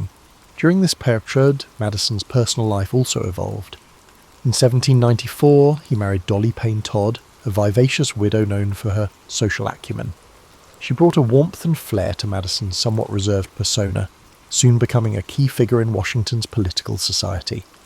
Hosting gatherings, she bridged partisan divides with charm, turning the Madison Circle into an informal centre for building alliances. The couple never had children of their own, but Dolly's son from her first marriage lived with them, weaving a family dynamic that anchored Madison amid the swirling political storms. As the turn of the century arrived, Federalist dominance waned. John Adams's presidency faced backlash over the Alien and Sedition Acts and unpopular conflict with France. In the election of 1800, the Democratic Republicans triumphed, propelling Thomas Jefferson to the presidency. Madison became Jefferson's Secretary of State, a role in which he oversaw foreign policy during a delicate juncture. Tensions with Britain and France remained high as those powers waged war. The US strove to trade with both, though each tried to block the other's commerce, seizing American ships. Madison counseled Jefferson through embargoes and trade restrictions, culminating in the widely hated Embargo Act of 1807 that backfired economically at home. During these years, Madison handled numerous negotiations. The Louisiana Purchase in 1803, though spearheaded by Jefferson, also reflected Madison's behind-the-scenes diplomacy. He recognized the chance to secure the Mississippi River for American commerce, though some critics hammered them for pushing constitutional bounds. Meanwhile, the embargo fiasco underlined the difficulties of peaceful coercion. As Secretary of State, Madison tried to find subtler ways to defend neutral shipping rights, but British impressment of American sailors persisted. The seeds of war were sown. By the end of Jefferson's second term, the presidency awaited a new occupant. The Democratic-Republican caucus selected Madison as their candidate, a natural next step given his long-standing role as Jefferson's confidant. Despite some factional grumblings, Madison prevailed over Federalist rival Charles C. Pinckney in 1808. He assumed the presidency in 1809 at age 57. The once shy scholar of Montpellier now stood at the apex of national authority, though overshadowed by an approaching storm of British hostility and domestic divisions. In the next phase of his life, Madison would wrestle with the War of 1812, forging a path that tested his convictions on constitutional principles and national identity like never before. James Madison became president in March 1809, inheriting a precarious foreign policy environment. Britain's naval supremacy threatened American trade, impressing US sailors into the Royal Navy. Meanwhile, Napoleon's France, locked in a continental struggle, also disregarded American neutrality. Attempting to safeguard shipping and avoid all-out conflict, Madison supported laws like the Non-Intercourse Act, lifting the total embargo but still barring trade with warring powers unless they ceased harassment. Neither Britain nor France complied meaningfully, leaving the US battered economically and diplomatically. In domestic politics, Federalists predicted chaos under Madison. Yet his calm temperament appealed to many. He recognised the need for a more muscular approach to British provocations if diplomatic efforts failed. By 1811, a new generation of so-called war hawks in Congress, led by figures like Henry Clay and John C. Calhoun, clamoured for war against Britain, pointing to impressment and alleged British incitement of Native American attacks on the frontier. Madison, though not a natural warmonger, found himself swayed by the broad public outcry. The final catalyst was the rising confrontation in the Old Northwest. Native leader Tecumseh sought a confederation to resist American expansion, while British arms found their way into indigenous hands. When violence flared, pro-war sentiment soared. Madison requested a declaration of war in June 1812, marking the first time the young republic formally declared war on another nation. The War of 1812 began with illusions that a quick conquest of Canada might coerce Britain into concessions. However, the US military was ill-prepared. The army was small, leadership was inconsistent, and the navy, though spirited, was dwarfed by the Royal Navy's might. Early campaigns were embarrassing. Attempts to invade Canada floundered, territory was lost, culminating in the capture of Detroit. Federalists, especially in New England, lambasted the war, calling it Mr. Madison's War. Some states withheld militia from federal service. Meanwhile, on the high seas, a handful of US frigates scored moral victories against British ships, fueling national pride. But overall, the conflict ground on, draining treasury funds. The British blockade strangled American ports, decimating trade. By 1814, with Napoleon's defeat in Europe, Britain refocused on the American front, launching major offensives. That year saw the British burn Washington, D.C., in retaliation for American assaults in Canada. Madison famously fled the White House with Dolly, saving key documents and the iconic portrait of George Washington. The Capitol's sacking was humiliating, but the refusal of local militias to stand firm was equally sobering. Many deemed it a low point in the deal, yet subsequent events provided redemption. The British turned to capture Baltimore, but American defenders repulsed them, inspiring Francis Scott Key's Star-Spangled Banner lines. Meanwhile, in the West, US forces began pushing back. By late 1814, both sides were weary. Negotiations in Ghent, Belgium, led to a peace treaty signed on Christmas Eve 1814, restoring pre-war boundaries without addressing impressment. Still, news travelled slowly, so the Battle of New Orleans occurred in January 1815, where General Andrew Jackson's forces inflicted a stunning defeat on the British. The subsequent euphoria overshadowed the fact the battle took place after the treaty, making the final memory one of triumphant victory. This outcome salvaged national pride, effectively rebranding the war as a second war of independence. In practical terms, the War of 1812 ended with no major territorial gains, but it catalysed a wave of nationalism.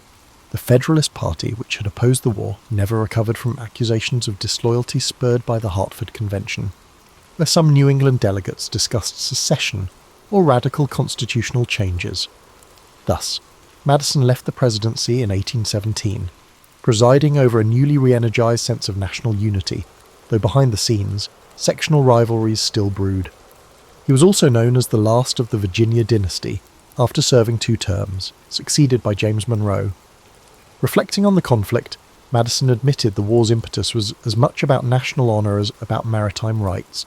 He believed the fiascos early on revealed the necessity for better national defence, a well-organised financial system, and a sense that the states must unify behind federal decisions in crises.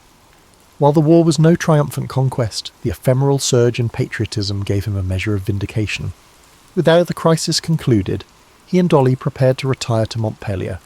The swirling fervour, from burning capitals to celebratory parades, receded as normal life resumed. By 1817, Madison was physically exhausted but proud that the Republic endured. He recognised new challenges loomed. territorial expansion, the spread of cotton-based slavery, and the rancour of sectional politics. Yet for the moment, the illusions of a robust union overshadowed deep divisions. The era of good feelings dawned under Monroe, and Madison could claim that, for better or worse, he had guided the Republic through the fiery test of war. His next years, spent in relative quiet, offered a vantage from which he would continue shaping American political thought through his letters and involvement in key national debates.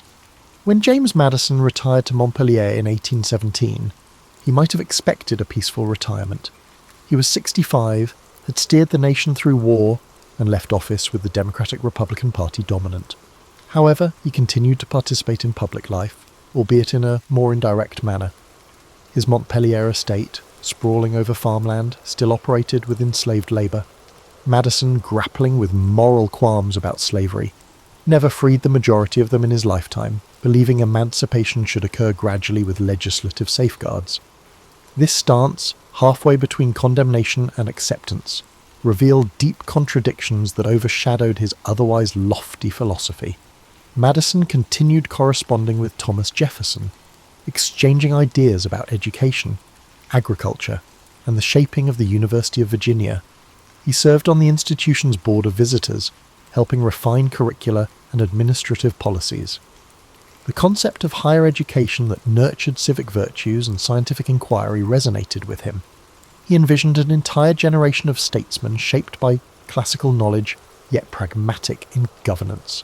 The campus took shape near Monticello, linking the two men's legacies in the region. Political tensions continued to simmer. The Missouri Crisis of 1819 to 1820 erupted over slavery's expansion west. Many looked to Madison, the father of the Constitution, for guidance. Privately, he lamented the intensifying sectional lines, but believed that compromise was essential to preserve the Union. He supported the Missouri Compromise's approach, admitting Missouri as a slave state and Maine as a free state, drawing a latitudinal line for future territories. It was merely a temporary solution to an escalating problem. Madison recognized that ignoring the fundamental moral tension might be catastrophic, but he saw no immediate path to comprehensive resolution. As with many founders, he bet on incremental solutions. Another cause that animated his retirement was the notion of amending the Constitution to refine aspects of governance. He favoured clarifying congressional powers or adjusting the structure of representation, but these suggestions never gained broad traction, as the nation was forging a new identity under the surge of Jacksonian democracy. While Madison respected popular sovereignty, he also feared demagoguery if checks and balances weakened. He wrote lengthy letters, cautioning that unbridled majority rule could trample minority rights, one reason he had championed an extended republic initially. During these years, Dolly's popularity soared as a revered figure from Washington society. Even in retirement, the couple hosted statesmen, foreign visitors, and old comrades. Montpellier became a hub for travellers craving the perspective of an ageing statesman who had shaped the Constitution. Some found him subdued, more an academic presence than a flamboyant figure. Others noted his courtesy, especially toward young people with intellectual curiosity. He remained open to debate, seldom raising his voice yet always weaving references to classical sources or past legislative battles. Financial strains, however, plagued him. Like many plantation owners reliant on slave-based agriculture, he faced fluctuating crop prices, mounting debts, and the economic churn of a rapidly industrializing nation. He sold or mortgaged land to stay solvent. The contradiction between championing a stable republic and personally grappling with economic uncertainties mirrored the era's transformation. Moreover, the daily operations of the plantation bound him to the moral weight of enslaving over 100 individuals, forging a tension unspoken yet inescapable. Madison's health waned gradually. He endured rheumatism and digestive ailments. Still, he maintained a disciplined reading schedule, scanning newspapers for signs of national friction. He weighed in on the debates about nullification in the 1830s, when South Carolina threatened to ignore federal tariffs. Alarmed, he wrote clarifications, insisting that states lacked unilateral authority to void federal laws. This stance was ironic, given that decades earlier he had co-authored the Virginia Resolutions.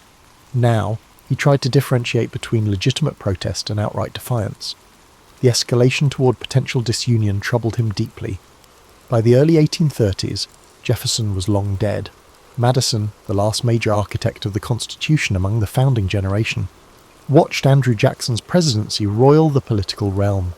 Democracy's complexion had altered, property qualifications fell, new Western states joined, and party machines mobilized popular support. He had occasionally worried that raw majoritarian impulses overshadowed the balanced, reasoned approach he had championed. However, it was impossible to reverse the trend.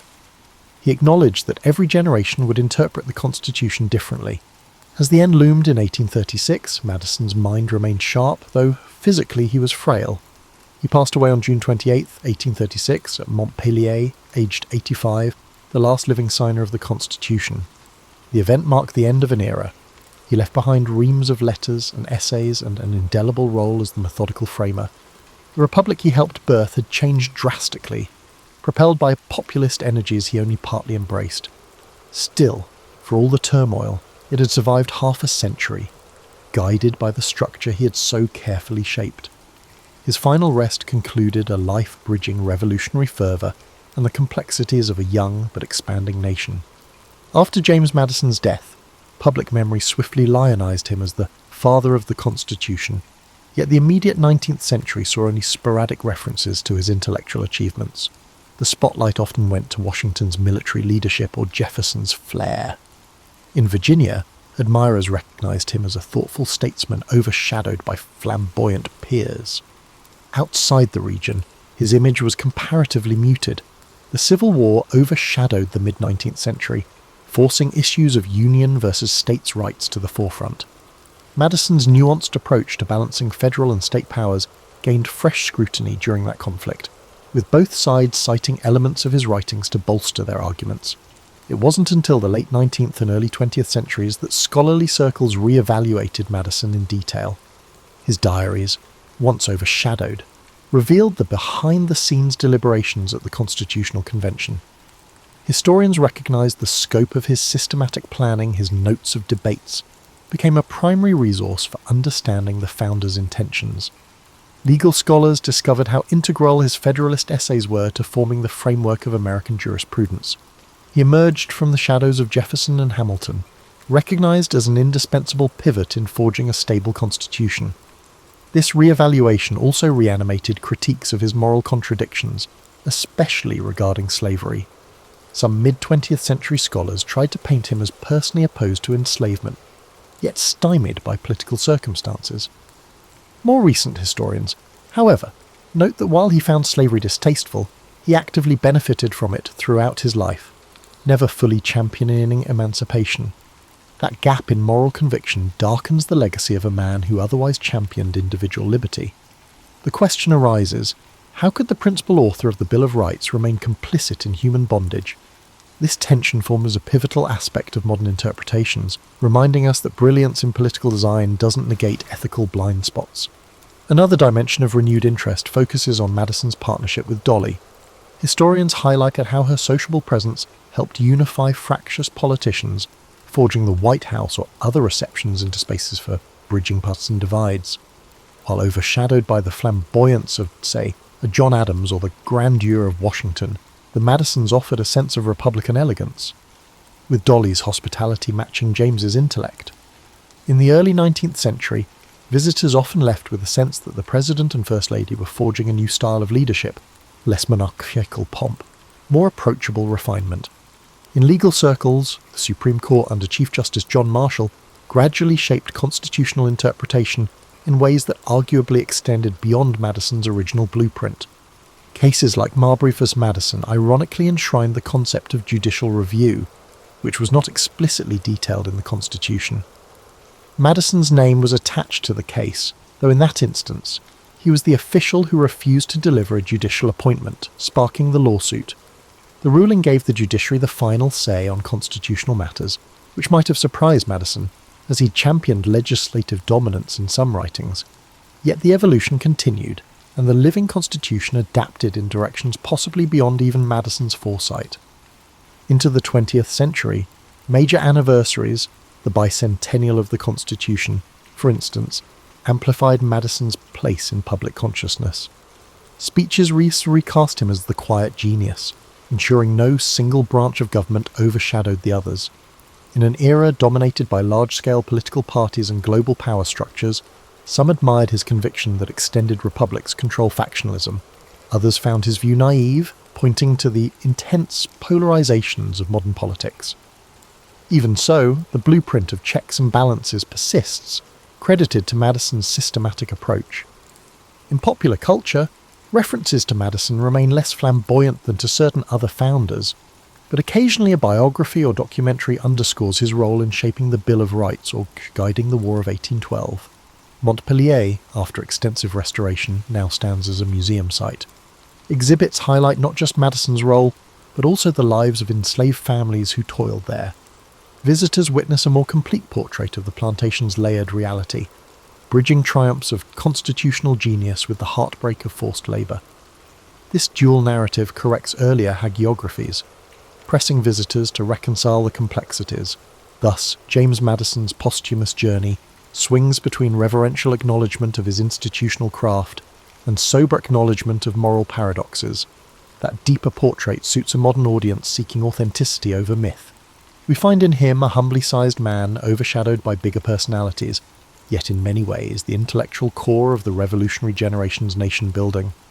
While not flamboyant, his persistent focus on structure and compromise proved essential to forging a republic resilient enough to survive civil war, expansions, global conflicts, and leaps in technology.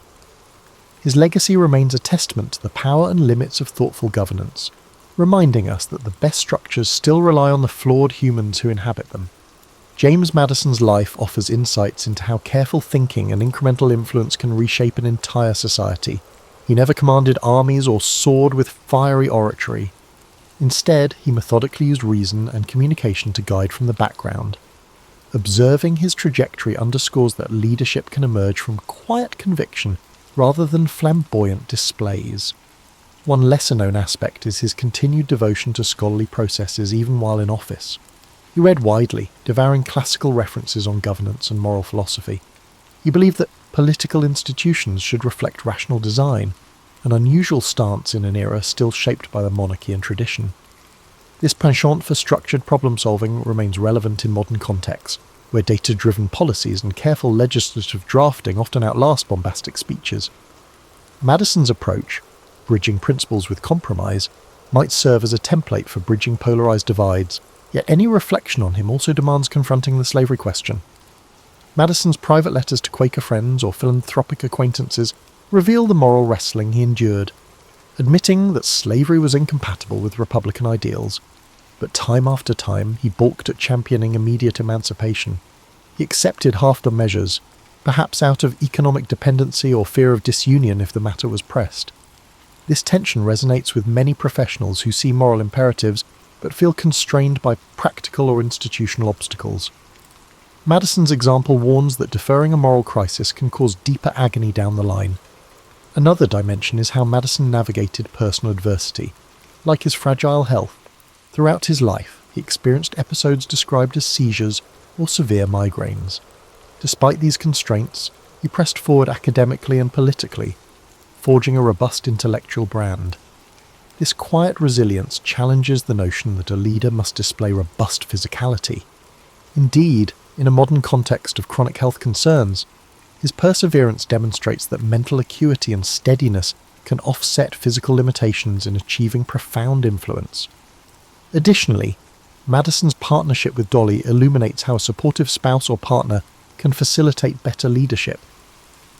Dolly's social grace and convivial approach bridged political adversaries, turning White House receptions under the Madisons into events that softened partisan rancor. This synergy highlights that effective governance can rely on intangible personal connections, not just legislative prowess. In workplaces or community organizations, a relational dimension often complements the policy dimension, making success more sustainable. Madison's legacy also reveals the complexity of championing novelty within a group setting. The Constitutional Convention was a grand collaborative environment with brilliant minds, each wielding distinct agendas. Madison's drafting of the Virginia Plan emerged from years of studying historical confederacies and forming personal alliances. Earning buy-in required tailoring the plan to quell the smaller states' fears, eventually morphing into the Great Compromise. Modern organisational leaders may glean that pushing reform is rarely about imposing a blueprint unaltered. It's about shaping a flexible framework that key stakeholders can accept, even grudgingly. His post-presidential phase, where he faced personal financial stress, also resonates. Despite monumental achievements, he found himself short on liquidity, dependent on borrowed funds. This incident underscores that professional success or historical greatness doesn't guarantee financial ease. Individuals in midlife contending with changing economic fortunes can see a parallel.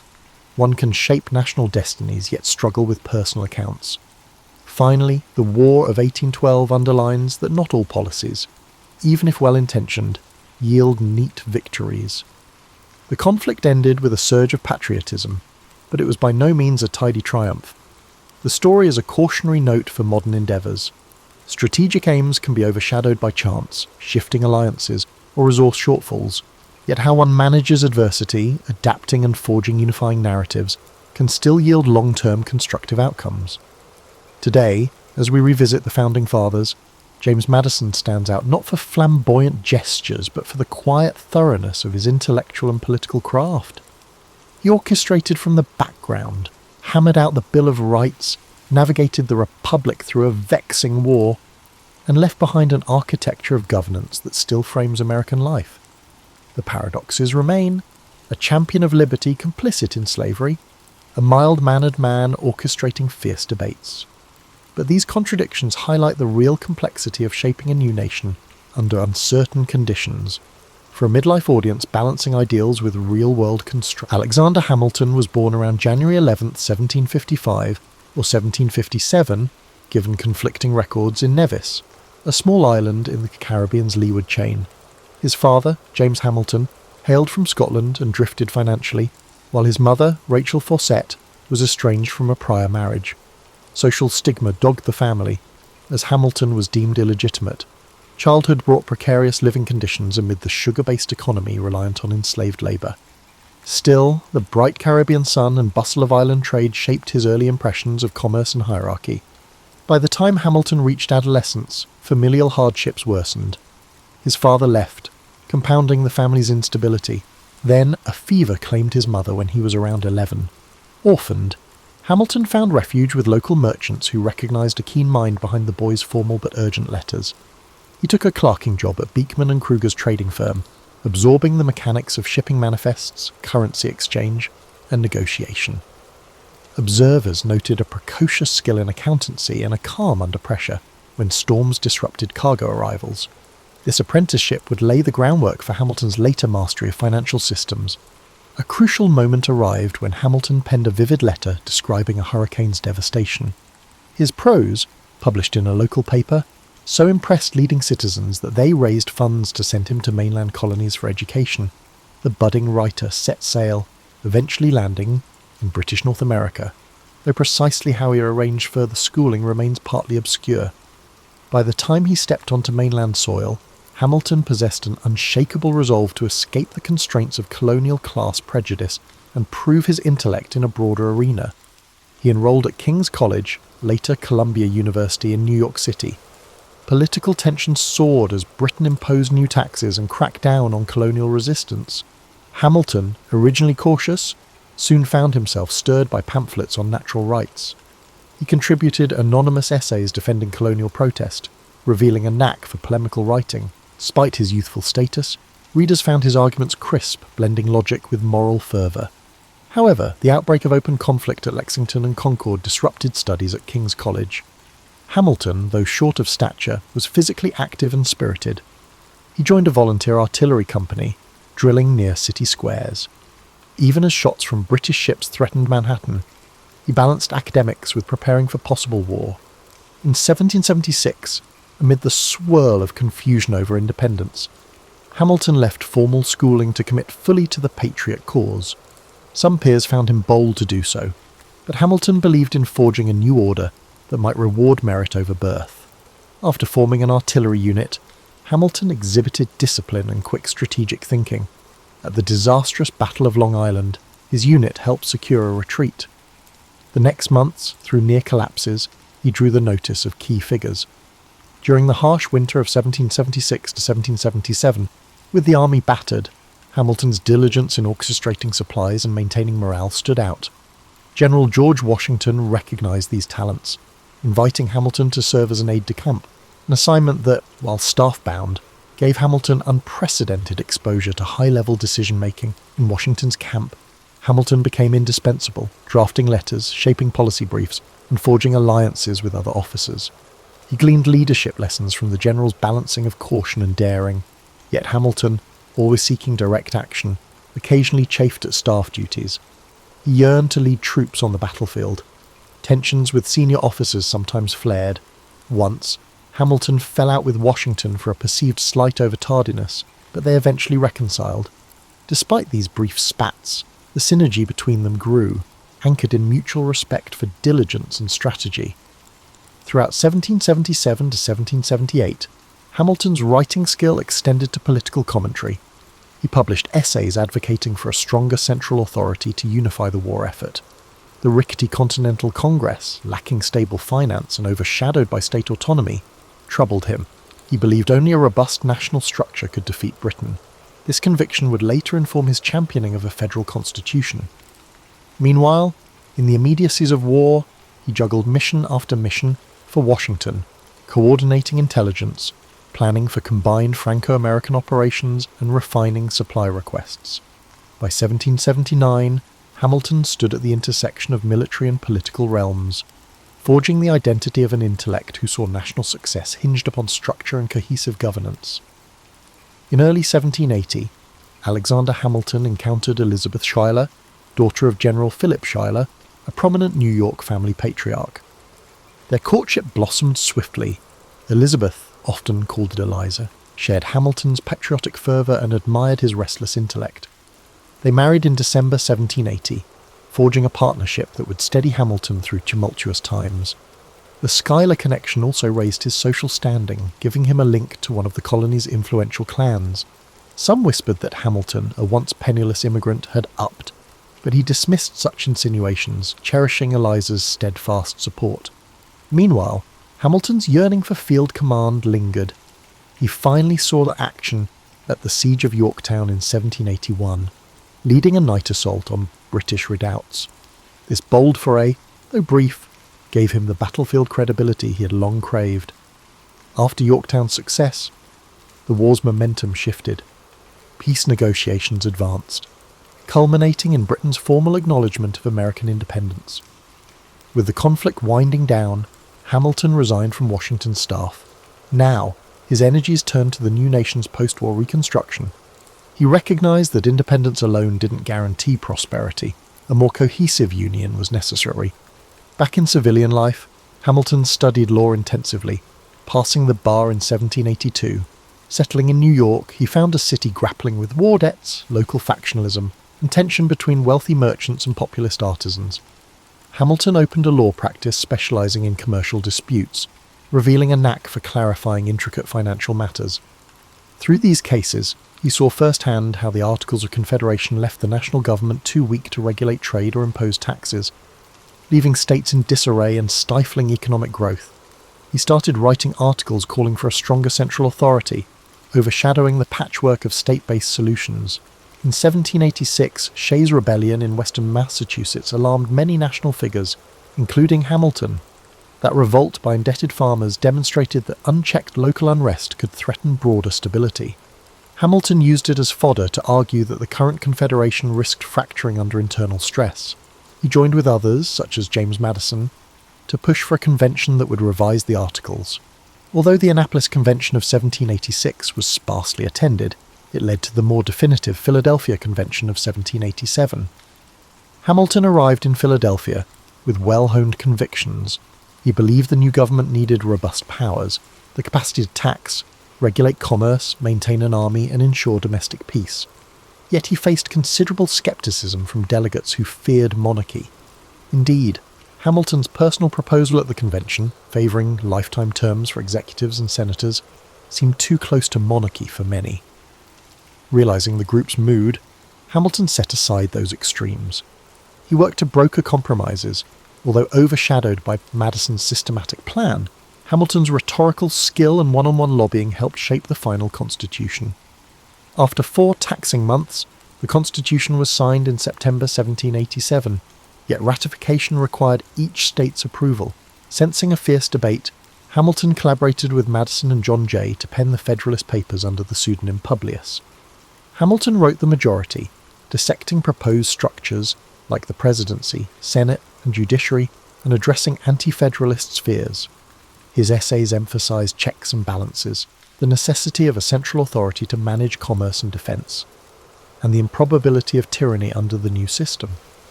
These Federalist essays profoundly influenced the ratification discourse, marking Hamilton as a top-tier constitutional interpreter. With the Constitution ratified in 1788, Hamilton eyed a new challenge, forging actual governance. When George Washington became the first president, he tapped Hamilton as Secretary of the Treasury. Hamilton, embracing the role, discovered an untapped opportunity to establish a national financial system. He inherited a war debt that threatened the new nation's credit. In a flurry of reports to Congress, he proposed the federal assumption of state debts, the issuance of new government bonds, and the creation of a national bank. These measures aimed to unify finances, spurring economic confidence. However, they ignited fierce opposition led by Thomas Jefferson and James Madison, who deemed them expansions of federal power to the detriment of state autonomy. Despite pushback, Hamilton's financial plan largely prevailed in Congress. He carefully negotiated with Southerners, trading the idea of placing the national capital on the Potomac for their backing on debt assumption. The Bank of the United States, authorized in 1791, consolidated federal financial might and fostered stable currency. This forging of a national economy was overshadowed by ideological splits, what some labelled Hamilton's acceptance of consolidated authority, even quasi-monarchical forms. But Hamilton believed it was essential for a dynamic republic. By the early 1790s, he had become a central figure in Washington's cabinet, driving a vision of an industrial, commercially robust America.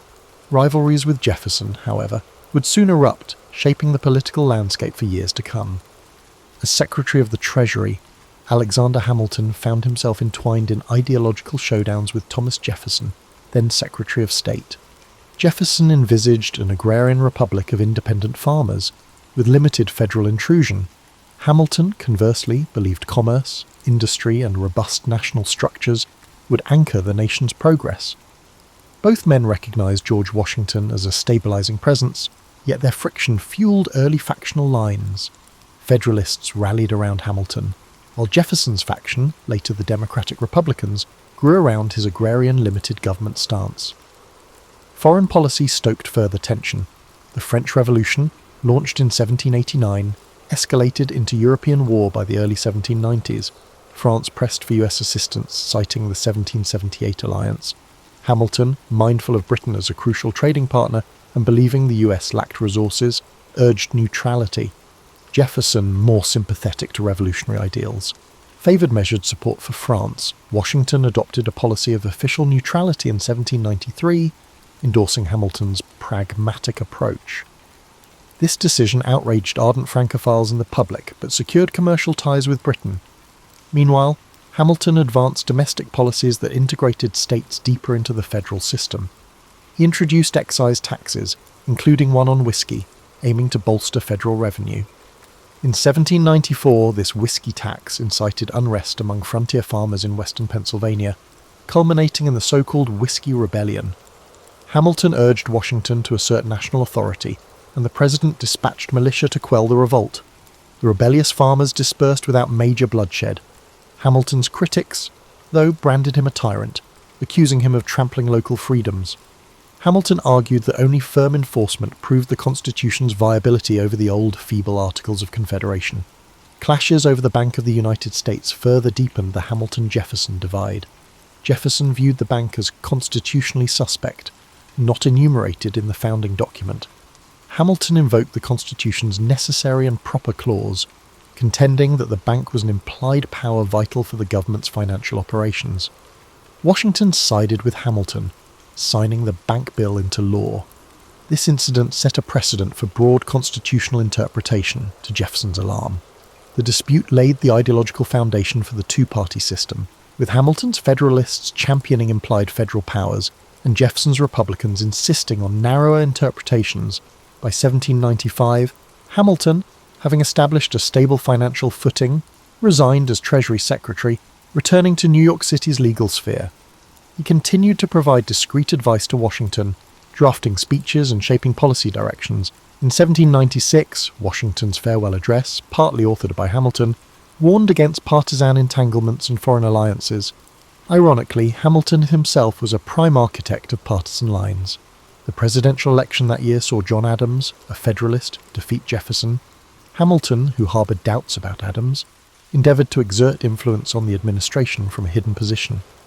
But friction with Adams soon spiralled, culminating in an irreparable rift.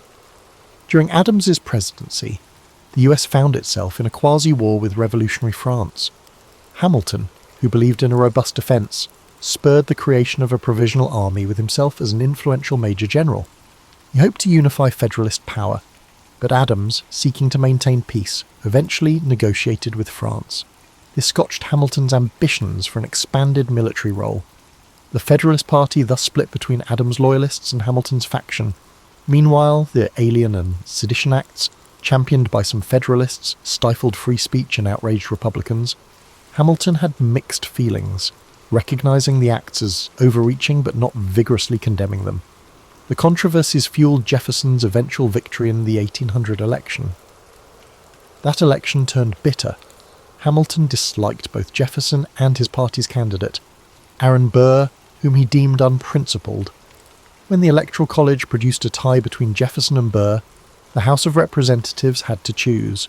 Hamilton lobbied for Jefferson, feeling he was at least consistent while Burr was dangerously opportunistic. Jefferson's win ended the Federalist grip on power. Despite undermining his nominal ally Burr, Hamilton saw it as the less harmful option. The feud with Burr was set to escalate. Post-1800, Hamilton retreated partially from national politics. He resumed law, founded the New York Evening Post to promote Federalist ideals, and wrote fervent editorials criticising Jefferson's presidency. He also scolded John Adams in a notorious pamphlet, fracturing Federalist unity further. Meanwhile, tensions with Burr simmered. In 1804, Burr, by then vice president, ran for governor of New York. Hamilton openly opposed Burr's bid, claiming he was unfit. Burr lost, blaming Hamilton for scurrilous remarks that cost him the election. Their acrimony peaked in personal insults, culminating in demands for an apology that Hamilton shrugged off. The stage was set for a final confrontation, a duel that would reverberate across the nation's consciousness. Thus, by 1803 to 1804, Hamilton's storied career encompassed the forging of national finance, the creation of a stable federal government, deep personal rivalries, and the impetus for fractious party politics.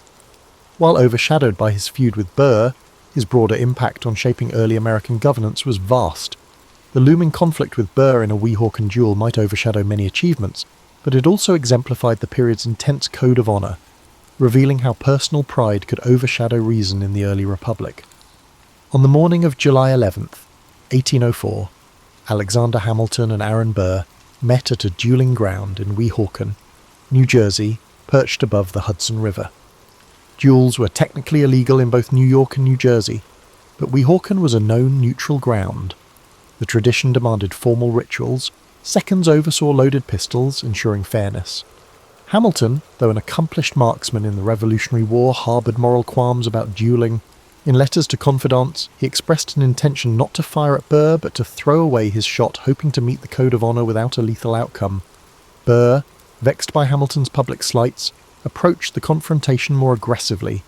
As accounts differ on the precise sequence, we rely on the second's conflicting recollections. One shot rang out, then another. Hamilton was struck in the lower abdomen, the bullet lodging near his spine. Burr, apparently unharmed, realised Hamilton was fatally wounded. Hamilton was carried back across the river, delirious and in agony. By the next afternoon, July 12th, he died at a friend's house. News spread swiftly, overshadowing Burr with accusations of murder. Even many of Burr's allies found his act reprehensible. Shock reverberated nationwide. Hamilton was just 47, a founding father, the chief architect of federal finance, and a voice for a strong union. That he fell in a personal duel seemed tragic, borderline barbaric. Burr faced immediate scorn, and though indicted for murder, He slipped away. His political career never recovered. The duel also propelled a re-evaluation of such honour-bound traditions. Public condemnation swelled, though duelling remained embedded in certain subcultures for decades to come. In the immediate aftermath, Hamilton's family faced financial insecurity. His estate was less robust than many assumed, reflecting that Hamilton had poured resources into speculative deals and lifestyle. Mourning Federalists championed him as a martyr to principle, ignoring the messy politics that led him to that fateful ground. Eulogies praised his brilliance, managerial acumen, and unwavering patriotism. Critics, while acknowledging his achievements, pointed out how his ambition and personal feuds shaped a harsh style that fanned party rancour. Nonetheless, the sense of a towering figure losing too soon overshadowed those critiques in the short term. His funeral in New York drew massive crowds.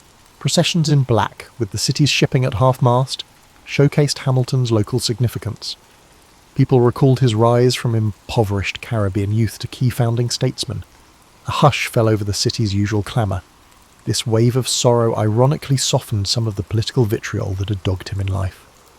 Over time, though, party lines continued to shift, and the nation turned to new challenges, from the War of 1812 to expansions west.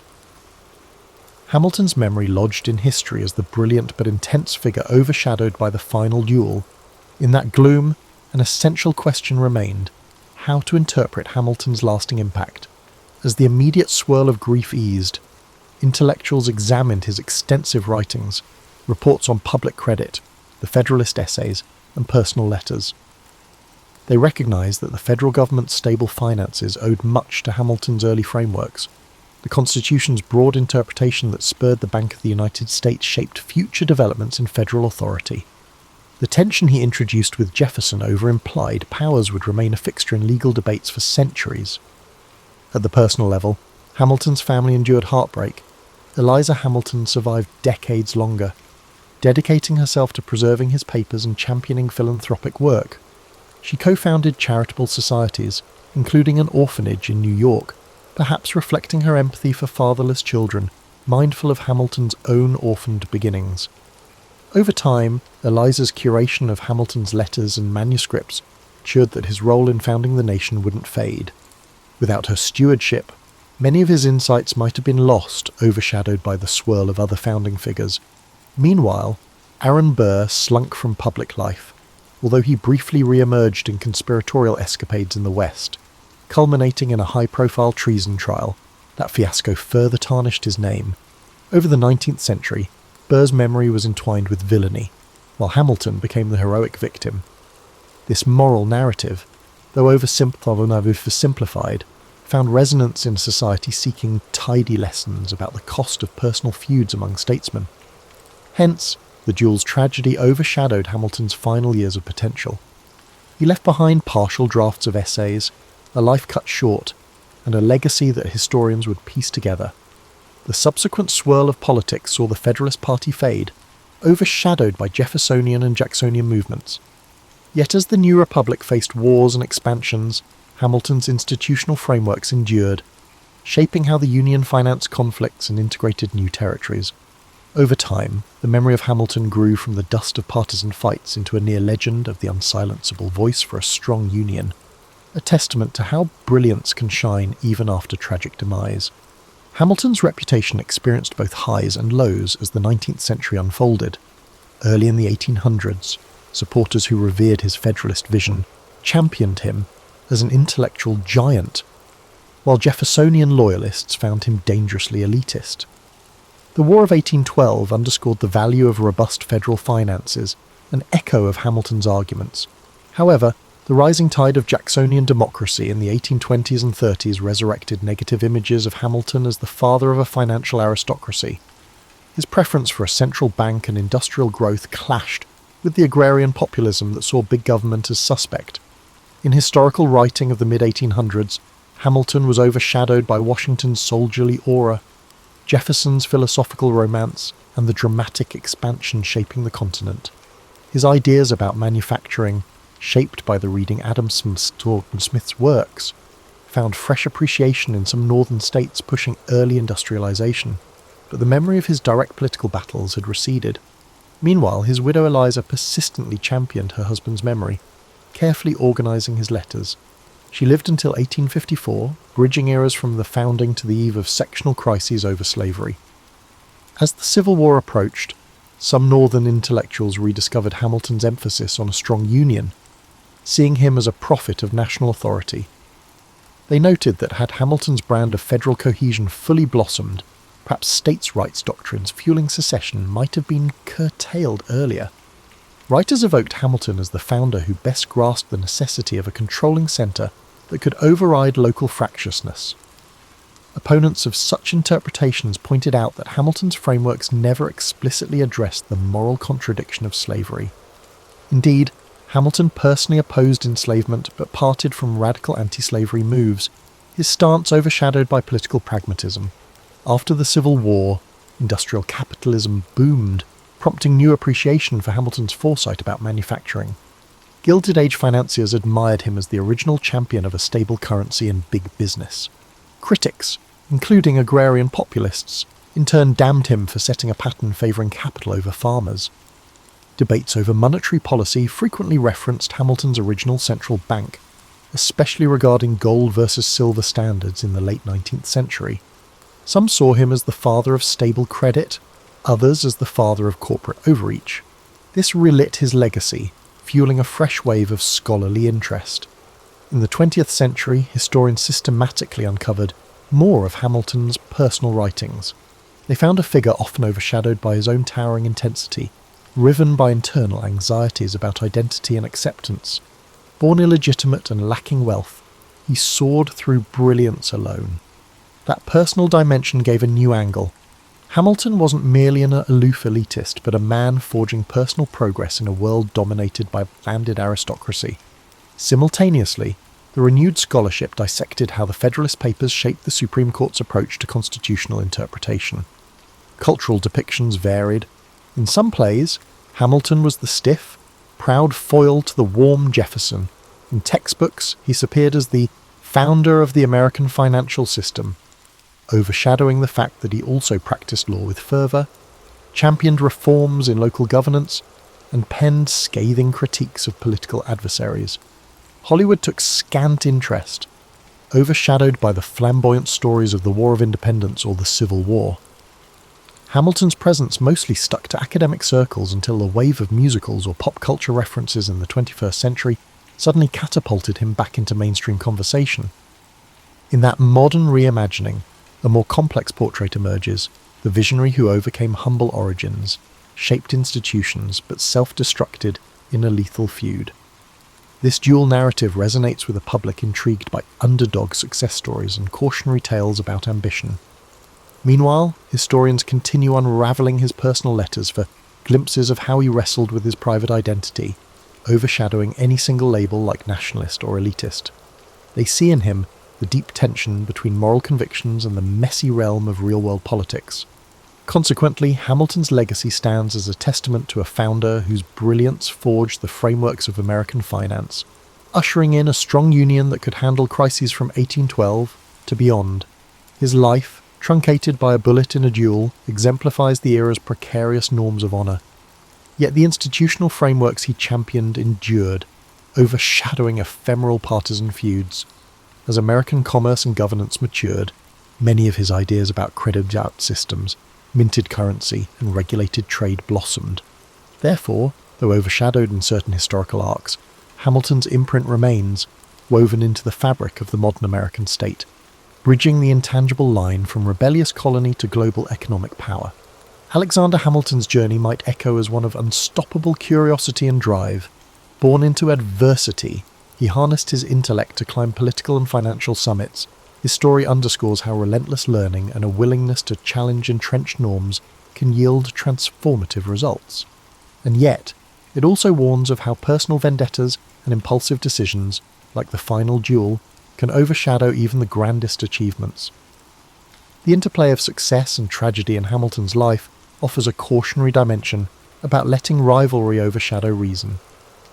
One dimension often overlooked is Hamilton's approach to social mobility. He believed in meritocracy, that talent, not lineage, should define one's station. His views clashed with the prevailing aristocratic mores that granted advantage to established families. In championing a strong central government, Hamilton believed it would break local oligarchies, allowing new men of skill to advance. That conviction shaped his financial blueprint, ensuring that the nation's credit system extended beyond a handful of wealthy planters. Yet it also invited accusations of favouritism toward banking elites, ironically suggesting that merit still found expression primarily among well-connected city financiers. Another lesser-known angle is how Hamilton viewed foreign policy. He favoured commerce-based alliances, but distrusted entangling the US in ideological battles. While acknowledging Britain as a trade partner, despite the rancour left from the Revolution, he saw stable trade routes as essential for revenue and global standing. Jefferson and Madison criticised the strategy as an over-cosy approach with a recent foe, but Hamilton saw post-war British power as a practical anchor for commercial expansion. In this sense, his realism overshadowed older resentments. That stance was a harbinger for how modern states weigh economic ties against historic grievances. Additionally, Hamilton's personal style at social gatherings and in daily interactions reveals a man who could be both charmingly eloquent and abrasively direct. Contemporaries described him as intense, with a quick mind that occasionally battered conversation partners. He thrived on intellectual debate. Some say he embraced confrontation to refine ideas, yet this habit might have contributed to the accumulation of enemies, culminating in the fateful spat with Burr. In an era where honour was a cornerstone of social standing, Hamilton's cutting wit proved a dangerous asset. At home, Hamilton and Eliza raised a growing family. Though tragedies struck, the death of their son Philip in a duel reminiscent of his father's fierce approach to personal disputes.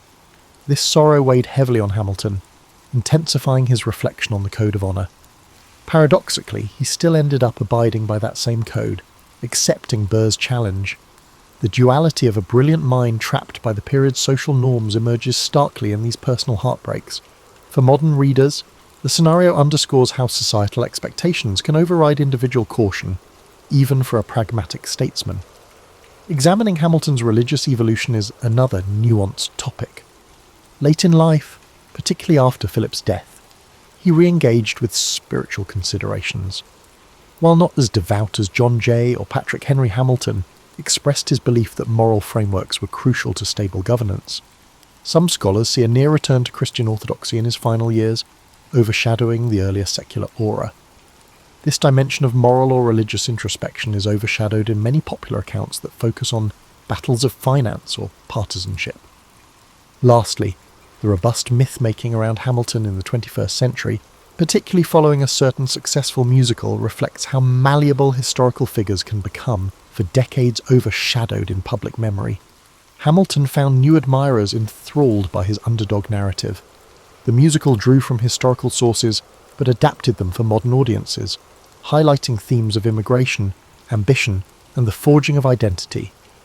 Meanwhile, professional historians maintain a more measured stance, acknowledging the genius behind the Bank and the Federalist Papers, but also the moral complexities, involvement in a scandalous Reynolds affair, the backing of harsh policies like the Alien and Sedition Acts, and the overshadowed complicity in a system that tolerated slavery.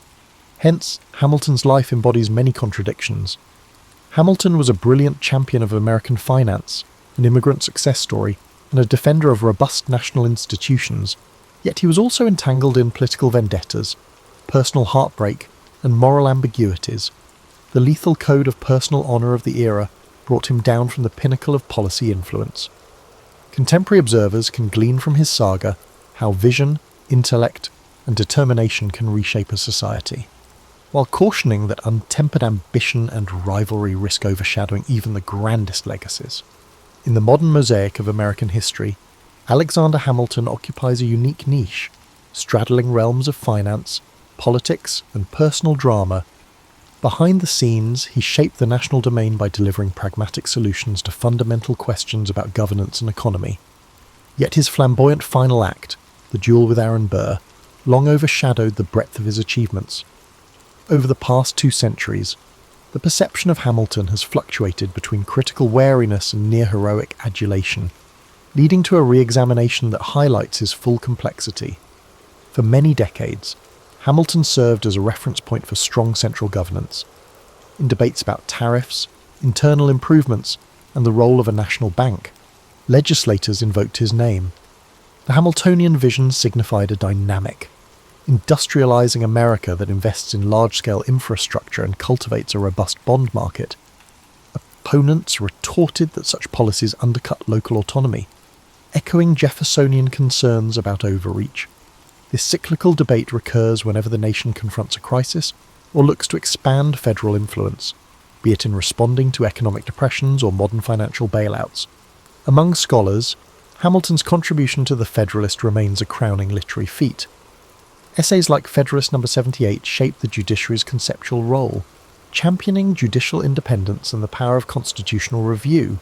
Federalist No. 84 argued that enumerating rights might risk constraining them, though ironically, the Bill of Rights was soon appended to the Constitution anyway. Such works left a lasting intellectual deposit, frequently cited in Supreme Court decisions. The interplay between Hamilton's preference for strong federal courts and modern jurisprudence reveals the longevity of his influence. Public interest soared anew in the 21st century, with a popular musical recasting Hamilton as a hip, scrappy immigrant shaping the nation's destiny.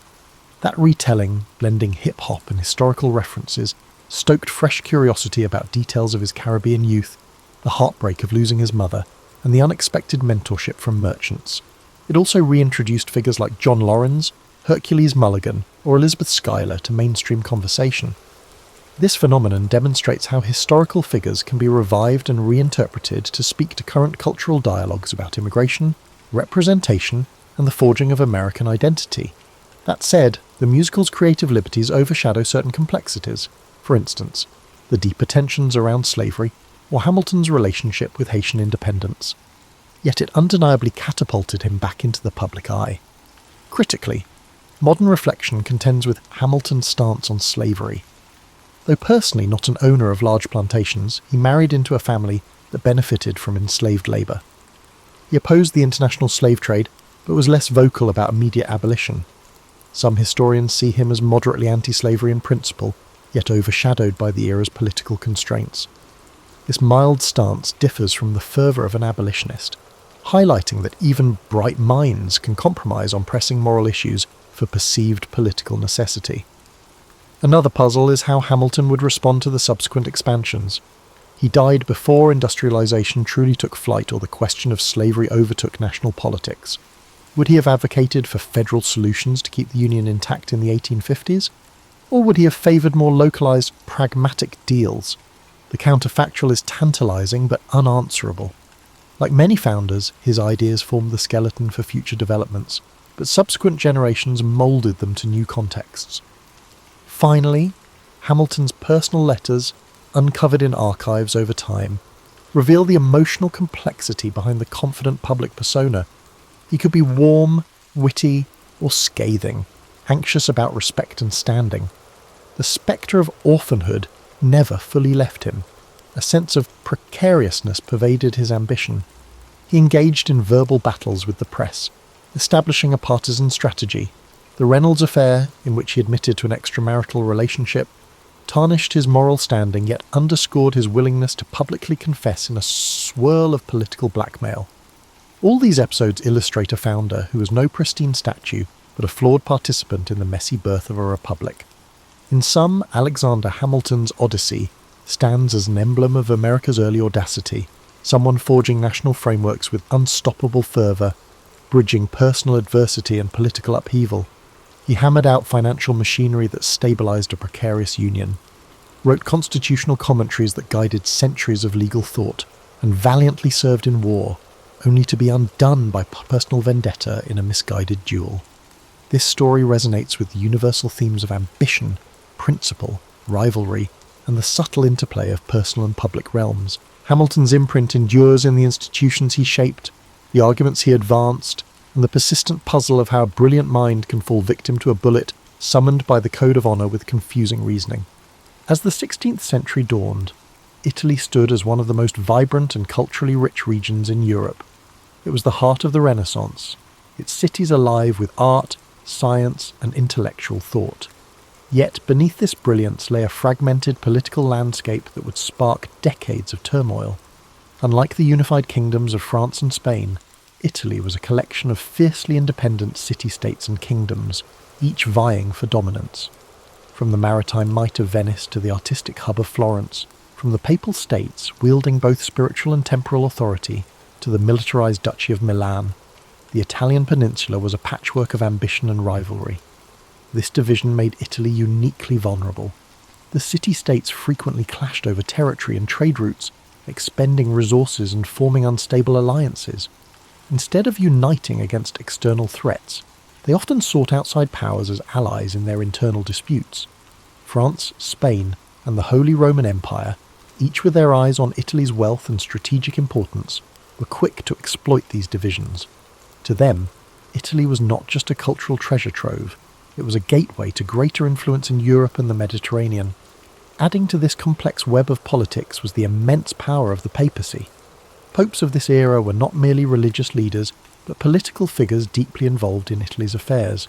They negotiated alliances, raised armies, and often pursued personal and familial ambitions under the guise of defending Christendom. The Church's wealth and land holdings made it a significant player in the power struggles that shaped the region. Popes like Alexander VI and Julius II used their positions to influence the balance of power, turning Rome into both a battleground and a prize. The Renaissance further heightened the stakes. Italian cities were not only politically and economically important, they were also cultural beacons.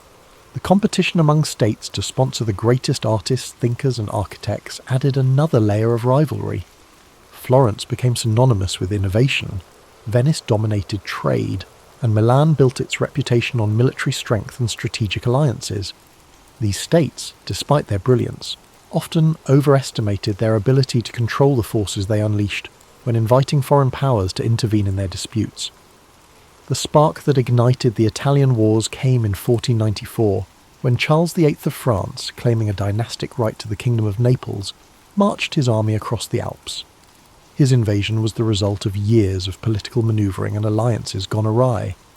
Florence, Naples and Milan had all played roles in drawing France into Italian affairs, hoping to use Charles's ambitions to their advantage. Instead, they unleashed a force far greater than they anticipated.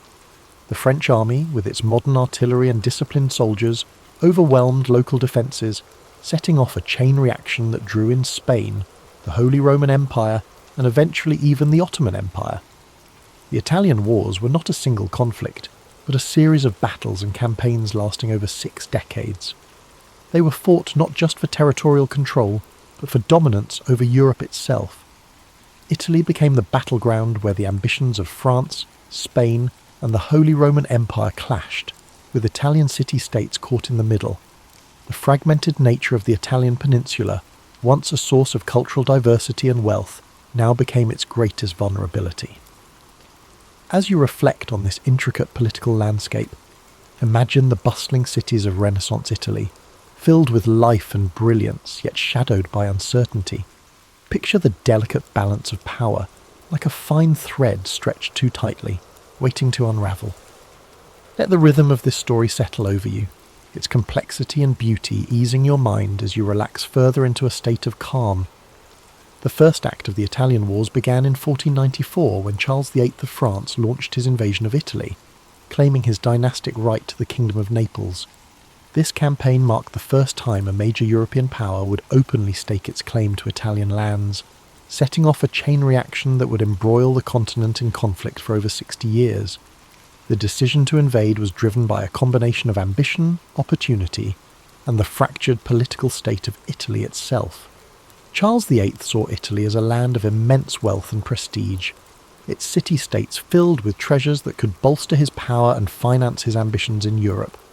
Yet his claim to Naples was not entirely self-driven. He had been encouraged by Ludovico Sforza, the Duke of Milan, who sought to use French support to consolidate his own power and counter his rivals in Florence and Venice. This invitation would prove a double-edged sword, for while Charles's army marched with incredible strength, it also disrupted the delicate balance of power that had kept Italy relatively stable. The French army was unlike anything Italy had faced before.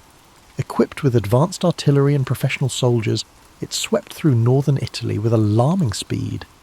The city-states, unprepared for such a modern force, quickly capitulated or offered little resistance.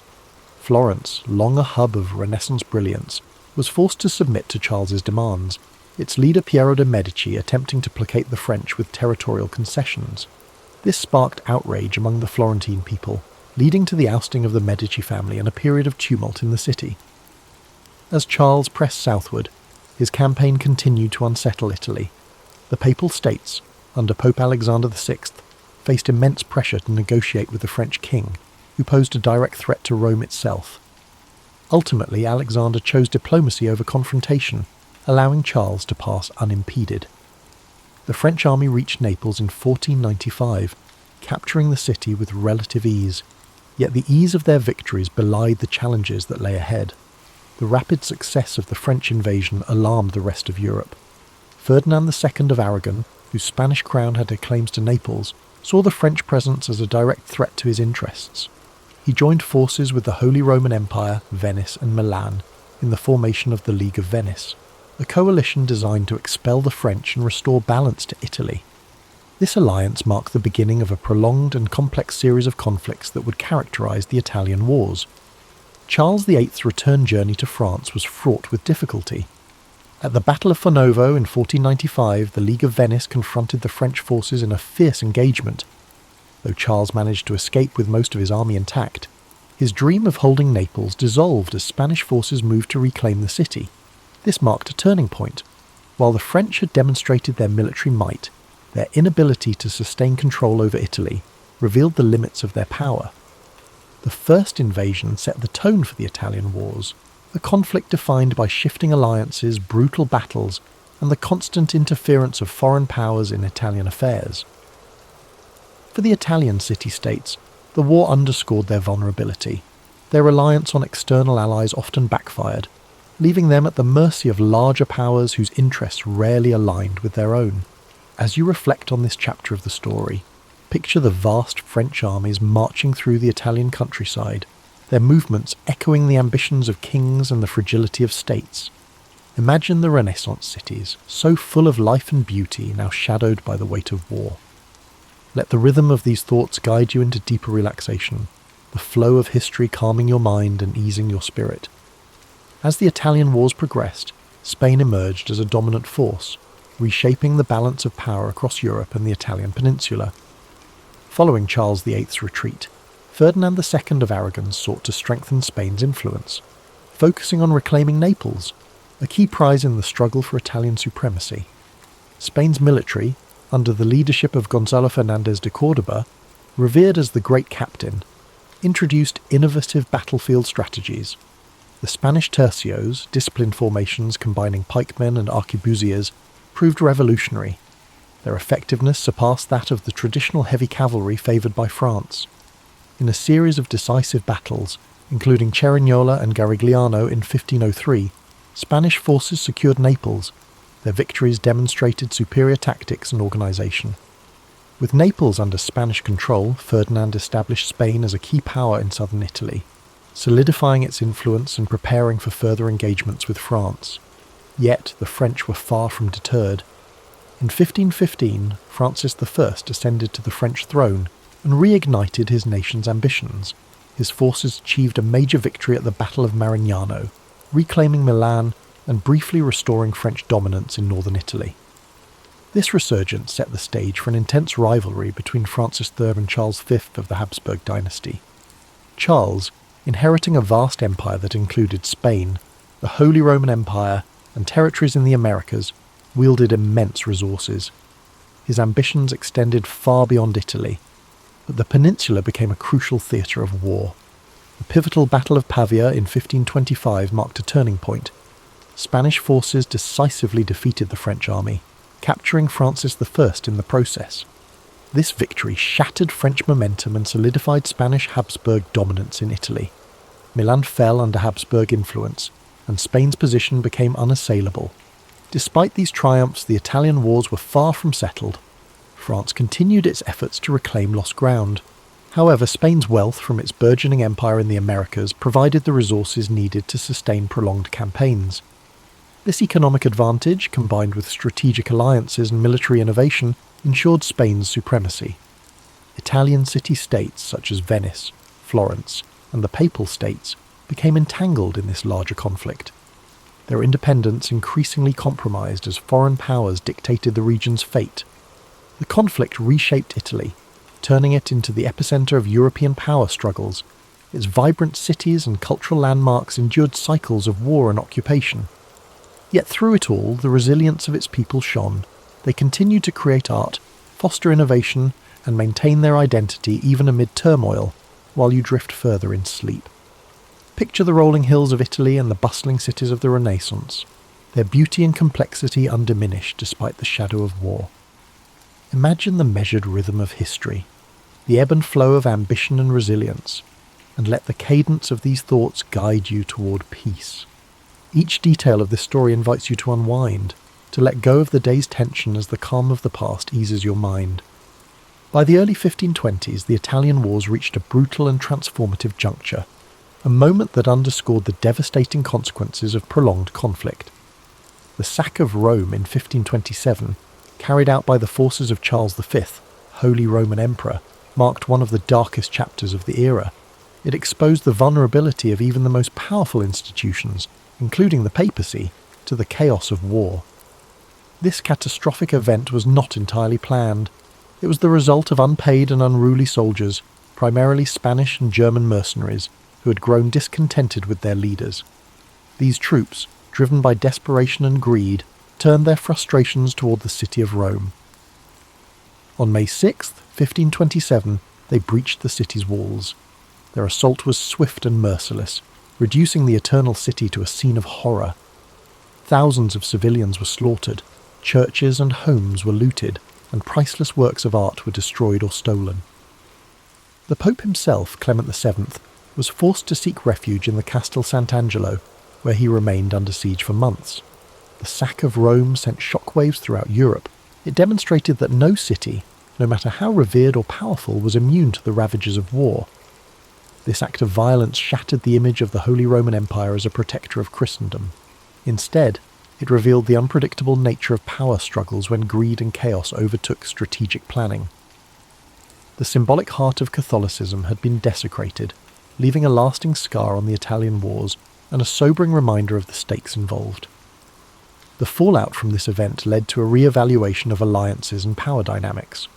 The Pope, who had previously aligned with France and other anti-Habsburg factions, was forced to reconcile with Charles V. This uneasy alliance reshaped the political landscape of Italy, placing the papacy firmly under Habsburg influence. For the French, the sack represented another setback in their ambitions to dominate Italy. The devastation of Rome weakened their potential ally, leaving them increasingly isolated in the conflict.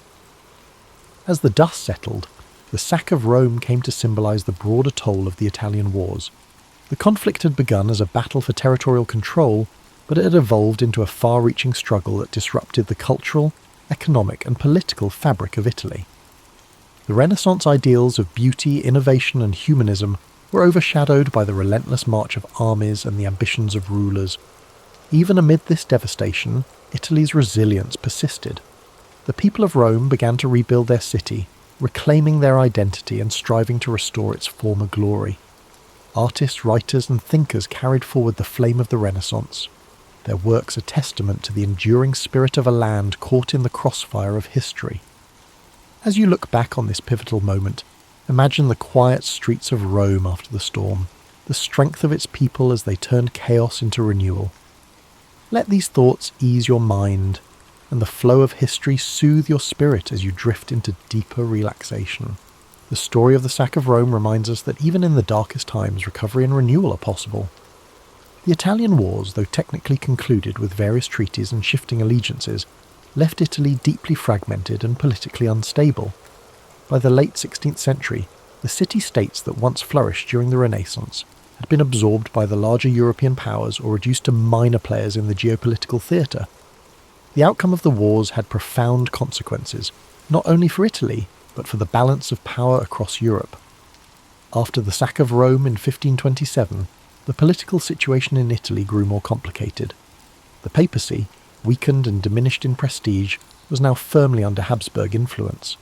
Pope Clement VII, despite his earlier resistance, was forced to sign a peace treaty with Emperor Charles V, marking the start of a period of Habsburg dominance in Italy. The French, now dealing with internal turmoil and an empire stretched thin, were no longer able to exert as much influence over Italian affairs. Milan, once a powerful independent duchy, had fallen under Habsburg control following the French defeat at Pavia and the subsequent Treaty of Madrid. Similarly, Naples and other southern Italian regions were now under Spanish rule. Venice, though still a powerful republic, found itself increasingly isolated, unable to maintain its former influence in the face of Habsburg and French competition. Florence, once the heart of the Renaissance, experienced a dramatic shift in power. The Medici family, exiled during the wars, were restored to power with the help of the papacy and the Habsburgs. Under their rule, Florence became a duchy, ending its Republican era and cementing Medici control. This marked the end of an era for the city, which had once been a beacon of artistic and political independence. The fragmentation of Italy was not only political but cultural. The wars had disrupted the flow of ideas and artistic movements that had flourished during the Renaissance. Many of Italy's greatest artists, including Leonardo da Vinci and Raphael, had already passed, and those who remained found themselves working under foreign rulers who had little interest in maintaining the cultural vibrancy that had once defined the peninsula. The wars also set the stage for future conflicts. The power vacuum left in Italy, coupled with the continuing rivalry between France and Spain, ensured that Italy would remain a battleground for European ambitions well into the 17th century. The Italian states, once autonomous and rich in their diversity, had been transformed into pawns in a larger game of European politics. Yet, even in the aftermath of destruction and division, Italy's identity remained intact. The Renaissance had planted seeds of intellectual, artistic and scientific achievement that would continue to influence the world long after the wars had ended. Italy's cities, though scarred by years of warfare, would eventually rise again, fueled by the legacy of those who had once shaped the course of history. As you reflect on this final phase of the Italian wars, picture Italy, its cities, landscapes and people, rebuilding in the wake of centuries of conflict. Let these thoughts soothe your mind, the quiet endurance of a nation marked by the passage of time. Feel the ebb and flow of history calm your spirit, as the struggles of the past slowly fade into the background, leaving only peace. As we bring this story to a close, it's important to summarise the deep legacy left behind by the Italian wars.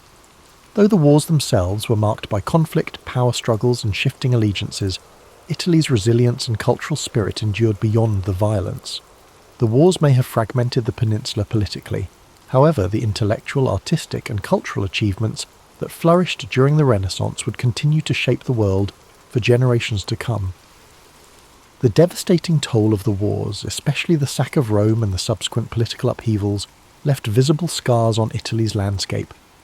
But even in the midst of destruction, Italy's cities, its people, and its rich cultural heritage would rise again. Florence, Venice, Rome, and Milan, though under foreign rule, maintained the essence of their identity, always connected to their storied past, and each continuing to contribute to the broader European narrative. As you lie back and reflect on this powerful chapter in history, allow yourself to feel the weight of time, the rise and fall of empires, the rebuilding of cities, and the ever-present determination of the people. Imagine the sun setting gently over the Italian hills, the soft whisper of the wind as it sweeps over the ancient streets, a reminder of both struggle and renewal. It's easy to be caught in the frenzy of the world around us, but history has a way of slowing us down, letting us reflect on the cyclical nature of life, conflict, and peace. Let the story of the Italian wars be a reminder of resilience, of the strength it takes to overcome adversity, and of the beauty that rises from the ashes. Now, as we transition to the peaceful sounds of rain and soft melodies, let your mind settle into the rhythm of nature, allowing the soothing sounds to wash over you, easing you into a deep and restful sleep. In the cool dawn of February 12th, 1809, a boy was born in a small one-room log cabin in Hardin County, Kentucky, an area now known as LaRue County. His name was Abraham Lincoln, a name that would one day become synonymous with perseverance, justice, and the struggle to unite a divided nation. But on that day, he was simply the son of Thomas Lincoln and Nancy Hanks Lincoln. a humble family living in the rugged wilderness. Abraham's childhood was one of simplicity, hardship, and constant toil. His father, Thomas, was a hard-working farmer and carpenter who taught Abraham the value of labour and self-sufficiency. His mother, Nancy, was gentle and kind, instilling in young Abraham a sense of compassion and morality. The wilderness around them was vast and unyielding, a place where survival depended on resilience, resourcefulness, and community. The family lived in a small log cabin, its rough-hewn walls providing shelter from the harsh winters and sweltering summers of the Kentucky frontier. Inside, the fire crackled softly in the hearth, its warmth a comfort against the chill that seeped through the cracks in the wood. Abraham, with his lanky frame and curious mind, spent his days helping his father with the heavy tasks of clearing land, chopping wood, and planting crops. Though life was demanding, young Abraham had an insatiable thirst for knowledge. In a world where formal schooling was scarce, he read whatever books he could find. By the light of a flickering candle or the warm glow of the hearth, he pored over the few volumes available to him. The Bible, Aesop's Fables, Robinson Crusoe, and Pilgrim's Progress. Words became his refuge, a gateway to worlds beyond the rough frontier. He absorbed stories, ideas, and knowledge, shaping a mind that would one day influence the course of a nation. Tragedy struck when Abraham was just 9 years old. His mother, Nancy, fell ill with milk sickness, a deadly disease caused by drinking the milk of cows that had grazed on poisonous plants. Her passing left a void in the young boy's heart, a loss that would shape his empathy and understanding of human suffering. In the quiet days after her death, Abraham and his sister Sarah clung to each other for comfort, their bond deepened by shared grief. His father remarried a kind and supportive woman named Sarah Bush Johnston. She brought stability to the household and encouraged Abraham's love of learning. She saw in him a boy who was different, thoughtful, driven, and destined for something greater. As the years passed, the family moved to Indiana and later to Illinois. The wilderness was ever present, but Abraham's dreams extended beyond the horizon. His hands, calloused from hard labour, would one day hold the weight of leadership. His mind, sharpened by books and introspection, would one day navigate the complexities of a fractured nation. In his early adulthood, Abraham worked a series of jobs. He was a rail splitter, a store clerk, a postmaster, and a surveyor.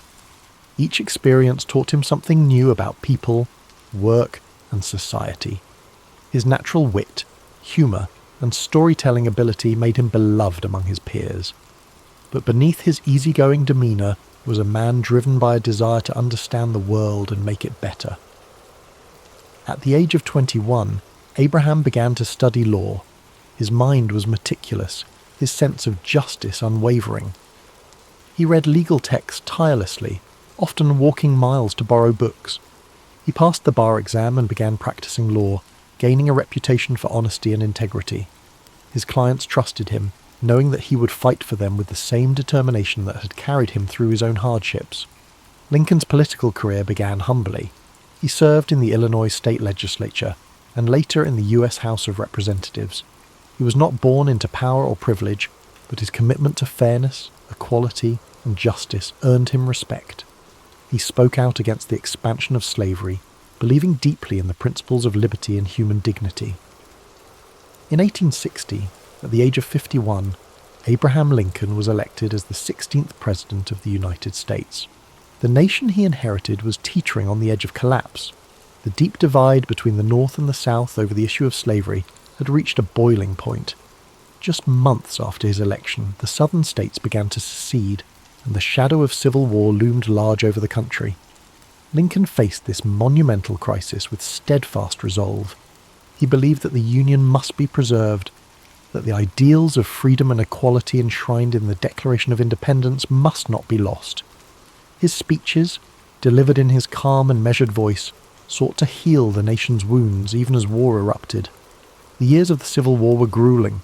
Battlefields were filled with the smoke of cannon fire, and the land was stained with the sacrifice of thousands. Lincoln carried the weight of every decision, knowing that the fate of a nation rested upon his shoulders. The lines on his face deepened, his eyes often heavy with the burden of loss. But through it all he remained resolute, driven by a belief in justice, unity, and the hope that a better world could emerge from the chaos. In 1863, Lincoln issued the Emancipation Proclamation, declaring that all slaves in the Confederate States were to be freed. It was a bold, transformative act that reshaped the purpose of the war and solidified his legacy as a champion of freedom. On April 9, 1865, the Civil War came to an end. The nation was weary, but there was hope that healing could begin. Yet Lincoln's story was to end abruptly. Just 5 days after the war's conclusion, on April 14, 1865, he was assassinated while attending a play at Ford's Theatre in Washington, D.C. His life, a journey from a log cabin to the highest office in the land, had come to a tragic end. Yet his legacy endured. The principles he fought for, freedom, unity, equality, would guide the nation forward. His words, his actions, and his unwavering commitment to justice left an indelible mark on history. As you breathe deeply now, let the story of Abraham Lincoln settle gently into your mind. His life was a testament to resilience, to the belief that, even in the darkest times, hope, compassion, and perseverance can light the way forward. As you drift further into the gentle embrace of sleep, let the legacy of Abraham Lincoln settle, like a comforting blanket over your thoughts. His journey from the rugged frontier to the hallowed halls of the White House is a reminder of the strength and resilience that lives within us all. His life teaches us that even in times of struggle, compassion, and perseverance can lead to hope, unity, and transformation. Picture the quiet landscape of the American frontier, the wide open plains stretching endlessly beneath a star-filled sky. The air is crisp and cool, and the soft breeze carries with it the scent of wild grass and earth. A sense of stillness settles over the land, the kind of stillness that comes with the end of a long day of toil. This is where Lincoln's journey began, where each sunrise and sunset shaped a man who would one day guide a nation through its darkest hours. As you breathe in deeply, feel that same calm resilience within you. The steady rhythm of your breath mirrors the gentle sway of the tall grasses, their tips shimmering in the pale moonlight. The sky above is vast and serene, a reminder that even amidst the chaos of life, there exists a quiet, enduring peace. Let this image fill your mind with tranquility, a sense of knowing that no matter the trials you face, there is strength to be found in perseverance and patience. Imagine the crackling of a campfire in the distance, its warm glow a beacon of comfort in the darkness. The flames dance softly, casting flickering shadows that sway and twist. This fire represents the warmth of human connection, the bonds of unity that Lincoln so passionately fought to protect. Even when the world was divided, he held firm to the belief that a nation could heal, that people could come together despite their differences. Lincoln's story reminds us of the quiet power of humility, empathy, and integrity. In his speeches and letters, he spoke not with arrogance, but with a deep understanding of human nature, of the pains and struggles that shape us all. His words carried the weight of experience and the hope of a better tomorrow. They were like gentle waves, lapping against the shores of a fractured nation, each word a step toward healing and reconciliation. As you lie here, feel yourself sinking deeper into rest. The burdens of the day grow lighter, like leaves floating gently down a stream. The water carries them away effortlessly, leaving behind a surface that is smooth and calm. Allow your mind to let go of worries, doubts, and fears, knowing that the path forward, though sometimes difficult, is always illuminated by the quiet light of hope. The soft whisper of the wind through the trees mirrors the quiet resolve that Lincoln carried within him. His journey was not one of ease, but of purpose. Each challenge, each setback, was met with patience and fortitude. He understood that change, real and lasting change, takes time and steady effort. In the face of adversity, he chose to act with dignity, knowing that his choices would shape the future for generations to come. As you drift deeper, imagine standing in the stillness of a forest at twilight. The world is hushed, the last rays of sunlight filtering through the branches, casting long golden shadows on the ground. This is a place of reflection, of quiet contemplation. The air is filled with the faint sounds of nature, a distant owl calling softly, the rustle of leaves in the breeze. Here you feel a connection to the world around you, a sense of being part of something much greater than yourself. Lincoln's life, with its moments of triumph and tragedy, is a reminder that each of us has the power to shape our own legacy. His belief in justice, equality and unity is a flame that continues to burn, a beacon that guides us through the darkness. His story encourages us to act with kindness, to stand firm in our principles, and to seek peace even in turbulent times. Breathe in deeply, the air filling your lungs with a sense of calm and clarity. With each exhale, let go of any tension or unease. Feel your body relax further, each muscle softening, your mind becoming lighter. The steady rhythm of your heart is like a gentle drumbeat, grounding you in this peaceful moment. The night envelops you now, a cocoon of warmth and safety. The stars above shimmer softly, their light a reminder that even in the vastness of the universe you're not alone. You're part of a story that stretches across time and space, connected to the dreams, struggles and triumphs of those who came before you. As you continue to relax, let Lincoln's story inspire a sense of quiet resolve within you. His life is a testament to the idea that courage, empathy, and perseverance can overcome even the greatest challenges. His journey, though filled with hardship, ultimately brought hope and healing to a fractured world. You too carry that potential within you, the power to face challenges with grace and to find peace in the midst of uncertainty. Thank you for joining us tonight on History and Sleep. May the story of Abraham Lincoln fill your dreams with calm, strength, and the knowledge that you are capable of overcoming any obstacle. Remember to like, comment and subscribe for more soothing stories of history's greatest figures. Now, let go completely. The night holds you gently, the stars keep watch, and your dreams unfold like the quiet pages of a storybook. Sleep deeply, knowing that you are safe, that you are strong, and that tomorrow holds new possibilities, new paths to explore, and new moments of peace. As you drift even deeper into the comforting depths of sleep, let the quiet strength of Abraham Lincoln's story continue to guide you. His journey, one marked by perseverance, compassion, and unwavering resolve, reminds you that within every moment of stillness lies the potential for growth and healing. The night wraps around you like a warm, protective embrace, and your mind settles further into a place of deep relaxation. Imagine now a gentle breeze whispering through the fields of the American Midwest, where the tall grass sways like waves upon a sea of green and gold. The landscape is bathed in the silvery light of the moon, casting long shadows that dance across the open plains. This is the land where Lincoln grew up, where he learned the value of hard work, the weight of responsibility, and the simple joys of a life lived close to nature. The distant sound of a slow-moving river meanders through the air, its waters reflecting the soft light of the stars. Each ripple is like a thought, gentle and fluid, carrying away the worries of the day.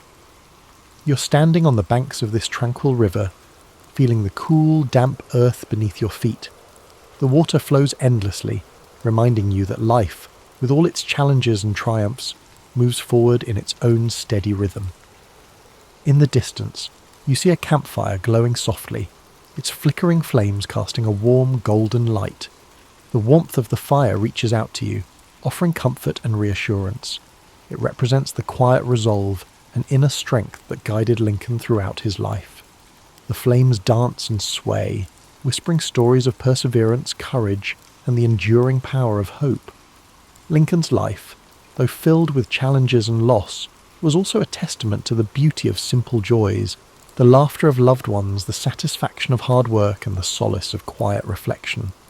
His humility and integrity, even in the face of great adversity, remind us that true strength is not always loud or forceful. Sometimes it is found in the quiet determination to do what is right. As you breathe in deeply, feel that same sense of quiet strength fill your being. Each breath brings with it a wave of calm, washing away tension and worry. With every exhale, you release the weight of the day, allowing your mind to sink further into the peaceful flow of the night. The world around you is hushed, the night filled with a serene stillness. The stars twinkle softly above, like tiny beacons of hope, each one a reminder of the infinite possibilities that lie within you. Their gentle light is a guide, leading you through the darkness and into a place of rest and renewal. Imagine now that you are walking along a well-worn path, the soft grass cushioning your every step. The path winds gently through a landscape of rolling hills and quiet forests, each step bringing you closer to a place of complete relaxation. The air is cool and refreshing, filled with the faint scent of pine and wildflowers. The sounds of nature surround you, the rustling of leaves, the distant call of a night bird, and the soft murmur of the breeze. This path represents your journey, a journey that is uniquely yours. Just as Abraham Lincoln faced his own trials with courage and resilience, you too have the strength to navigate whatever challenges lie before you. The path may twist and turn, but with each step you're moving forward, growing stronger and finding peace within. As you continue along this path, you come to a quiet clearing. The ground is soft and inviting, the air filled with a profound sense of stillness. Here, you feel a deep connection to the world around you and to the quiet power within yourself. This is a place of rest, a place where you can let go completely, knowing that you're safe, supported, and at peace. The night sky stretches above you, vast and endless, a reminder that you are part of something much greater than yourself. The gentle glow of the stars fills you with a sense of wonder and calm. You're exactly where you need to be, and in this moment, everything is as it should be. As you settle into this peaceful clearing, allow yourself to drift even further into the depths of sleep. Your breath is slow and steady, your body relaxed and weightless. The world fades away, leaving only the comforting darkness and the quiet rhythm of your heart. In the year 742 CE, the prosperous city-state of Khorasan glittered under the noonday sun. A nexus for caravan routes feeding distant empires, Khorasan thrived on the exchange of saffron, silk, star charts, and rumours whispered behind curtained alcoves. At its centre loomed a grand marketplace whose vaulted roof trapped the daily bustle in a ceaseless echo. Traders from Byzantium, Tang China, the Abbasid Caliphate, and beyond mingled among stalls stacked high with lapis lazuli, dried fruit, and perfumed sandalwood. Some hailed it as a marvel of cosmopolitan life, where fortunes might pivot in a single conversation. Among the people navigating the throng was Karia bint Yazd, a travelling scholar whose lineage traced back to the once-renowned Zoroastrian priests of Persia. Her face betrayed concentration as she studied hieroglyphic notations in a weathered scroll. Unmarried and unconcerned with the expectations placed upon a woman of her station, she had roamed from one end of the Silk Road to the other, piecing together knowledge that seldom found its way into the official annals. The swirl of Khorasan's commerce did not distract her. She focused on a lead suggesting that rare manuscripts had surfaced in a private collection near the city's eastern quarter. This rumour, if proven true, could illuminate corners of history barely glimpsed by modern scholars. Korea pressed deeper into a labyrinth of narrow lanes behind the main bazaar, guided by a coded map etched into her memory. Eager boys offered to carry her satchels for a coin, and watchful guards in brass-trimmed uniforms eyed each passerby. She brushed off all offers of help. Too many watchers, too many ears. At last, she arrived at a courtyard hidden behind a plain wooden door. Its walls were plastered in cream white, while vines spiralled up lattices under a hazy afternoon sky. Within that secluded enclave stood an elderly bibliophile named Kazem al-Talibi, his hands trembling under the burden of a slender volume bound in jade-green leather. Their meeting was brief. Korea offered him carefully wrapped objects, fragments of ancient mathematics tablets uncovered near Samarkand, and, in exchange, Kazem relinquished the jade-bound text. He warned her that certain circles would stop at nothing to keep these pages hidden, for they revealed knowledge rumoured to disrupt any empire reliant on controlling scholarship. She nodded gravely, accustomed to the shadows that dogged rare manuscripts. Across the years, she had learned that truth took many forms, each requiring a subtle approach to keep it from vanishing under official censure. Emerging once again into the main bazaar, Korea carefully hid the new acquisition beneath her travelling cloak. She knew better than to linger. Khorasan's seeming tolerance of foreign ideas could transform abruptly if power shifted. Memories of burned scrolls and harassed scribes in other dominions haunted her, fueling her determination to preserve the text at any cost. She arranged with a local caravan heading eastward, its leader a woman named Afsoon, who had a reputation for outmanoeuvring desert bandits. Without illusions, Karia recognised that partnering with such a skilled merchant would cost her, yet safety for the jade-bound book was paramount. Before the caravan departed, Korea paid her respects at a small shrine dedicated to wise men of antiquity.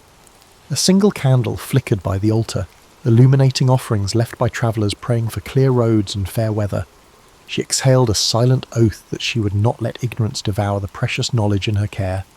Beyond the city's gates lay an expanse of desert and studded with dunes and hammered by fierce winds, but her route led even farther, along mountain trails rumoured to house hidden monasteries and ephemeral oasis towns. The unstoppable pulse of curiosity drove her to press forward, regardless of perils that might lurk in the next bend of the road. Dawn arrived, painting the sky with ochre and salmon hues. Carrier joined Afsoon and the other travellers at the designated meeting point, where camels brayed and donkey drivers prepared loads of barley and dried fruit. The caravan's synergy was immediately evident.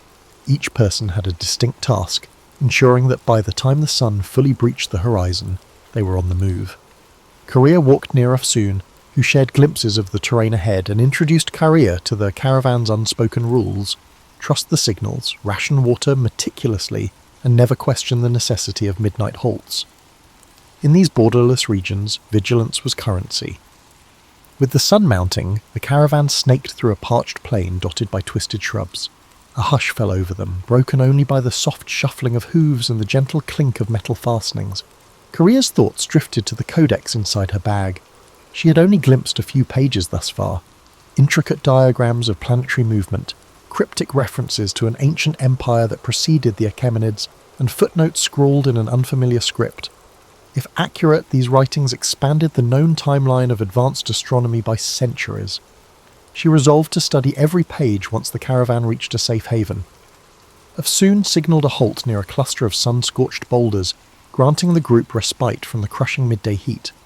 While some dozed in makeshift shade, Carrier took cautious sips from her water skin, feeling the dryness cling to her throat. A restlessness stirred within her, equal parts excitement and anxiety.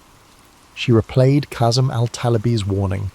Powerful figures had an interest in ensuring no one deciphered the text. For them, knowledge was a finite resource, best kept under strict watch. As a swirl of wind kicked sand across her path, Carrier gripped her satchel, silently vowing she would not be silenced. By twilight, the caravan approached a modest oasis, lined with date palms that cast long shadows across still water. Afsoon guided her camels into a semicircle, forming a protective barrier against stray wanderers. Several travellers set about erecting tents, while others gathered wood for small fires that would ward off the chill of desert night. Carrier found herself drawn to the water's edge, where subdued conversation rose among weary merchants. Some speculated about the political tensions brewing in distant courts, others lamented the rising cost of salt. As darkness settled, the oasis took on an otherworldly hush. A crescent moon glimmered overhead, illuminating faint outlines of crumbling stone pillars, suggesting an abandoned settlement from a forgotten era. Under that quiet vault of stars, Carrier couldn't resist scanning a few more pages of the jade-bound manuscript. Its text merged empirical observations with philosophical notes referencing the grand wheel of time. She recognised oblique references to astronomical systems older than the widely recognised Ptolemaic model. If deciphered fully, such knowledge might challenge many assumptions cherished by esteemed academies. Meanwhile, Afsoon stepped away from the main group, beckoning Carrier to join her near a withered acacia. "You stand out among our company," the merchant remarked in a measured tone. "Your eyes never rest, and you guard that bag as if it carries the soul of a king." Carrier, wary of revealing too much, offered that she was merely a scholar entrusted with a rare item. Afsoon nodded, but warned Carrier that roving spies seeking advantage for rival factions often infiltrated caravans. She suggested Carrier remain vigilant, especially given the extraordinary bustle in Khorasan, where rumour travelled like wildfire. Unable to sleep, Carrier lingered by the embers of the fire after most travellers had dozed off. She studied the swirling patterns of the night sky, mindful of the coded star charts in the manuscript. Passing caravans sometimes recounted legends of a hidden library in the mountain city of Varesh, where lines of knowledge stretched back to centuries unknown. Carrier wondered if that library could fill the gaps in her text. She believed the jade-bound manuscript might be only a fragment of a larger puzzle, scattered across the Silk Road's shifting tapestry. Morning unveiled a horizon brushed with amber, and the caravan proceeded along a rocky escarpment overlooking a vast dune field. Rolling slopes of sand rippled beneath the wind like the surface of a living sea. At midday they paused for water, rationed by Afsoon with practiced efficiency. Courier noticed that one of the other travellers, a soft-spoken man named Malik, carried a small chest meticulously locked. He travelled with perpetual worry etched into his features, eyes darting whenever talk turned to rumours of desert raiders. Secrets seemed to coil around each member of this assemblage, as though no one ventured these roads without hidden motives. Late in the afternoon, the caravan encountered a party of horsemen flying the banner of a minor warlord rumoured to be in league with the region's most feared bandit clans. Tension crackled through the group as Afsoon halted the caravan, waiting for the riders to approach. After a terse greeting, the horsemen rode on, apparently uninterested in conflict, but the encounter rattled everyone. Courier noticed Afsoon's posture remained rigid with caution long after the riders vanished in a plume of dust. The merchant murmured about changing their route, seeking narrower trails less patrolled by predatory chieftains. That evening brought them to a narrow gorge, its walls towering on either side in jagged ridges. Afsoon insisted they make camp in a sheltered alcove half hidden behind weathered boulders. By the flicker of firelight, Courier finally delved into the central chapter of the manuscript. Strange symbols, part cuneiform, part unknown script, decorated the margins, each sign accompanied by cryptic commentary. The text recounted a civilization that mapped constellations in ways contrasting with every known chart. Diagrammatic lines implied an advanced geometry, far exceeding the standard calculations of her time. Just as Courier's pulse quickened at the revelation, a cry rang out near the edge of camp. She rushed toward the commotion, heart pounding. Malik stood trembling by his small chest, which now lay open, its contents missing. Anguish coloured his voice as he pleaded for help, insisting that something vital had been stolen, a crucial letter from the governor of Basra, hidden within that chest. Afsoon assembled the caravan members, demanding an explanation. Tempers flared, suspicions circled, and whispered accusations rippled through this group. Searching for footprints beneath lantern light, they discovered evidence of at least 2 intruders who had come and gone without a trace. No sign indicated who among them might be an accomplice. The theft underscored Afsoon's earlier warning. In these transitory worlds, secrets attract cunning opportunists. Courier gripped her manuscript more tightly, wishing to vanish inside the labyrinth of lines and symbols that promised an era unbounded by petty intrigue. Yet she remained anchored in the caravan's tense reality. The road ahead felt increasingly perilous, and the cost of preserving knowledge seemed set to rise. The following sunrise found the caravan subdued, each member wary of neighbours who might conceal hidden agendas. Afsoon led them out of the gorge at a brisk pace, aiming to put distance between their group and whoever had orchestrated the nighttime theft. A pale wind carried the scent of flint and dust, stinging eyes and chapping lips. Their route descended along a dry riverbed flanked by stunted tamarisk shrubs, offering scant protection from the intensifying sun. Courier trudged in Stolzen silence, mindful that trust could be a luxury.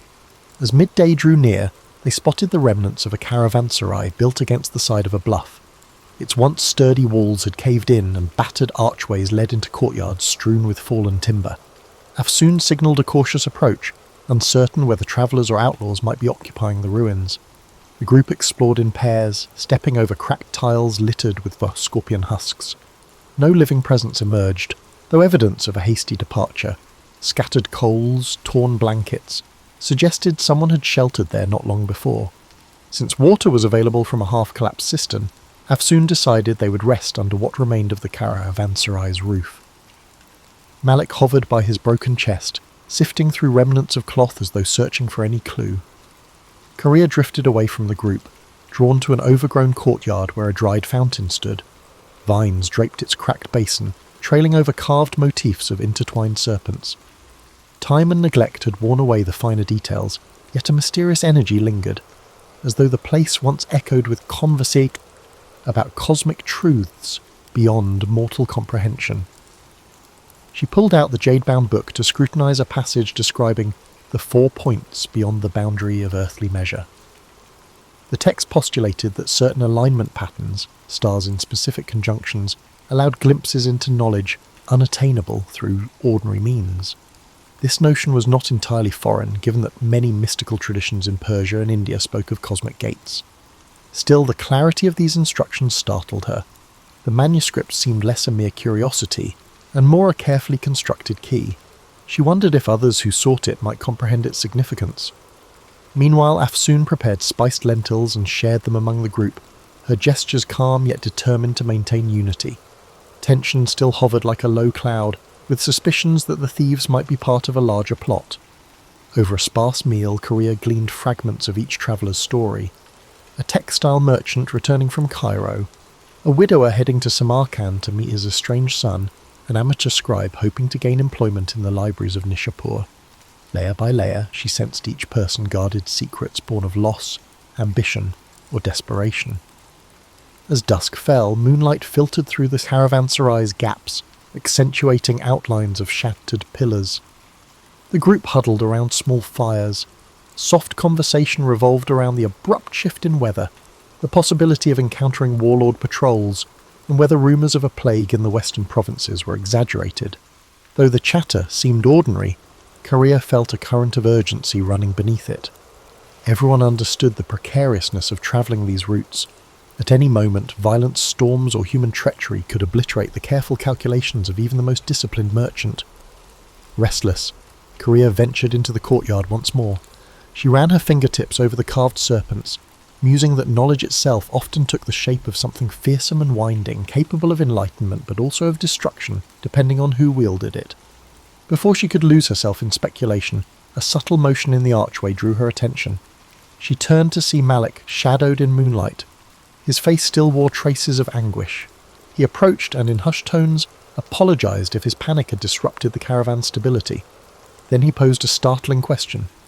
"Is your book truly worth risking your life?" Korea hesitated, contemplating her answer. She confessed that its pages might safeguard insights from an older civilization, knowledge that could enrich the world if studied openly. Yet she recognized the hazards. No single text was worth a life, unless it also contained the means to prevent greater harm. Malik nodded, revealing that his lost letter held the potential to end a trade blockade strangling his hometown. Without it, he feared entire families would starve. They shared a poignant silence, realizing each bore a heavy burden for reasons that extended beyond self-interest. Their exchange was interrupted by a faint shout from Afsoon, who was patrolling the perimeter. A silhouette darted across the ruins, then vanished behind a crumbling wall. Alarmed, Carrier and Malik hurried back to the main courtyard, only to find the rest of the travellers on their feet. The intrusion lasted mere seconds, but it confirmed the presence of watchers trailing them. The memory of the stolen letter flared in every mind. Gathering her satchel close, Carrier recognised that pursuit was inevitable. She could only hope that what she carried would outlast the desert's shifting alliances and the relentless greed of unknown adversaries. Early the next day, Afsoon insisted they abandon the ruin before sunrise.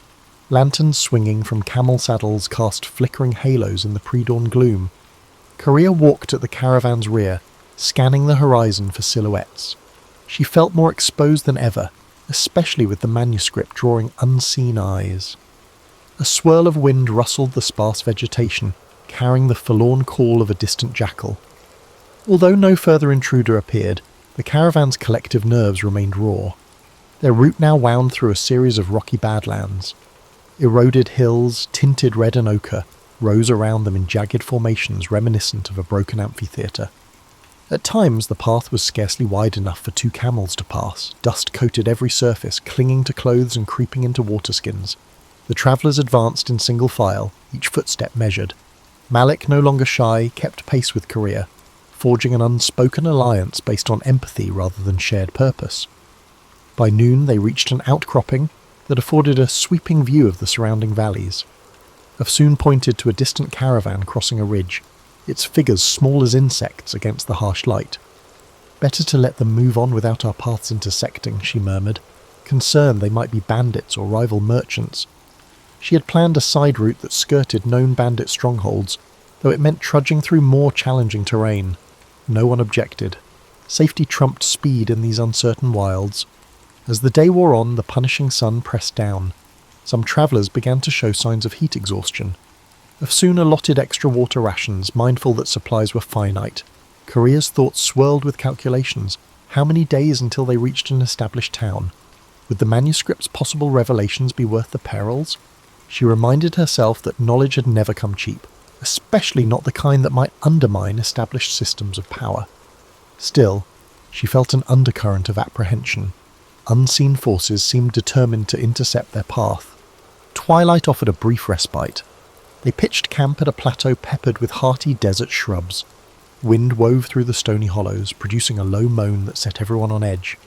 This time, Afsoon posted watches in rotating pairs. Korea volunteered for the midnight shift, hoping to glean some solitude for reading. When her turn arrived, she positioned herself near a small fire, scanning the starlit horizon, while carefully turning pages of the jade-bound codex. A diagram, carefully inked, depicted a swirling cosmos dotted with unfamiliar constellations. The accompanying text mentioned a geometry bridging mind and universe, though the specifics remained cloaked in archaic jargon. She sensed movement at the edge of the firelight and gripped the book protectively, but it was only an elderly trader from their group, awakened by coughing. He approached, nodding politely. "I see that you carry more than curiosity," he said, glancing at the manuscript's glowing pages. He spoke of his younger days when he'd travelled to a mountaintop sanctuary, rumoured to house writings older than any empire. The priests there, he claimed, hinted that scattered relics across the Silk Road formed pieces of a grand puzzle. He stopped short of elaborating, perhaps wary of scaring her with improbable myths, or simply reluctant to resurrect memories best left buried. Carrier nodded, intrigued yet cautious. She had heard variations of the mountaintop library tale in her journeys. One version placed it in Tibet, another in the highlands of Persia, and yet another in the Himalayas near the Indus. Regardless of location, the consistent theme was that a hidden repository of ancient texts might hold radical knowledge of mathematics, medicine, and astronomy. Could her manuscript be part of that lost legacy? She recalled hearing rumours that certain references connected the library's existence to the taboo notion of cyclical time, where civilizations rose and fell repeatedly, each leaving faint echoes for the next. The elderly trader coughed again and excused himself to rest. Alone, Korea gazed at the codex, a swirl of questions filling her mind. Just then, a sharp whistle pierced the night air. She sprang to her feet. Afsoon came running, sword in hand. A scout on the perimeter shouted news of footsteps on the far side of the plateau. Everyone scrambled for weapons. Adrenaline surged. Within moments, the intruders fled, vanishing as swiftly as they'd arrived, leaving only footprints. Afsoon suspected they were testing the caravan's defences. Tension soared. Though no battle ensued, the message was clear: someone to track them with precision. As the group attempted to settle back into a semblance of rest, Korea's mind refused to quiet. She wondered if the vanished intruders belonged to a clandestine order, or were simply bandits with a knack for intimidation. Either way, the manuscript's significance seemed amplified. In that uneasy darkness, she cradled her precious book, feeling the weight of unspoken centuries pressed between its covers. The next day would bring new confrontations, but for now she could only watch the flickering embers and await the uncertain dawn. Dawn arrived with a brittle clarity that rendered every stone, shrub and wary expression in sharp focus. Afsoon wasted no time ordering a quick departure. The caravan assembled under a sky streaked with lavender and rose, a fleeting beauty overshadowed by a need for vigilance. Camels loaded, watch rotations decided, they moved out, following a narrow winding track that descended toward lower elevations. The arid air tasted metallic, as if charged with pent-up tension. By mid-morning, the landscape began transitioning to hill country. Small streams, fed by recent rains, cut through the tough terrain, offering a chance to refill water skins. The travellers approached a shallow creek where reeds rustled in the wind. Carrier noticed footprints in the soggy earth. A separate group had passed here recently, heading in the same direction. Afsoon scowled, muttering about the possibility that they might be trailing those who had invaded their camps. Concern rippled through the caravan. Eager to stay ahead, Afsoon pushed the group onward at a grueling pace. Korea's calves ached as the trail zigzagged between rocky slopes and patches of thorny vegetation. In the distance, the outlines of a fortified town occasionally emerged, only to disappear behind ridgelines. She guessed it to be Garesh, a mid-sized trading post rumoured to host pilgrims from the Indus region. If they could reach Garesh by nightfall, the caravan would have a solid perimeter wall to shield them, at least temporarily. Eventually they spotted walls of pale stone crowned by watchtowers. Afsoon signalled for calm, reminding everyone that unknown dangers could lurk within a walled town as readily as outside. Approaching the gates, they encountered a row of guards wearing mismatched armour. After examining Afsoon's travel permits, the guards allowed them entry in exchange for a modest toll. Inside, the streets were cramped with stalls selling earthenware, dyed cloth and hammered bronze jewellery. The aromas of grilled meat and fresh bread teased weary travellers, but an undercurrent of wariness ran through the crowd. Afsoon found a secure compound where the caravan could rest. Stone walls enclosed a courtyard that provided storage for the camels and a small stable for donkeys. Carrier, anxious to glean any insight into who might be pursuing them, ventured into the town's winding lanes. She discovered a public square where men played strategy games on carved wooden boards. Nearby, a cluster of pilgrims chanted verses in a language unfamiliar to her. Amid these scenes, rumours floated. A band of masked riders had passed through a day earlier, asking about a certain travelling scholar. The mention chilled her. She hurried back to the compound, only to find Malik pacing by the gate, fidgeting with a leather pouch. He had overheard similar chatter, strangers seeking news of a woman carrying forbidden documents. Korea realised the net was tightening. They still had a window to slip away, but not much of one. She conferred with Afsoon, who suggested leaving Koresh under cover of darkness, continuing east along seldom-used back roads. Although it entailed more risk, waiting might let their pursuers converge. After sunset, the caravan packed up stealthily. Torches were kept minimal, camels silenced with calm handling. A hush enveloped them as they slipped through Goresh's secondary gate, bribing a night watchman who scarcely looked at their faces. Outside the walls, moonlight glimmered on the grassland. Courier clutched the manuscript, absorbing the night's chill. She couldn't escape the conviction that her mission had become a race, one in which the cost of failure was irreparable loss, not just for her, but for an entire lineage of knowledge that might vanish again. Guided by Afsoon's careful planning, they pressed into a region of rolling hills shaped by centuries of flood and drought. Occasional clusters of cypress trees broke the monotony. Crickets chirped in the darkness. The group maintained strict silence, halting often to listen for sounds of pursuit. Each time the night breeze whispered through the brush, Courier braced for a distant hoofbeat or a flash of torchlight. Yet hours passed with no sign of the ambush. As the moon descended, they reached a shallow ravine dotted with smooth, ancient boulders. Afsoon called for a halt to rest the animals. Courier found a flat rock and sank onto it, physically spent but mentally alert. She glanced at Malik, whose eyes reflected the same exhaustion mixed with defiance. The sky above them showed the faint glow of approaching dawn. Tomorrow, or perhaps the next day, they would come upon the mountain routes leading to Varash, the rumoured city of hidden monasteries. If the caravan made it that far, the Jade manuscript might finally find a place where its arcane revelations could be deciphered without fear. But that hope remained fragile, like a candle flame in a gusty corridor. The first rays of morning lit the ravine, revealing dusty grass and scrub that offered little camouflage. Wearily the caravan assembled and continued, mindful that speed was their best defence. Over the next hours they traversed rolling slopes that ascended gradually into stony highlands. The trail grew hazardous, lined with the loose gravel and sharp descents. Several times a misstep nearly sent a donkey tumbling into a gorge. The group's morale, though frayed, held steady under Afsoon's firm direction. Korea noticed the air thinning as they climbed, accompanied by a crisp coolness that sharpened her senses. Tiny alpine flowers clung to crevices, their vivid petals a welcome contrast to weeks of unrelenting dust. From a vantage point overlooking a sprawling valley, she glimpsed distant peaks wrapped in mysterious haze. Locals called these the 1,000-year mountains, rumoured to shelter monastic retreats older than recorded dynasties. The prospect of reaching them bolstered her spirit, even as her body complained of fatigue. Near midday, the caravan stopped by a rivulet trickling through a rocky defile. While watering the animals, Afsoon and Korea consulted a hand-sketched map that indicated Varash lay 2 more days beyond the far ridges. The path ahead would be even more treacherous, cutting across unpredictable passes sometimes blocked by landslides. Korea felt her heartbeat quicken, recalling rumours that entire caravans had been buried by sudden rockfalls in these mountains, yet the urgency to evade pursuers overshadowed every other fear.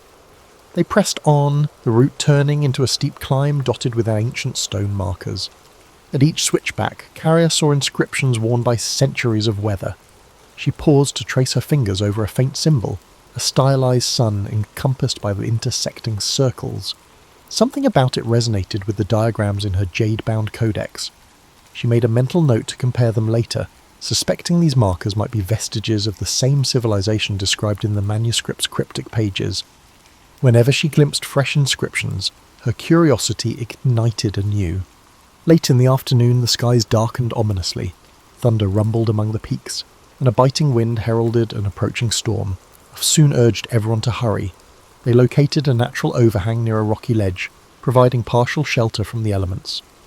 Rain unleashed its fury soon after they took cover, slamming the landscape in waves. Lightning tore the sky, illuminating ragged silhouettes of mountains. The downpour threatened to wash away the path. Huddled together, the travellers watched rivulets form across the rocky ground, carrying pebbles and debris downhill. The storm raged for hours, pinning them under the overhang. Korea used the enforced pause to unwrap the codex, sheltering it beneath a canvas. She examined the sections she had not yet deciphered, focusing on references to a temple of horizons. The text included mathematical guidelines for charting star positions from an elevated vantage. With each flash of lightning, she glimpsed the manuscript's swirling lines and felt a peculiar kinship with those unknown scholars from centuries past. They had once braved the wilderness of ideas. Now, in a literal wilderness, she carried their legacy. Eventually, the worst of the storm passed, leaving dripping rocks and a deep chill in its wake. The group decided to remain under the overhang for the night, wary of slick trails and potential landslides. By flickering lamplight, Afsoon distributed dried figs and salted lamb. Conversation drifted from the challenges of the climb to more philosophical musings, the futility of borders in a land shaped by millennia, the intangible line between faith and science. Malik spoke quietly of his father, who had died under a tyrant's regime while trying to protect valuable manuscripts. Listening to him, Korea sensed that each traveller had been guided here by a longing for redemption or renewal. Sometime after midnight, Korea woke to the faint crackle of footsteps. She inched toward the edge of their makeshift shelter, heart pounding. Two figures, hunched low, hovered near the pack animals. She recognized them as strangers, not members of the caravan. Before she could raise an alarm, Afsoon emerged from the darkness like a phantom, sword drawn. A terse standoff ensued, broken by frantic whispers. The intruders fled once they saw they were outnumbered. The caravan's travellers, now fully awakened, spent the rest of the night in guarded watch, cold and uneasy. With dawn they surveyed the sodden landscape. Landslides had ripped through parts of the trail, but it appeared passable with caution. Though the intruders had not returned, the sense of pursuit remained acute. Korea conferred with Afsoon, both concluding that time was running short. If Varash was within reach, they needed to seize the chance before more enemies closed in. Hoisting packs onto weary camels, the group set forth again. The distant peaks beckoned like salient witnesses, and Korea whispered a fervent hope that the city's rumoured monasteries could offer refuge, and perhaps reveal how to unlock the manuscript's deeper secrets. The final stretch to Varash proved gruelling. Narrow trails clung to mountain ridges overlooking mist-shrouded abysses. Each step required vigilance. At times, they paused to listen for rockfalls in the distance, markers of an unstable terrain. The air grew thinner, and breath came in short gasps, yet beyond every precarious turn a new vista opened. Crisp lakes reflecting the sky, hidden valleys studded with wildflowers, the occasional stone ruin perched on a ledge like an ancient sentinel. The extremes of this landscape both awed and unsettled the travellers. By late afternoon, the slopes relaxed into a wide plateau. Rising from the plateau's edge stood Varash, enclosed by a high stone rampart. At first glance, the city appeared carved from the mountain itself, its walls blending with the surrounding cliffs. Mist swirled around parapets, creating a dreamlike vision. According to legend, Varash was older than any recorded dynasty, built upon a site revered for its celestial alignments. A hush fell over the caravan as they approached the massive gates. Inside, the city's winding streets ascended in tiers. Houses with slate roofs leaned against sturdy ramparts, while cobblestone lanes converged on a central square. Steam rose from communal baths that tapped into natural hot springs.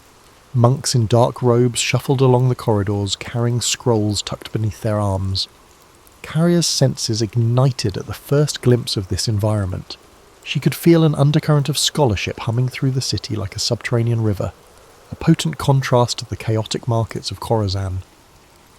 Afsoon guided the caravan to a spacious courtyard inn used by trade emissaries. Soon after settling, Korea excused herself and ventured into the city's upper levels, following directions gleaned from a scribe at the inn. She was searching for a specific monastery library, rumoured to house ancient manuscripts paralleling her jade-bound text. Crossing a series of stone bridges that arched over narrow gulches, she noticed the architecture displayed recurring motifs, spiral carvings, geometric borders reminiscent of the codex's marginal designs. At last, she arrived at a massive carved door flanked by statues of robed figures. A discreet sign identified it as the Library of High Windows. Inside, the atmosphere was reverential. Golden light filtered through stained glass windows, illuminating shelves stacked from floor to ceiling with scrolls, codices, and tablets. Monks, novices, and a few learned travellers from distant lands moved quietly between reading alcoves. Carrier approached a tall, bearded monk who introduced himself as Brother Callan. With measured politeness, he asked her purpose. Carrier revealed her codex, explaining in hushed tones that she believed it referenced an advanced astronomy predating recognised schools of thought.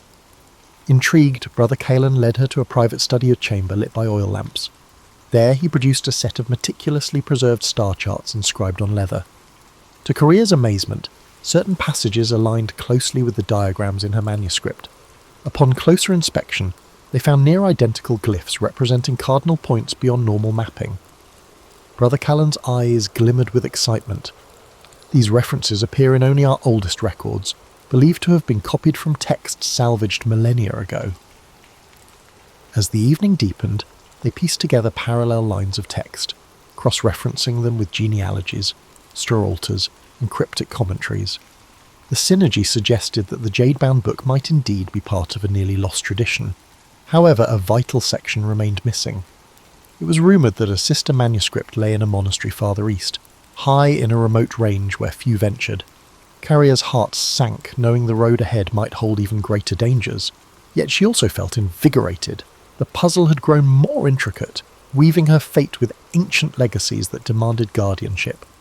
Upon returning to the inn, she found Afsoon and Malik in heated discussion with the rest of the caravan. News had arrived that unidentified riders were poking around Varash's gates, questioning travellers about a woman scholar and her prized artefact. Their arrival here was no secret. For the moment, the city's laws prevented open aggression, but no one believed that protection would last indefinitely.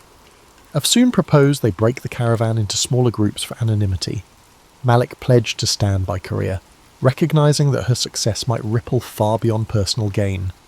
Under the inn's lantern glow, Korea shared what she and Brother Callan had uncovered.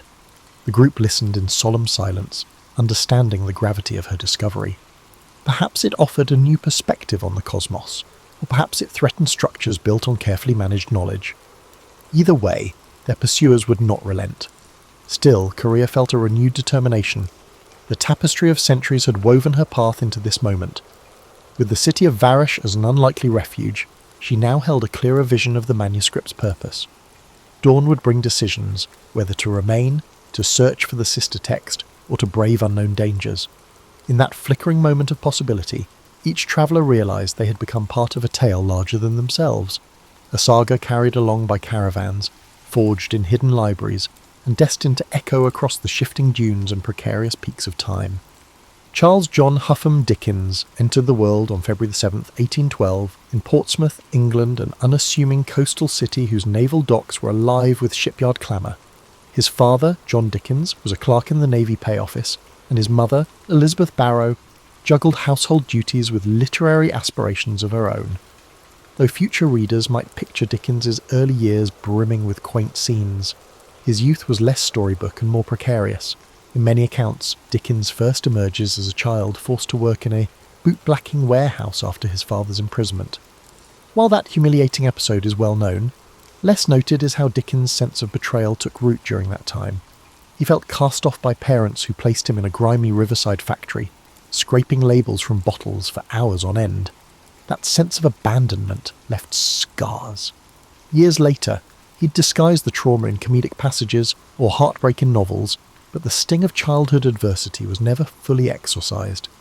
Before that warehouse ordeal, Dickens spent a short span in a school in Chatham.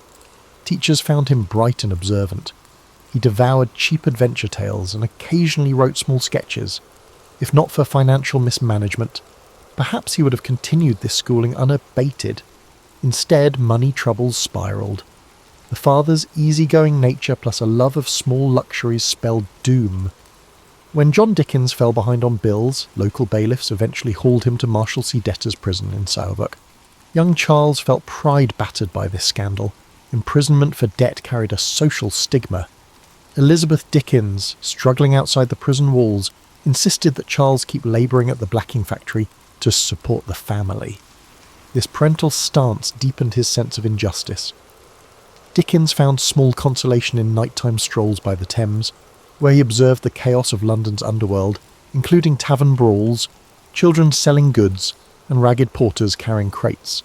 Such experiences fueled the observational acuity that would one day saturate his novels with authenticity. He saw how easily fate could tip honest families into squalor, a theme that would recur in his narratives about orphans, outcasts, and fallen gentry.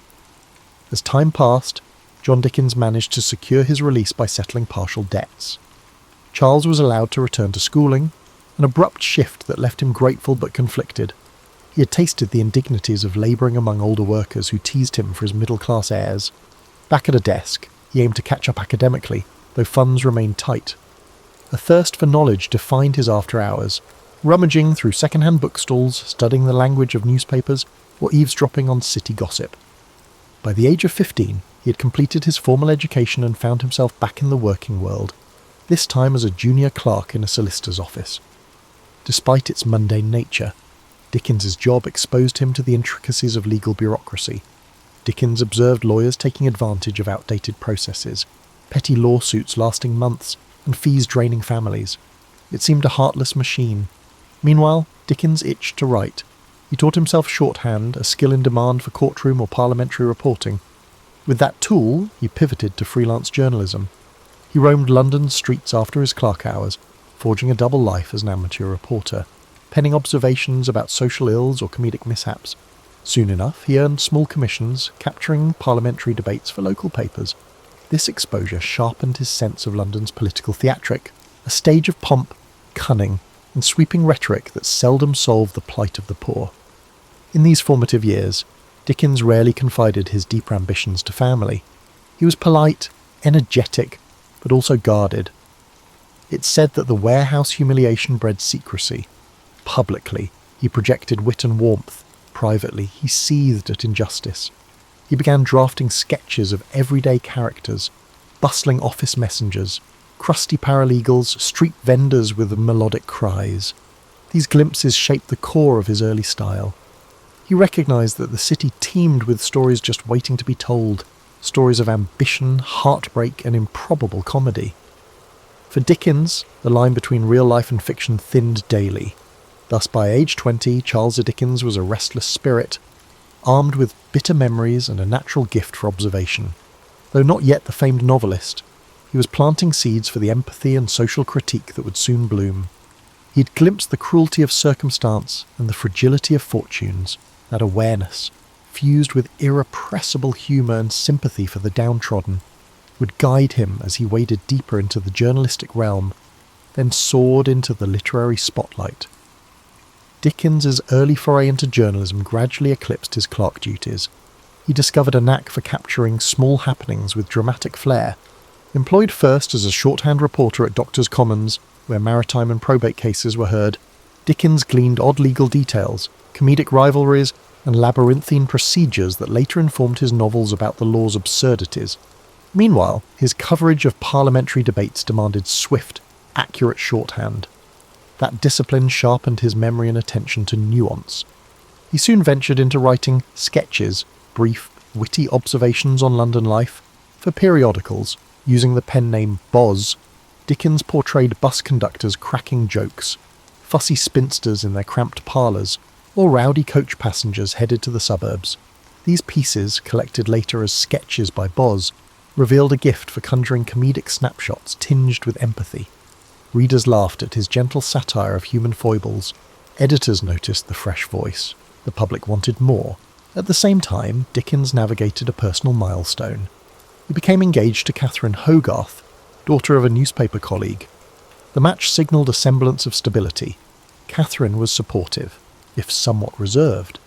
Their courtship led Dickens to refine his sense of domestic security, something he'd lacked in youth. Although not known for confessional writing about romance, Dickens's letters hinted at genuine affection. They married in 1836, soon renting a modest home as Dickens juggled journalism, sketches, and incipient novel projects. Opportunity knocked unexpectedly when a publisher approached him for a serialised comedic novel to accompany illustrations by a well-known artist. The result, initially planned as a set of light-hearted sporting adventures, evolved into The Pickwick Papers. Dickens's comedic energy, combined with whimsical characters, turned it into a literary phenomenon. Through Mr. Pickwick's misadventures and the Cockney charm of Sam Weller, Dickens found a vast audience. Circulation soared. Readers devoured each monthly instalment. Dickens, at 24, became a household name, yet behind the success, he sweated over deadlines, rewriting chapters at the last moment. The serial format demanded constant invention. He discovered that comedic set pieces like a misread will or an accidental infiltration of a lady's costume party tickled popular taste. He also experimented with poignant moments, such as the plight of a downtrodden servant or a debtor, infusing the narrative with moral undertones. This blend of humour and pathos would define Dickens's brand. He recognised that laughter softened readers for deeper empathy. Money finally poured in, letting Dickens move to a better residence. Catherine bore children in rapid succession, turning their home into a bustling nest. Dickens, though loving, found that fatherhood demanded time he often spent writing. A private tension brewed. He was the affectionate patriarch, but also a restless creator who craved quiet hours for brainstorming new tales. Despite paternal duties, he scoured London's back alleys for inspiration. Venturing to slums at odd times, eavesdropping on pub chatter, he believed authenticity hinged on direct observation, not second-hand accounts. Following Pickwick, Dickens leapt to more serious themes in Oliver Twist, 1837 to 1839. No longer content to dwell solely on comedic escapades, he painted the bleakness of workhouses and child exploitation, partly echoing his own teenage anguish. Readers reeled at the raw depiction of criminals, though Dickens leavened the gloom with comedic minor characters. Critically, Oliver Twist ran concurrently with Dickens's other obligations. He was editing magazines, finishing shorter works, and beginning new serials. The pace was relentless. He thrived on the excitement, yet it risked exhaustion. Public acclaim soared. His name now graced invitations to dinner parties with aristocrats who craved proximity to the sensational Boz. Dickens appreciated the chance to expand his network, though he sometimes mocked upper-class pretensions. He never forgot his working-class brushes with hardship, refusing to let polished society lull him. Instead, he leveraged connections to champion philanthropic concerns. He privately aided London charities and joined reform committees. While not a radical agitator, Dickens believed in social improvement through publicity and moral suasion. His novels became a subtle force for that cause, exposing readers to the realities of orphanages, slums, and corrupt institutions. Around this time, Dickens also travelled to rural areas, gleaning stories from rickety stagecoaches or decrepit inns. These journeys reaffirmed that outside London's bustle lay entire pockets of tradition and superstition, fertile ground for future plots. Meanwhile, Catherine's sister Mary Hogarth, who had moved in to assist the household, died suddenly. Her death devastated Dickens, triggering a profound grief that coloured some subsequent chapters in his writing. The ephemeral nature of life became a quiet refrain in his novels, as he realised that personal tragedy was inseparable from comedic levity. The public continued to clamour for his narratives, hungry for that singular Dickens style, vibrant characters dancing between humour and sorrow. Thus, Dickens closed the 1830s riding high, yet increasingly aware of the moral gravity behind his fictional worlds. Beneath the success, the seeds of tension sprouted, creative demands, a growing family, and an evolving conscience about society's failings. He pressed on, certain that fiction could spark empathy and reform, forging a path into the next decade, where his ambition would expand with each new novel's unveiling. Dickens's star blazed brightly as he entered the 1840s. Publishers clamoured for fresh novels, while the public devoured each serial instalment. Determined to balance entertainment with social commentary, he embarked on projects like Nicholas Nickleby, spotlighting the abuses in Yorkshire boarding schools. He visited one such institution incognito, alarmed by the squalor inflicted on children. That raw evidence infused the novel's savage critique. Dickens aimed to jolt readers from complacency, believing that shining light on corruption might spur reform. Yet despite success, Dickens felt a creeping restlessness. Continual deadlines hemmed him in, and London's sprawl began to stifle. Seeking fresh inspiration, he travelled abroad in 1842, first to America, anticipating a land of democratic ideals. The trip, however, exposed contradictions. Dickens found some Americans warm and inventive, but balked at rampant slavery and a cultural appetite for piracy of his works, without royalty payments. He penned American Notes, a travelogue mixing admiration with pointed criticism. Some Americans felt betrayed by his frankness. Dickens, unbowed, believed honesty trumped politeness. Back in England, he completed Martin Chuzzlewit, weaving an American episode reminiscent of his journey's sour encounters. Sales dipped initially. The novel's complex structure confounded some fans expecting a simpler comedic flair. But Dickens pressed on, trusting in his evolving style. Privately, he wrestled with financial anxieties.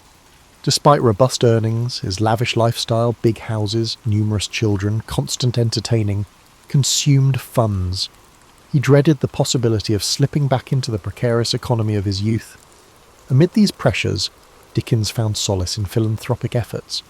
He teamed with Angela Burdett Coutts to establish Urania Cottage, a refuge for homeless women and former prostitutes. There, they received training in practical skills and moral guidance. Dickens, involved in every detail, interviewed potential residents, planned daily schedules, and wrote them short moral stories. This hands-on approach underscored his sincere desire for personal involvement in charitable causes. He saw direct intervention as more potent than abstract philanthropic gestures. In the midst of editing magazines and writing novels, Dickens craved a side project more playful yet meaningful. That impulse birthed A Christmas Carol, 1843, a slender novella penned with fervour. Observing the plight of the urban poor amid festive spending, Dickens aimed to spark compassion through a ghostly redemption tale.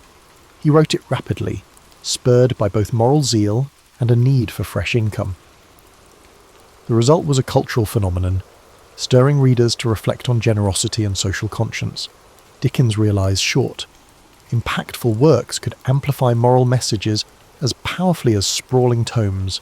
Despite public adoration, his personal life showed strains. Catherine bore more children, leaving her fatigued and less able to join Dickens on travels. He found himself forging deeper friendships with other women, some purely platonic, others rumoured to be more. Biographers still debate the emotional complexities swirling beneath his family's outward respectability. Dickens maintained an outwardly jovial persona, hosting boisterous parties where parlour games and comedic recitations thrived, but diaries hint at occasional rages triggered by minor frustrations, revealing an undercurrent of stress. On the professional front, Dickens launched a new weekly periodical, Master Humphrey's Clock, in 1840, intending to serialise stories, including The Old Curiosity Shop. This novel's tragic figure, Little Nell, captured the era's sentimentality. Readers wept over her fate, and the final chapters sold in a frenzy.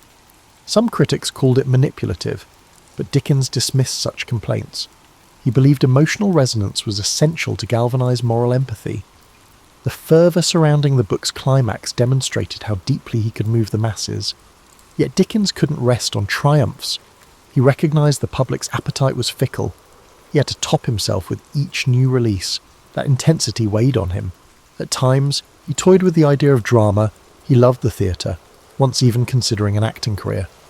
He occasionally directed amateur theatrical productions, casting friends in comedic roles, or staging mesmerising readings from his works. These private stagings foreshadowed the public readings he'd eventually embark on later, enthralling audiences in full performance mode. As the 1840s advanced, Dickens's worldview deepened. He was no longer content with mere comedic social sketches. The continent's political upheavals, the 1848 revolutions, widespread poverty, unsettled him. He saw monarchy and aristocracy clinging to power while labourers toiled. Travelling through Europe, He'd note the crumbling palaces side by side with squalid tenements, fueling an ongoing quest to tackle deeper social and political themes. His novels began weaving heavier critiques of institutions, be they philanthropic boards, debtors' prisons, or unscrupulous factories, while still retaining the comedic flair that made him beloved. The stage was set for some of his most iconic works, culminating in a radical approach to criticising Victorian hypocrisy. Approaching the latter half of the 1840s, Dickens sought fresh experiences abroad, venturing to Italy and Switzerland. These travels coloured his imaginative palette. In Genoa, he marvelled at medieval alleyways, soaking in the city's layered history. He rented a villa overlooking the Mediterranean, drafting letters that rhapsodised about local customs, noisy festivals, ornate religious processions, the daily swirl of gossip. Yet even in idyllic settings, Dickens's pen could not rest. He sketched future storylines, weaving exotic vistas with homespun moral questions. Between travels, he developed Dombey and Son, 1846 to 1848, a novel dissecting mercantile pride and familial duty. Its portrait of industrial commerce and personal coldness signalled Dickens's evolving maturity. Critics lauded its carefully structured plot, though some lamented the typical bursts of sentiment. Regardless, the serial soared in sales. Meanwhile, Dickens fueled his creative energies by founding Daily News. In 1846, a liberal newspaper intended to champion progressive ideas. Dickens took on the role of the newspaper's first editor, but resigned within a few weeks due to the stifling nature of editorial politics and the excessive strain of daily work. Still, the foray indicated his thirst to shape public discourse beyond fiction. In 1849, he embarked on David Copperfield, the novel many consider his most autobiographical. Through David's journey from mistreated childhood to authorship, Dickens exorcised the ghost of the blacking factory years. He transmuted humiliations into comedic episodes.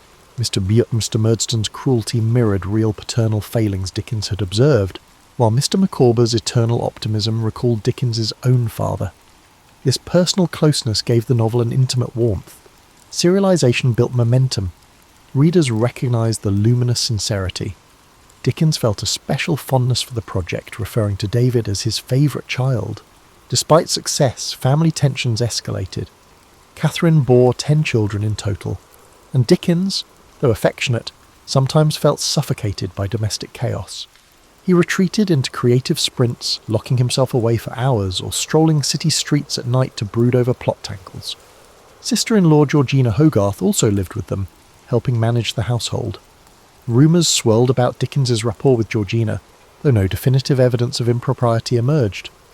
The mix of personalities living together intensified the tension. Dickens's diaries suggest mood swings, one day exultant after writing a brilliant chapter, next day furious over trivial household irritations. The passing of Dickens's longtime publisher, John Forster's close friend, also weighed on him. Grief sharpened his awareness of life's fragility.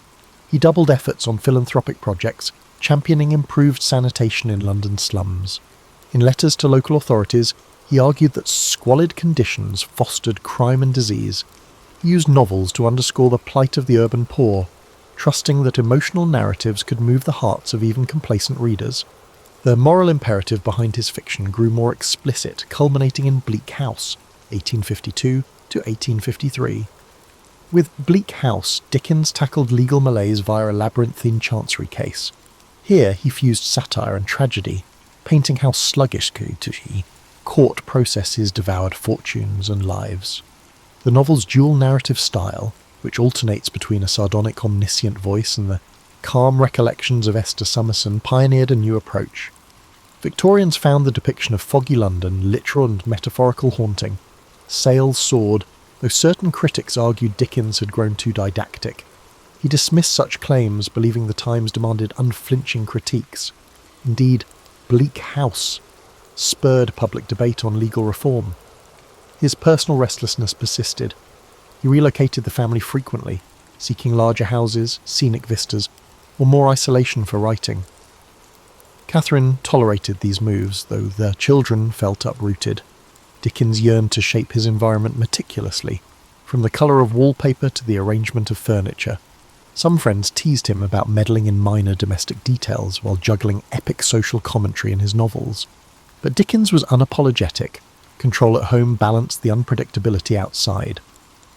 By the early 1850s, Dickens also tested his performance skills. He had toyed with amateur theatricals, but an idea emerged. Reading his works aloud to paying audiences. The concept was radical. Authors seldom performed in public. Yet Dickens suspected his vivid dialogue, comedic voices, and heartfelt passages could electrify spectators if he delivered them. He gave private recitations to friends who raved about his dynamic presence. Building confidence, he planned that one day he might stage full-blown public readings, an artistic offshoot that would shape his late career. Hence, the mid-1850s arrived with Dickens poised for fresh transformations. Married life grew strained, but fatherhood demanded presence. Literary acclaim soared, but so did expectations. He recognised the friction between domestic reality and his imaginative yearnings. David Copperfield behind him, he now turned to novels of deeper cynicism. The city, with all its smog and labyrinthine institutions, remained his muse. He sensed the well of stories was far from dry, though personal fulfilment still seemed elusive. In 1854, Dickens published Hard Times, a shorter novel dissecting the grim industrial landscape of Coketown. Its emphasis on utilitarian philosophy, represented by the rigid Mr. Gradgrind, took aim at the era's mechanical approach to education and factory work. Critics were divided. Some praised the focused indictment of industrial dehumanization. Others found the story too polemical. Dickens shrugged off such mixed reception, content that Hard Times spurred heated debate on factory conditions and the cult of facts over imagination. Simultaneously, Dickens's private life lurched toward crisis. His discontent at home worsened. Catherine, though mild in temperament, couldn't quell Dickens's sense of entrapment. Letters reveal his dissatisfaction with her perceived lack of spirit or companionship. Though many suspect Dickens's restlessness drove him to scapegoat her. The emotional chasm widened. By 1857, Dickens encountered actress Ellen Ternan, a young performer in a theatrical production he arranged. Their connection, though discreet, grew intense. Dickens's marriage effectively collapsed. He demanded a legal separation from Catherine in 1858, a scandal at the time. He insisted on maintaining custody of most children, leaving Catherine isolated. Publicly, Dickens used his magazine Household Words to issue statements about the split, casting blame and fueling gossip. The affair with Ternan stayed veiled, with Dickens employing elaborate ruses to protect the secret. Professionally, Dickens pivoted to the public readings he had long contemplated. In 1858, he embarked on a series of performances, reciting scenes from Oliver Twist, A Christmas Carol, and more. Audiences were enthralled. He performed each character's voice, pacing the stage with theatrical flair. Some spectators wept at the pathos of Nancy's fate, while others laughed uproariously at his comedic turns. For Dickens, these readings offered both creative fulfillment and a lucrative sideline, yet they drained him physically, as he poured intense energy into every gesture. He joked about the exhaustion, but relished the applause. In 1859, Dickens launched a new weekly all the year round, effectively replacing his previous magazine. The inaugural issue featured the start of A Tale of Two Cities. Now more interested in historical drama, Dickens spun a story of the French Revolution, weaving themes of sacrifice and resurrection. The novel's style was more compact and less digressive than his earlier works. Perhaps personal upheaval had sharpened his narrative focus. The opening lines about the best and worst of times entered the cultural lexicon, capturing a duality that resonated with Victorian anxieties. The novel soared in popularity, bolstered by the magazine's circulation. In parallel, Dickens found time to champion philanthropic innovations.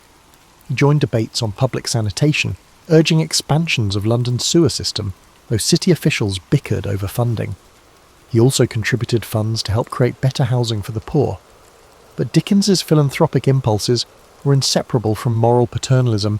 He believed discipline and moral instruction were keys to uplifting the impoverished. This outlook could clash with more radical voices demanding structural change. Still, Dickens's currency as a public figure lent weight to calls for incremental reform. Another major novel, Great Expectations, emerged in serialized form from December 1860 to August 1861.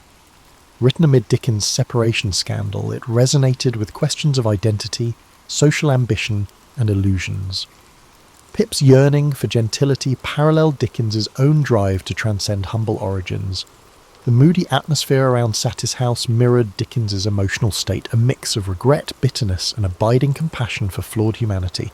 Readers embraced the story as a masterpiece, praising its taut plot and minimal sentimentality.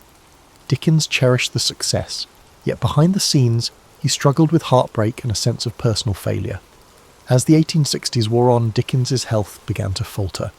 He endured gout, swollen foot pains, and near constant fatigue.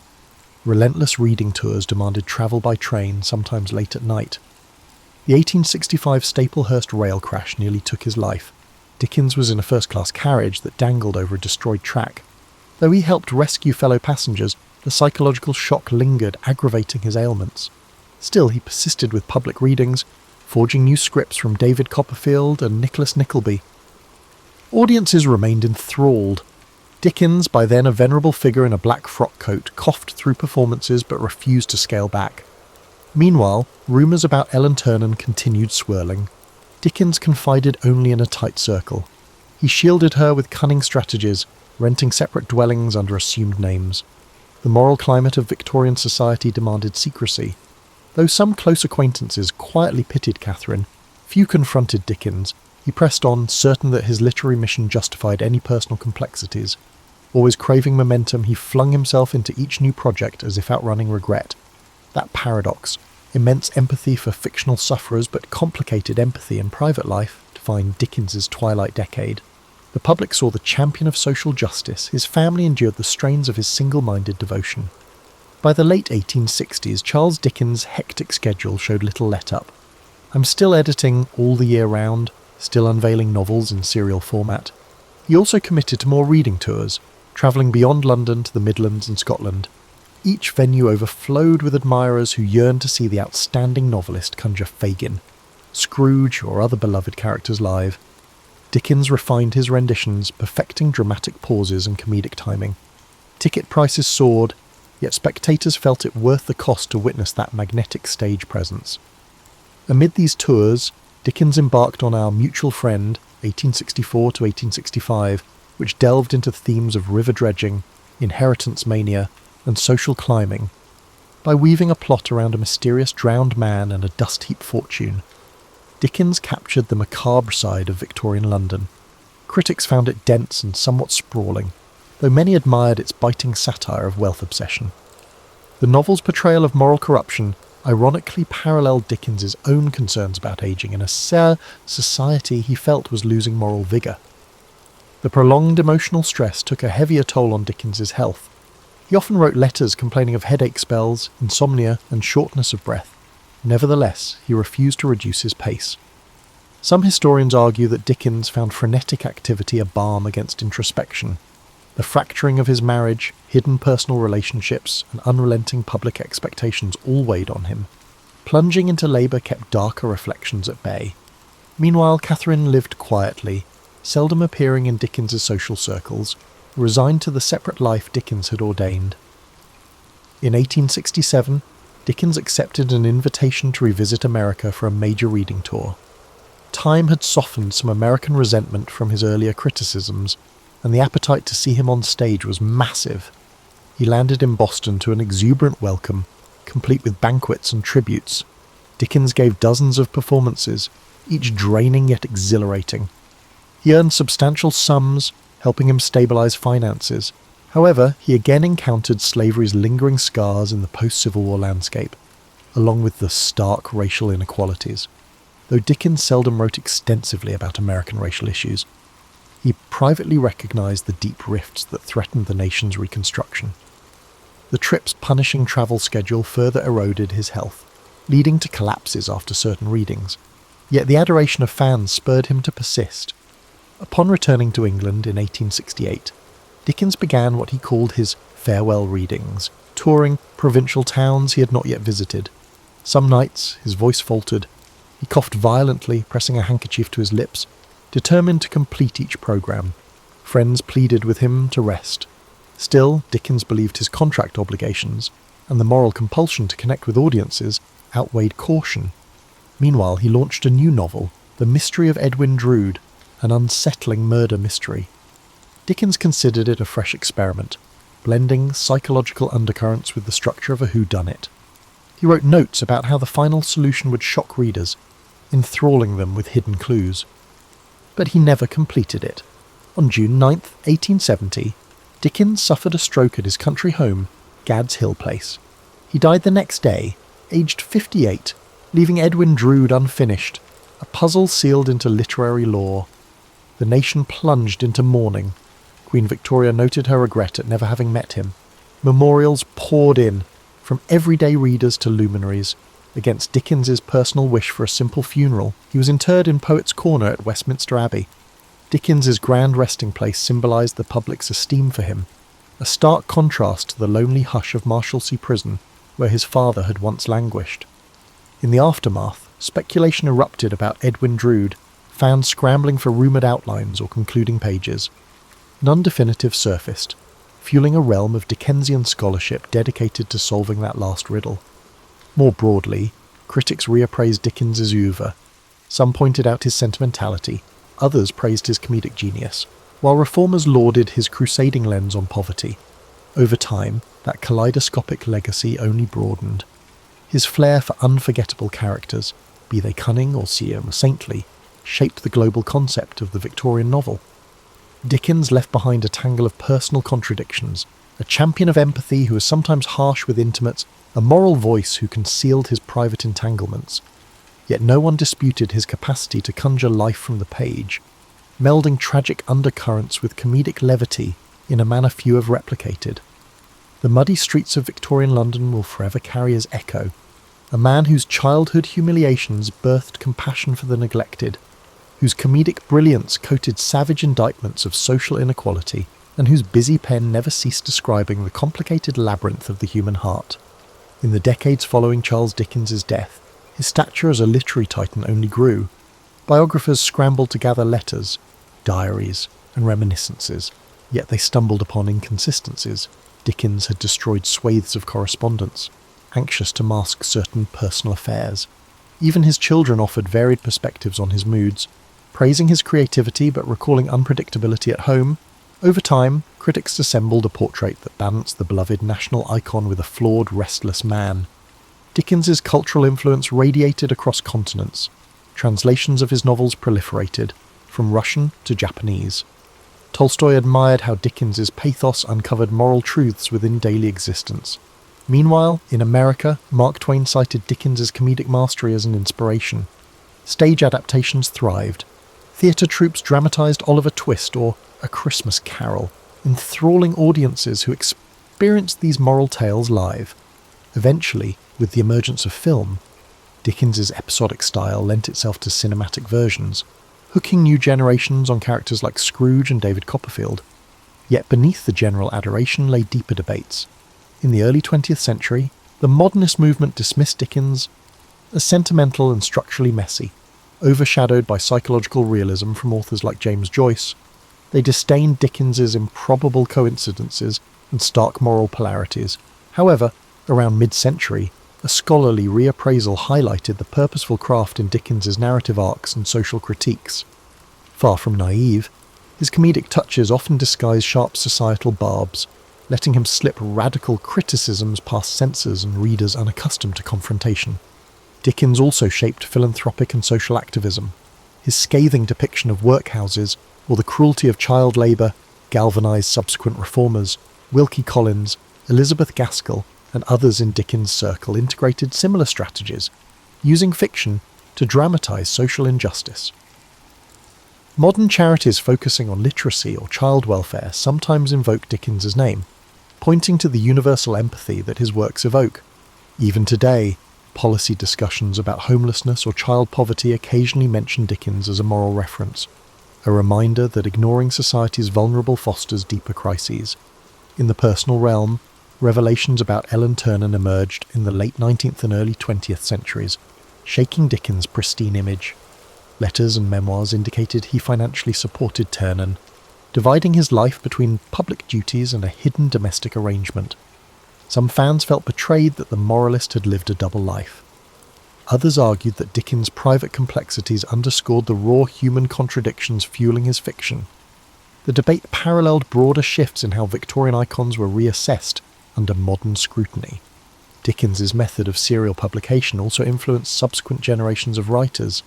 The concept of releasing stories in weekly or monthly segments, maintaining suspense, and forging a close bond with readers found echoes in everything from 20th century pulp magazines to today's online web serials. The interplay between real-time audience reaction and the writer's evolving plot shaped Dickens's approach. He adjusted character arcs mid-serialization if he sensed a shift in public sympathy. Contemporary authors who experiment with episodic storytelling owe a quiet debt to his pioneering structure. Tourists still flock to Dickensian landmarks in London, the Dickens Museum in Doughty Street, the blacking factory's location near the Thames, and the austere Marshalsea prison relic. At Christmas, especially, people revisit A Christmas Carol, with countless adaptations reinforcing generosity's victory over miserliness. The story's cultural resonance persists because Dickens tapped into elemental themes: regret, redemption, and communal warmth. The name Scrooge remains a byword for stinginess, a testament to Dickens's enduring hold on language itself.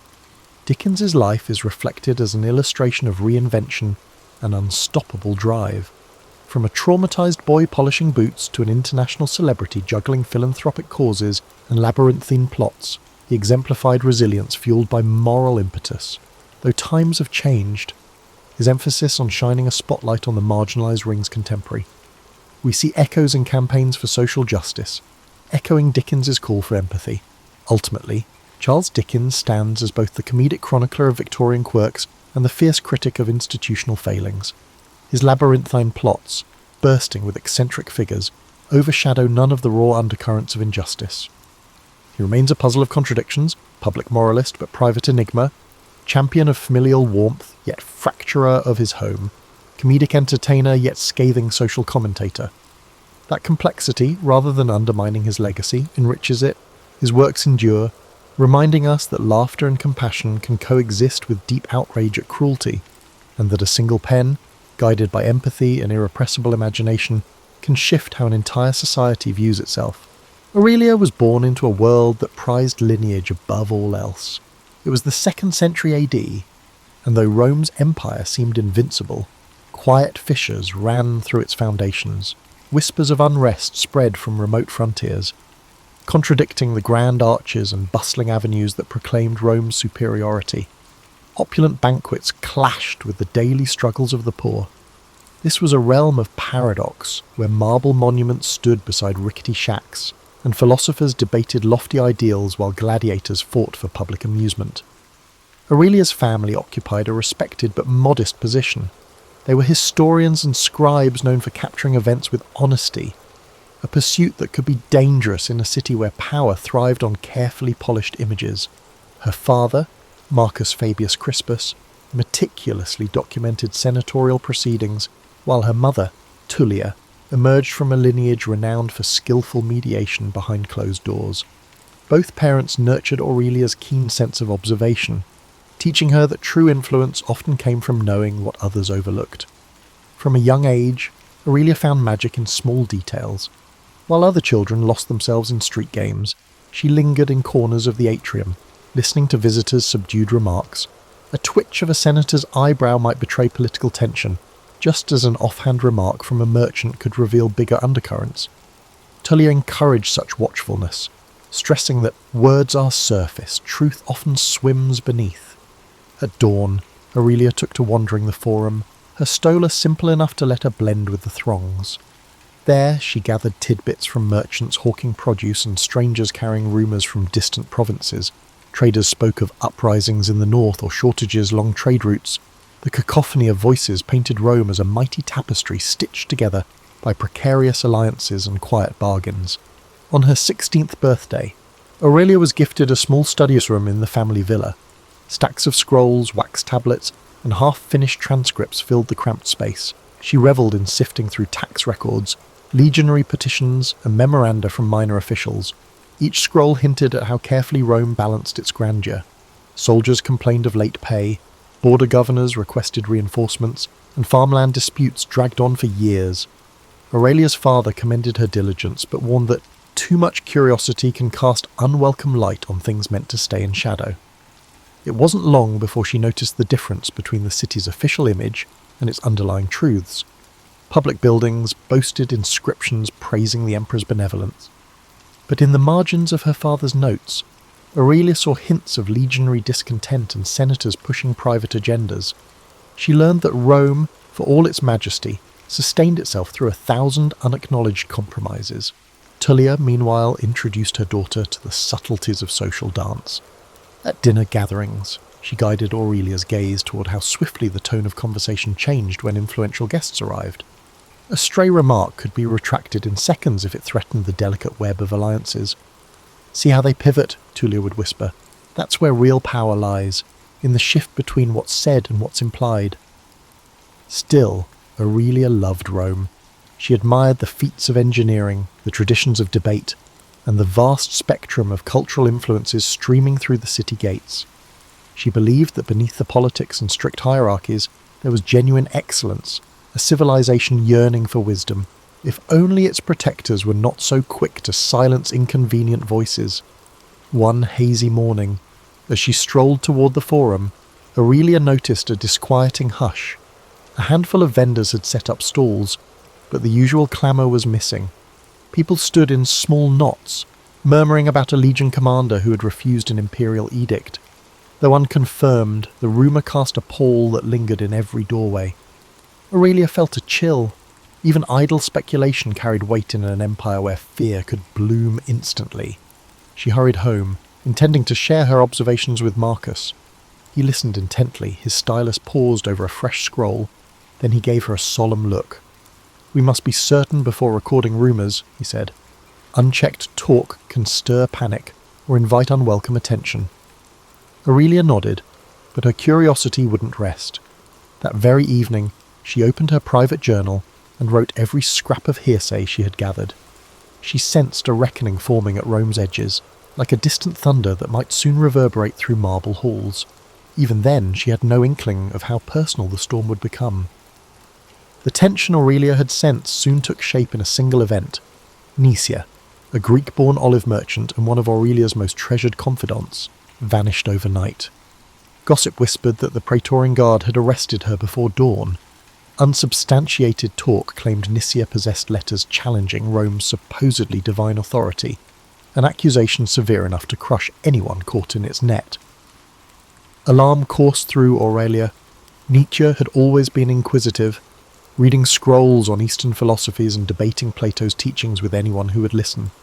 Aurelia couldn't imagine her as a threat, but in Rome's charged climate, curiosity often bordered on sedition. Desperate to learn more, Aurelia combed the forum's edges, interrogating acquaintances who might have glimpsed the arrest. Most merchants lowered their voices at the guard's mention, wary of drawing scrutiny themselves. At home, Tullia observed Aurelia's distress. Rather than scold her, she murmured, "Prudence is our lifeline. Inquire gently." Yet Tullia herself covertly sought leads through acquaintances in minor governmental posts.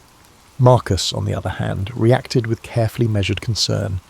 He understood the stakes, but warned Aurelia that intervention might place the family under suspicion. Though well-intentioned, his caution left her feeling powerless, determined not to stand idle. Aurelia visited Petronius, an elderly scribe rumoured to have ties within the Praetorian administration. His cramped workshop smelled of ink and musty parchment, scrolls spilling off the shelves.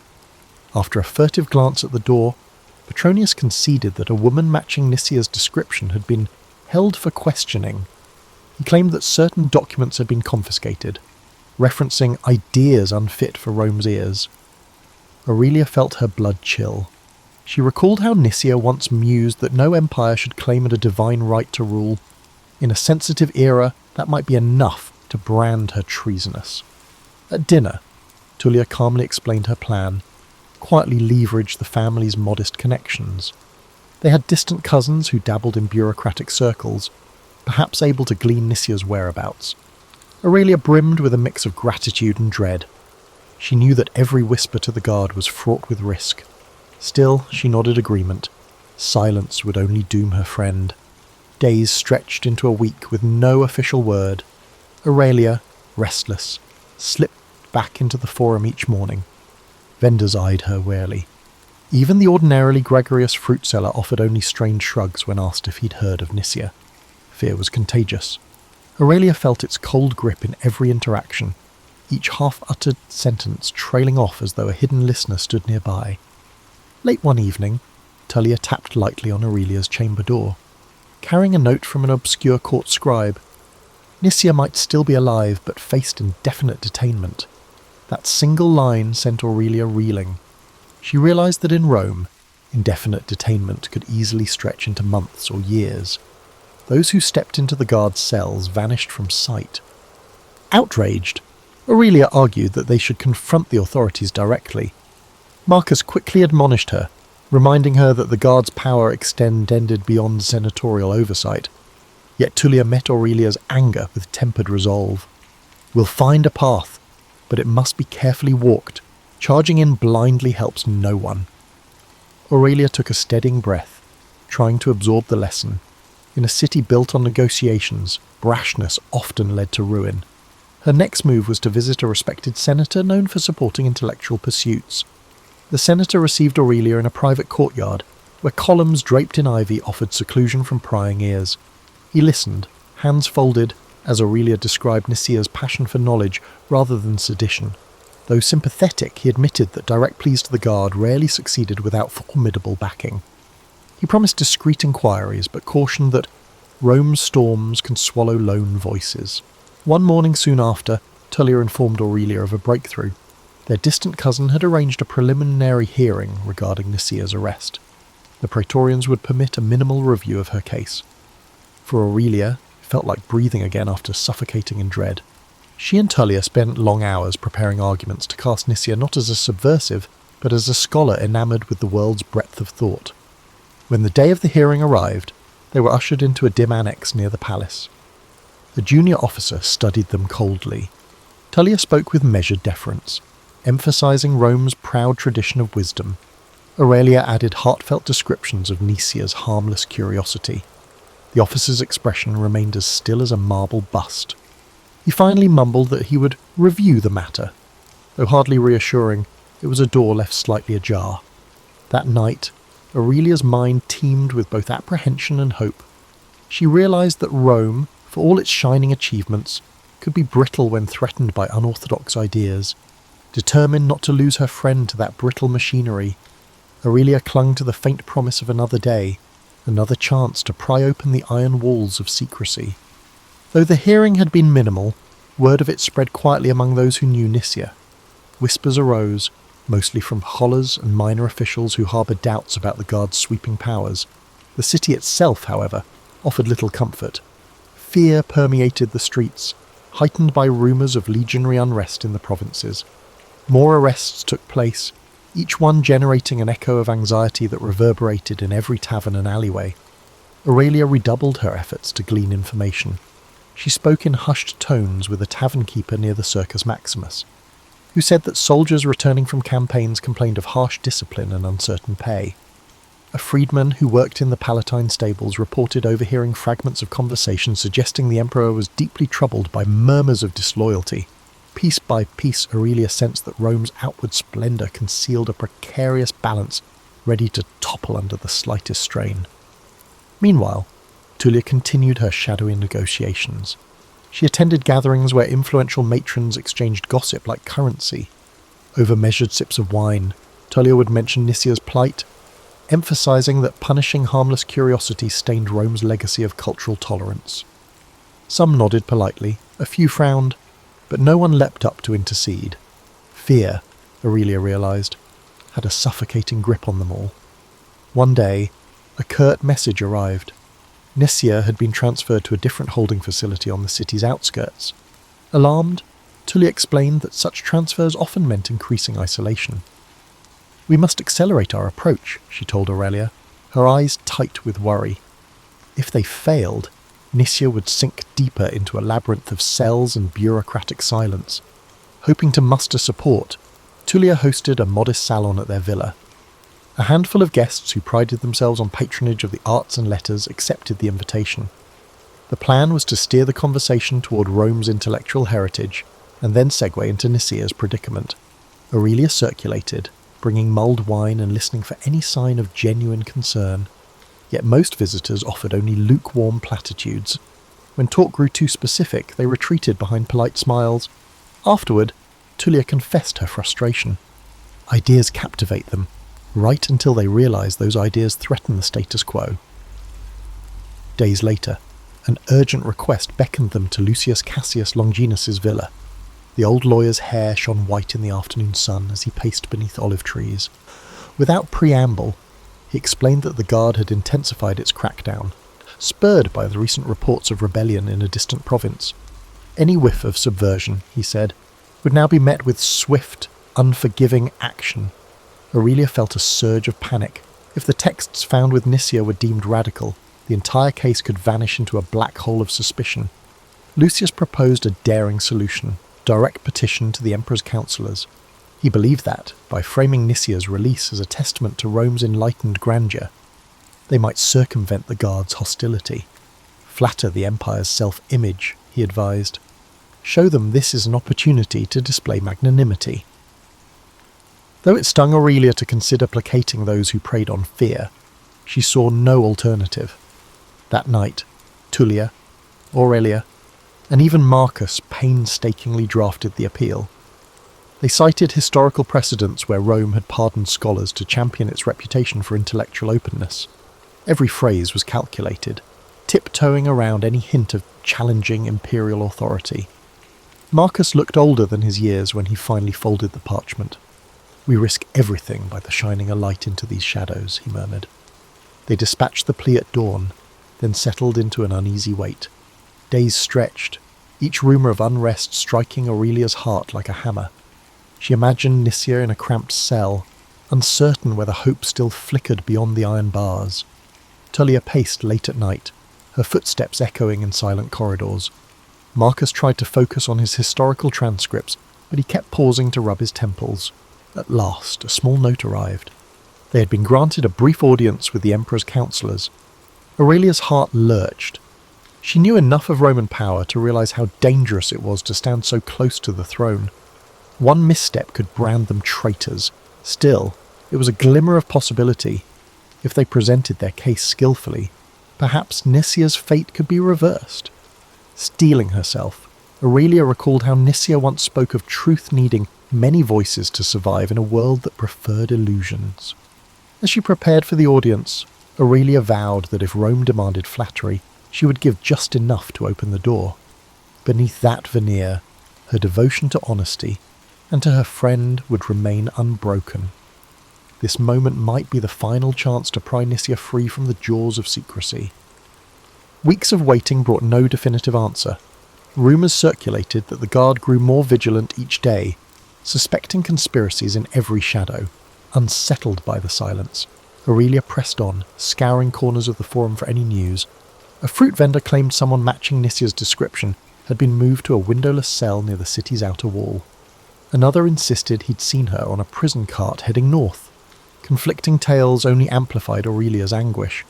Tullia, determined to avoid stasis, scheduled another round of discreet visits.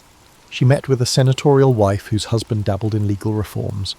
She reconvened with an elderly diplomat known for bridging factions during prior unrest. At each meeting, Tullia deployed her signature tact, reminding people of Rome's vaunted tradition of wisdom. If an inquisitive mind can be silenced so easily, how does that reflect on our civilization? She would muse. A few listeners showed sympathy, yet none had the clout or courage to confront the guard directly. Marcus, meanwhile, hovered at the edge of involvement, torn between paternal concern and a historian's innate caution. He warned Aurelia not to speak too boldly in public. "The city crackles with tension," he said, tapping his stylus on a half-filled scroll. "One misplaced phrase could label you an agitator." Aurelia seethed at the constraints but forced herself to comply. She recognised that their window of opportunity to save Nicia was shrinking.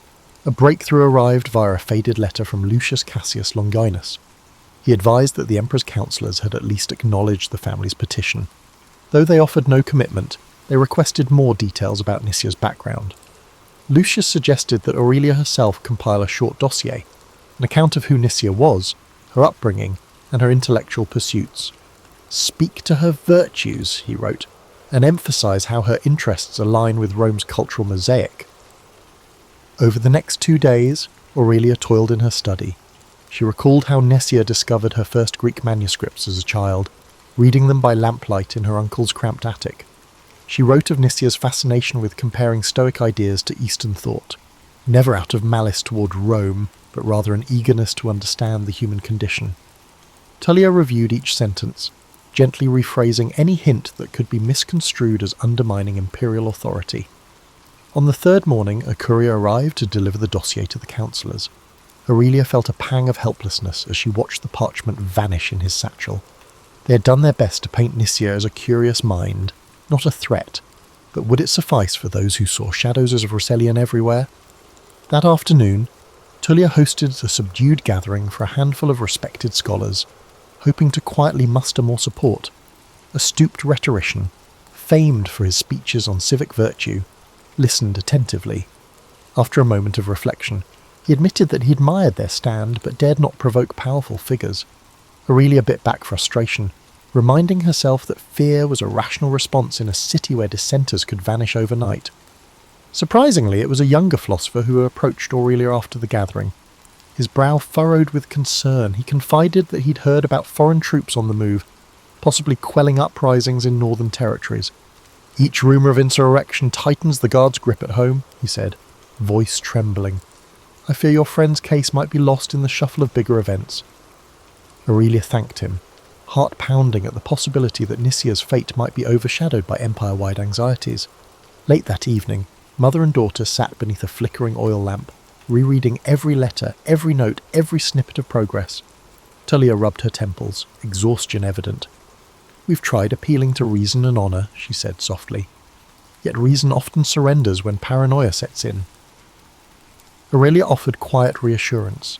Even though her own hope dimmed, she refused to betray defeat. A new summons arrived the next day. One of the emperor's councillors, a figure named Albius Saturninus, requested a meeting. The messenger's words carried no warmth, only that further clarification was required. Aurelia's heartbeat quickened. This could be the pivotal moment. If Saturninus found their arguments lacking, Nicia could disappear from all records. If he chose leniency, perhaps a door would open. Guided by Tullia's calm resolve, Aurelia steadied herself. They dressed in subdued finery, mindful of appearances. Outside, Rome's ever-shifting tapestry of rumour and spectacle buzzed with energy.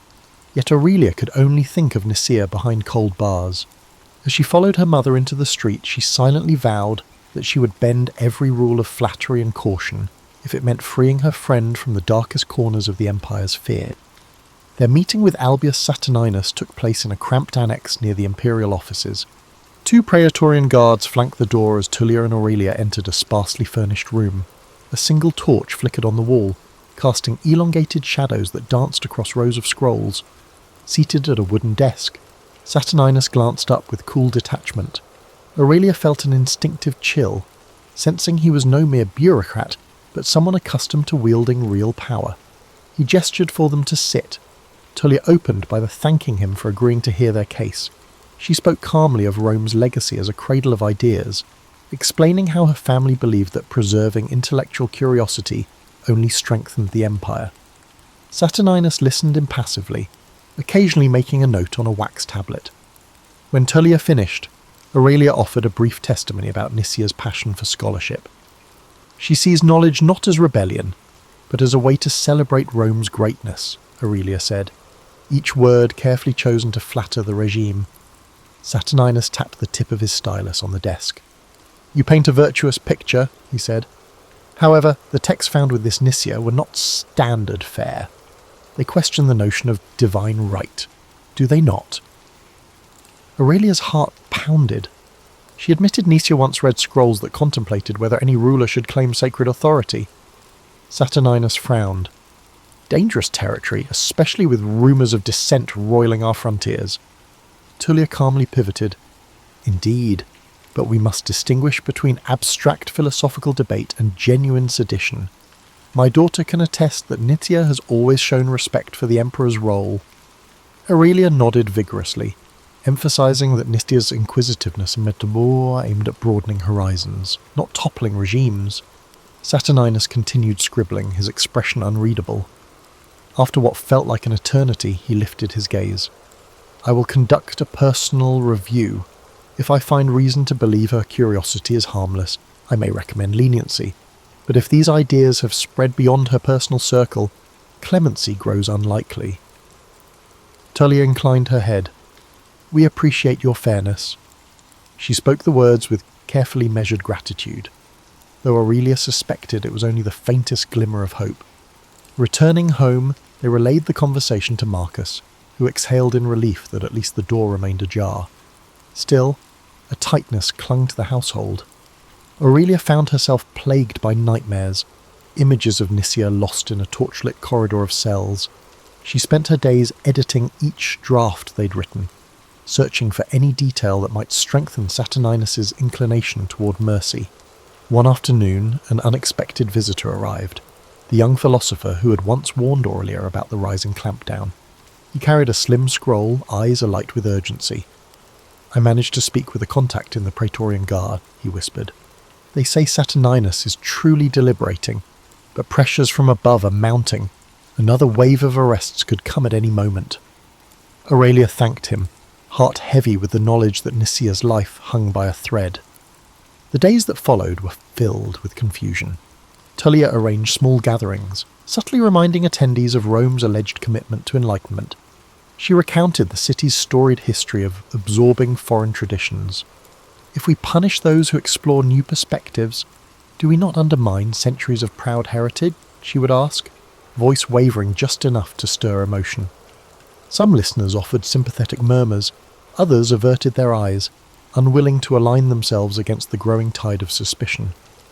Aurelia found solace in revisiting old notes from Nitya, who had scribbled translations of Greek verses about the pursuit of truth. Reading those lines by the lamp light, Aurelia vowed she would not abandon her friend to the machinery of fear. Even so, the unstoppable churn of Roman politics loomed over them. Each morning arrived with fresh rumours: a new rebellion in Gaul, a senator rumoured to be conspiring against imperial authority, or the guard arresting someone for uttering heretical claims. The city's mood felt like a drawn bowstring, ready to snap. Finally, on a cloudy afternoon, a pale-faced courier arrived with a sealed message. Trembling, Aurelia broke the wax seal. Saturninus summoned them for a final verdict. Marcus's hand gripped Aurelia's shoulder as she read the words aloud. Tullia said nothing, but her eyes were dark with both fear and resolve. The next morning, they dressed carefully in subdued garments. Stepping into the street, Aurelia noticed how the city seemed caught in a hush, as though bracing for some unseen impact.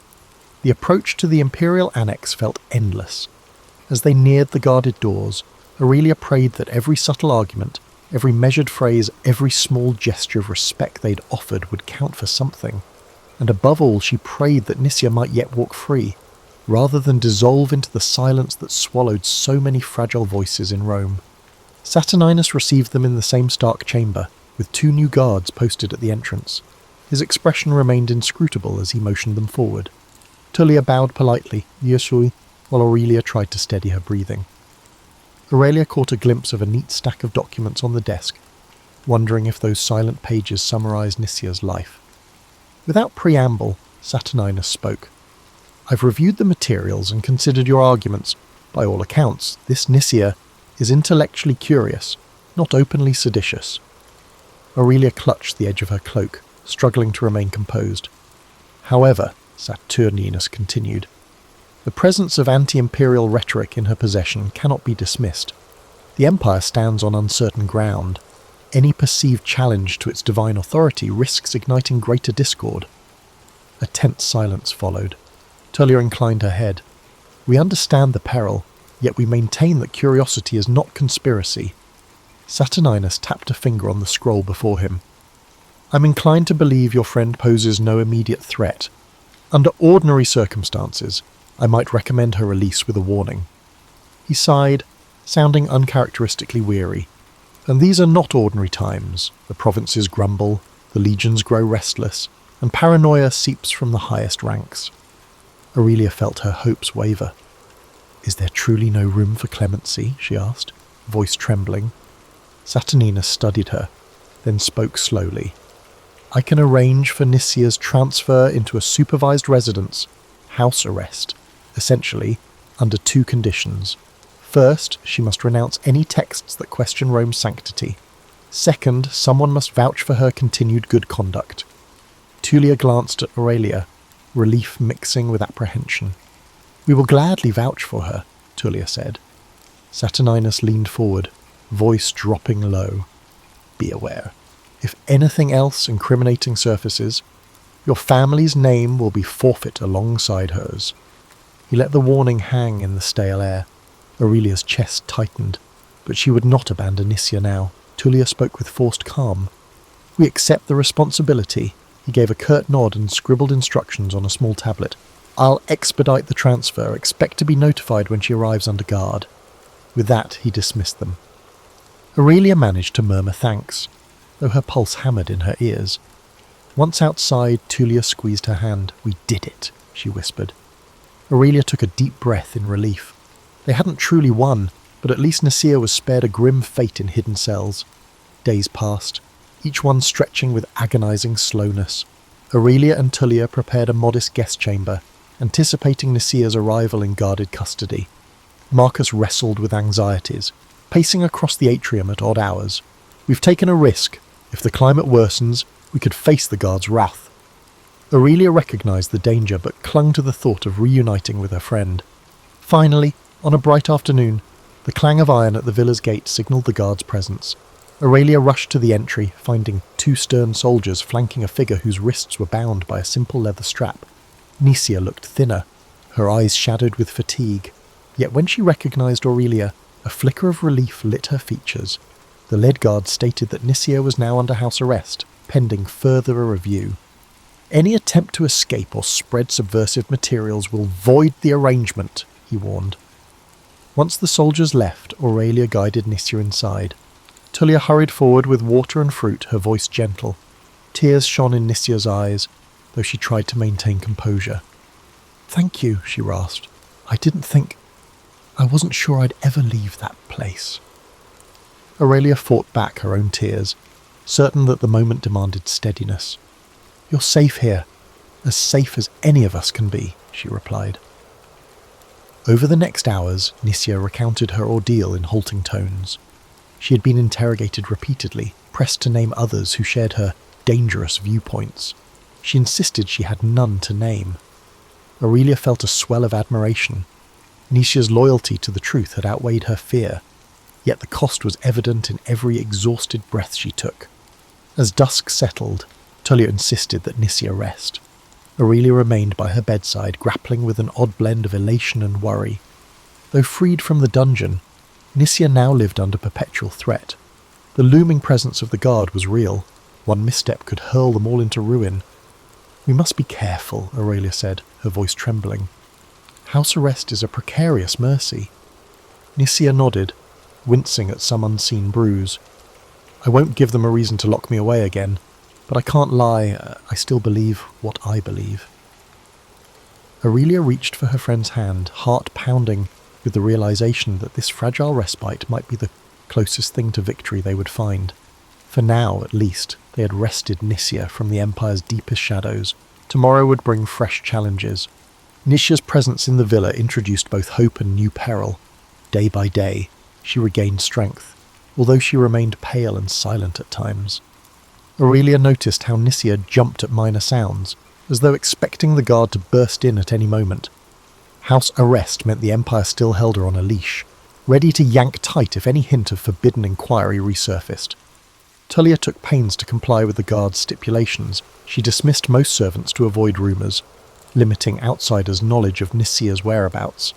Family acquaintances who came calling were informed that the household required privacy due to an illness. Marcus withdrew further into his study, wary of inadvertently drawing attention. Meanwhile, Aurelia felt herself teetering between relief and anxiety. Free as she was to wander, She knew that one slip of the tongue could bring disaster crashing down. As Nisia recovered, they spoke in hushed tones about her prison ordeal. Guards had demanded names, twisting every conversation into a potential confession. "They wanted me to admit a conspiracy," Nisia said, voice strained, "but I had none to give." Aurelia bit her lip, recalling how dangerously close Rome's paranoia had come to extinguishing her friend's life. That same paranoia still loomed, ready to stifle any criticisms of imperial might. One afternoon, Tullia informed Aurelia that Lucius Cassius Longinus had invited them to a private supper. He wished to discuss a path to concluding Nisia's case permanently, ideally by persuading the authorities to close the file. "He believes that with the right approach we might seal this matter," Tullia explained. "No more indefinite limbo." Aurelia's heart lifted, though she feared illusions of finality. She had learned that in Rome, solutions were often temporary, compromised by hidden agendas. They left Nisia in Marcus's care and travelled to Lucius's villa under cover of dusk. Soft lamplight glowed in the colonnade where he waited, a discreet spread of bread, olives, and watered wine laid out. After greeting them, Lucius dove straight into the matter. "Saturninus's arrangement is conditional.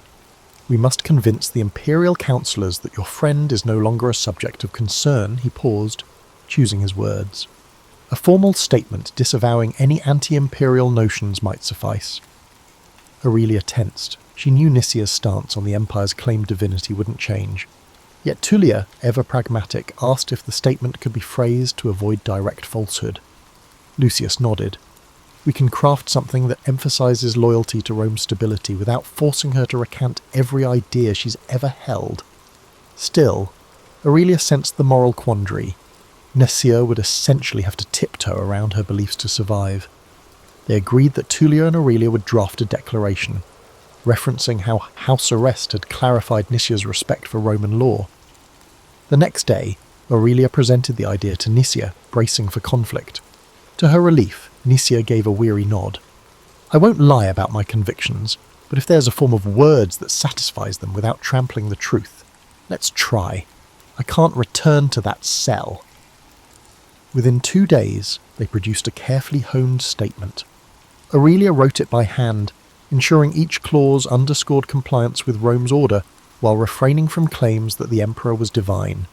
Tullia smoothed out phrases, injecting enough deference to placate suspicious officials. Nisia approved, though Aurelia noticed her fingers trembling as she scrawled her name at the bottom. "Let's hope the city's thirst for scapegoats is momentarily quenched," she murmured.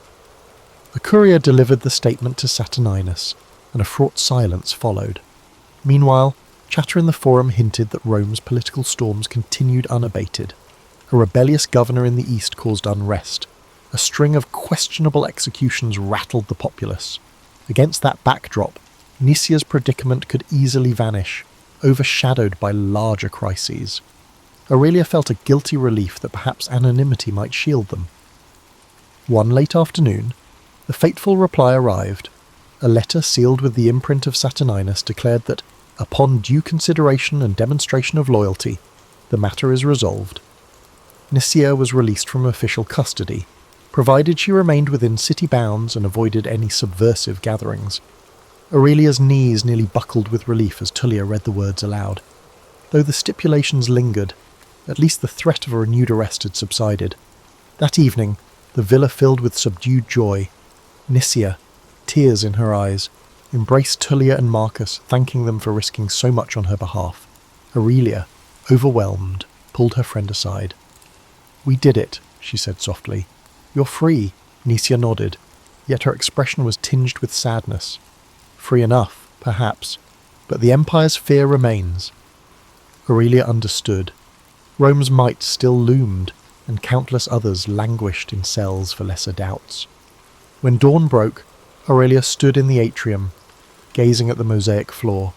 She recalled how she once believed Rome's grandeur resided in unwavering ideals. Now she saw that its splendour was fragile, maintained through half-truths, subtle negotiations, and a readiness to crush dissent. Still, she felt a spark of optimism. In saving Nisia, they had proven that compassion could pierce the Empire's armour. at least for a moment. Stepping outside, Aurelia inhaled the cool air and resolved to keep her eyes open, to document not just the marble triumphs, but also the hidden struggles that shaped Rome from within.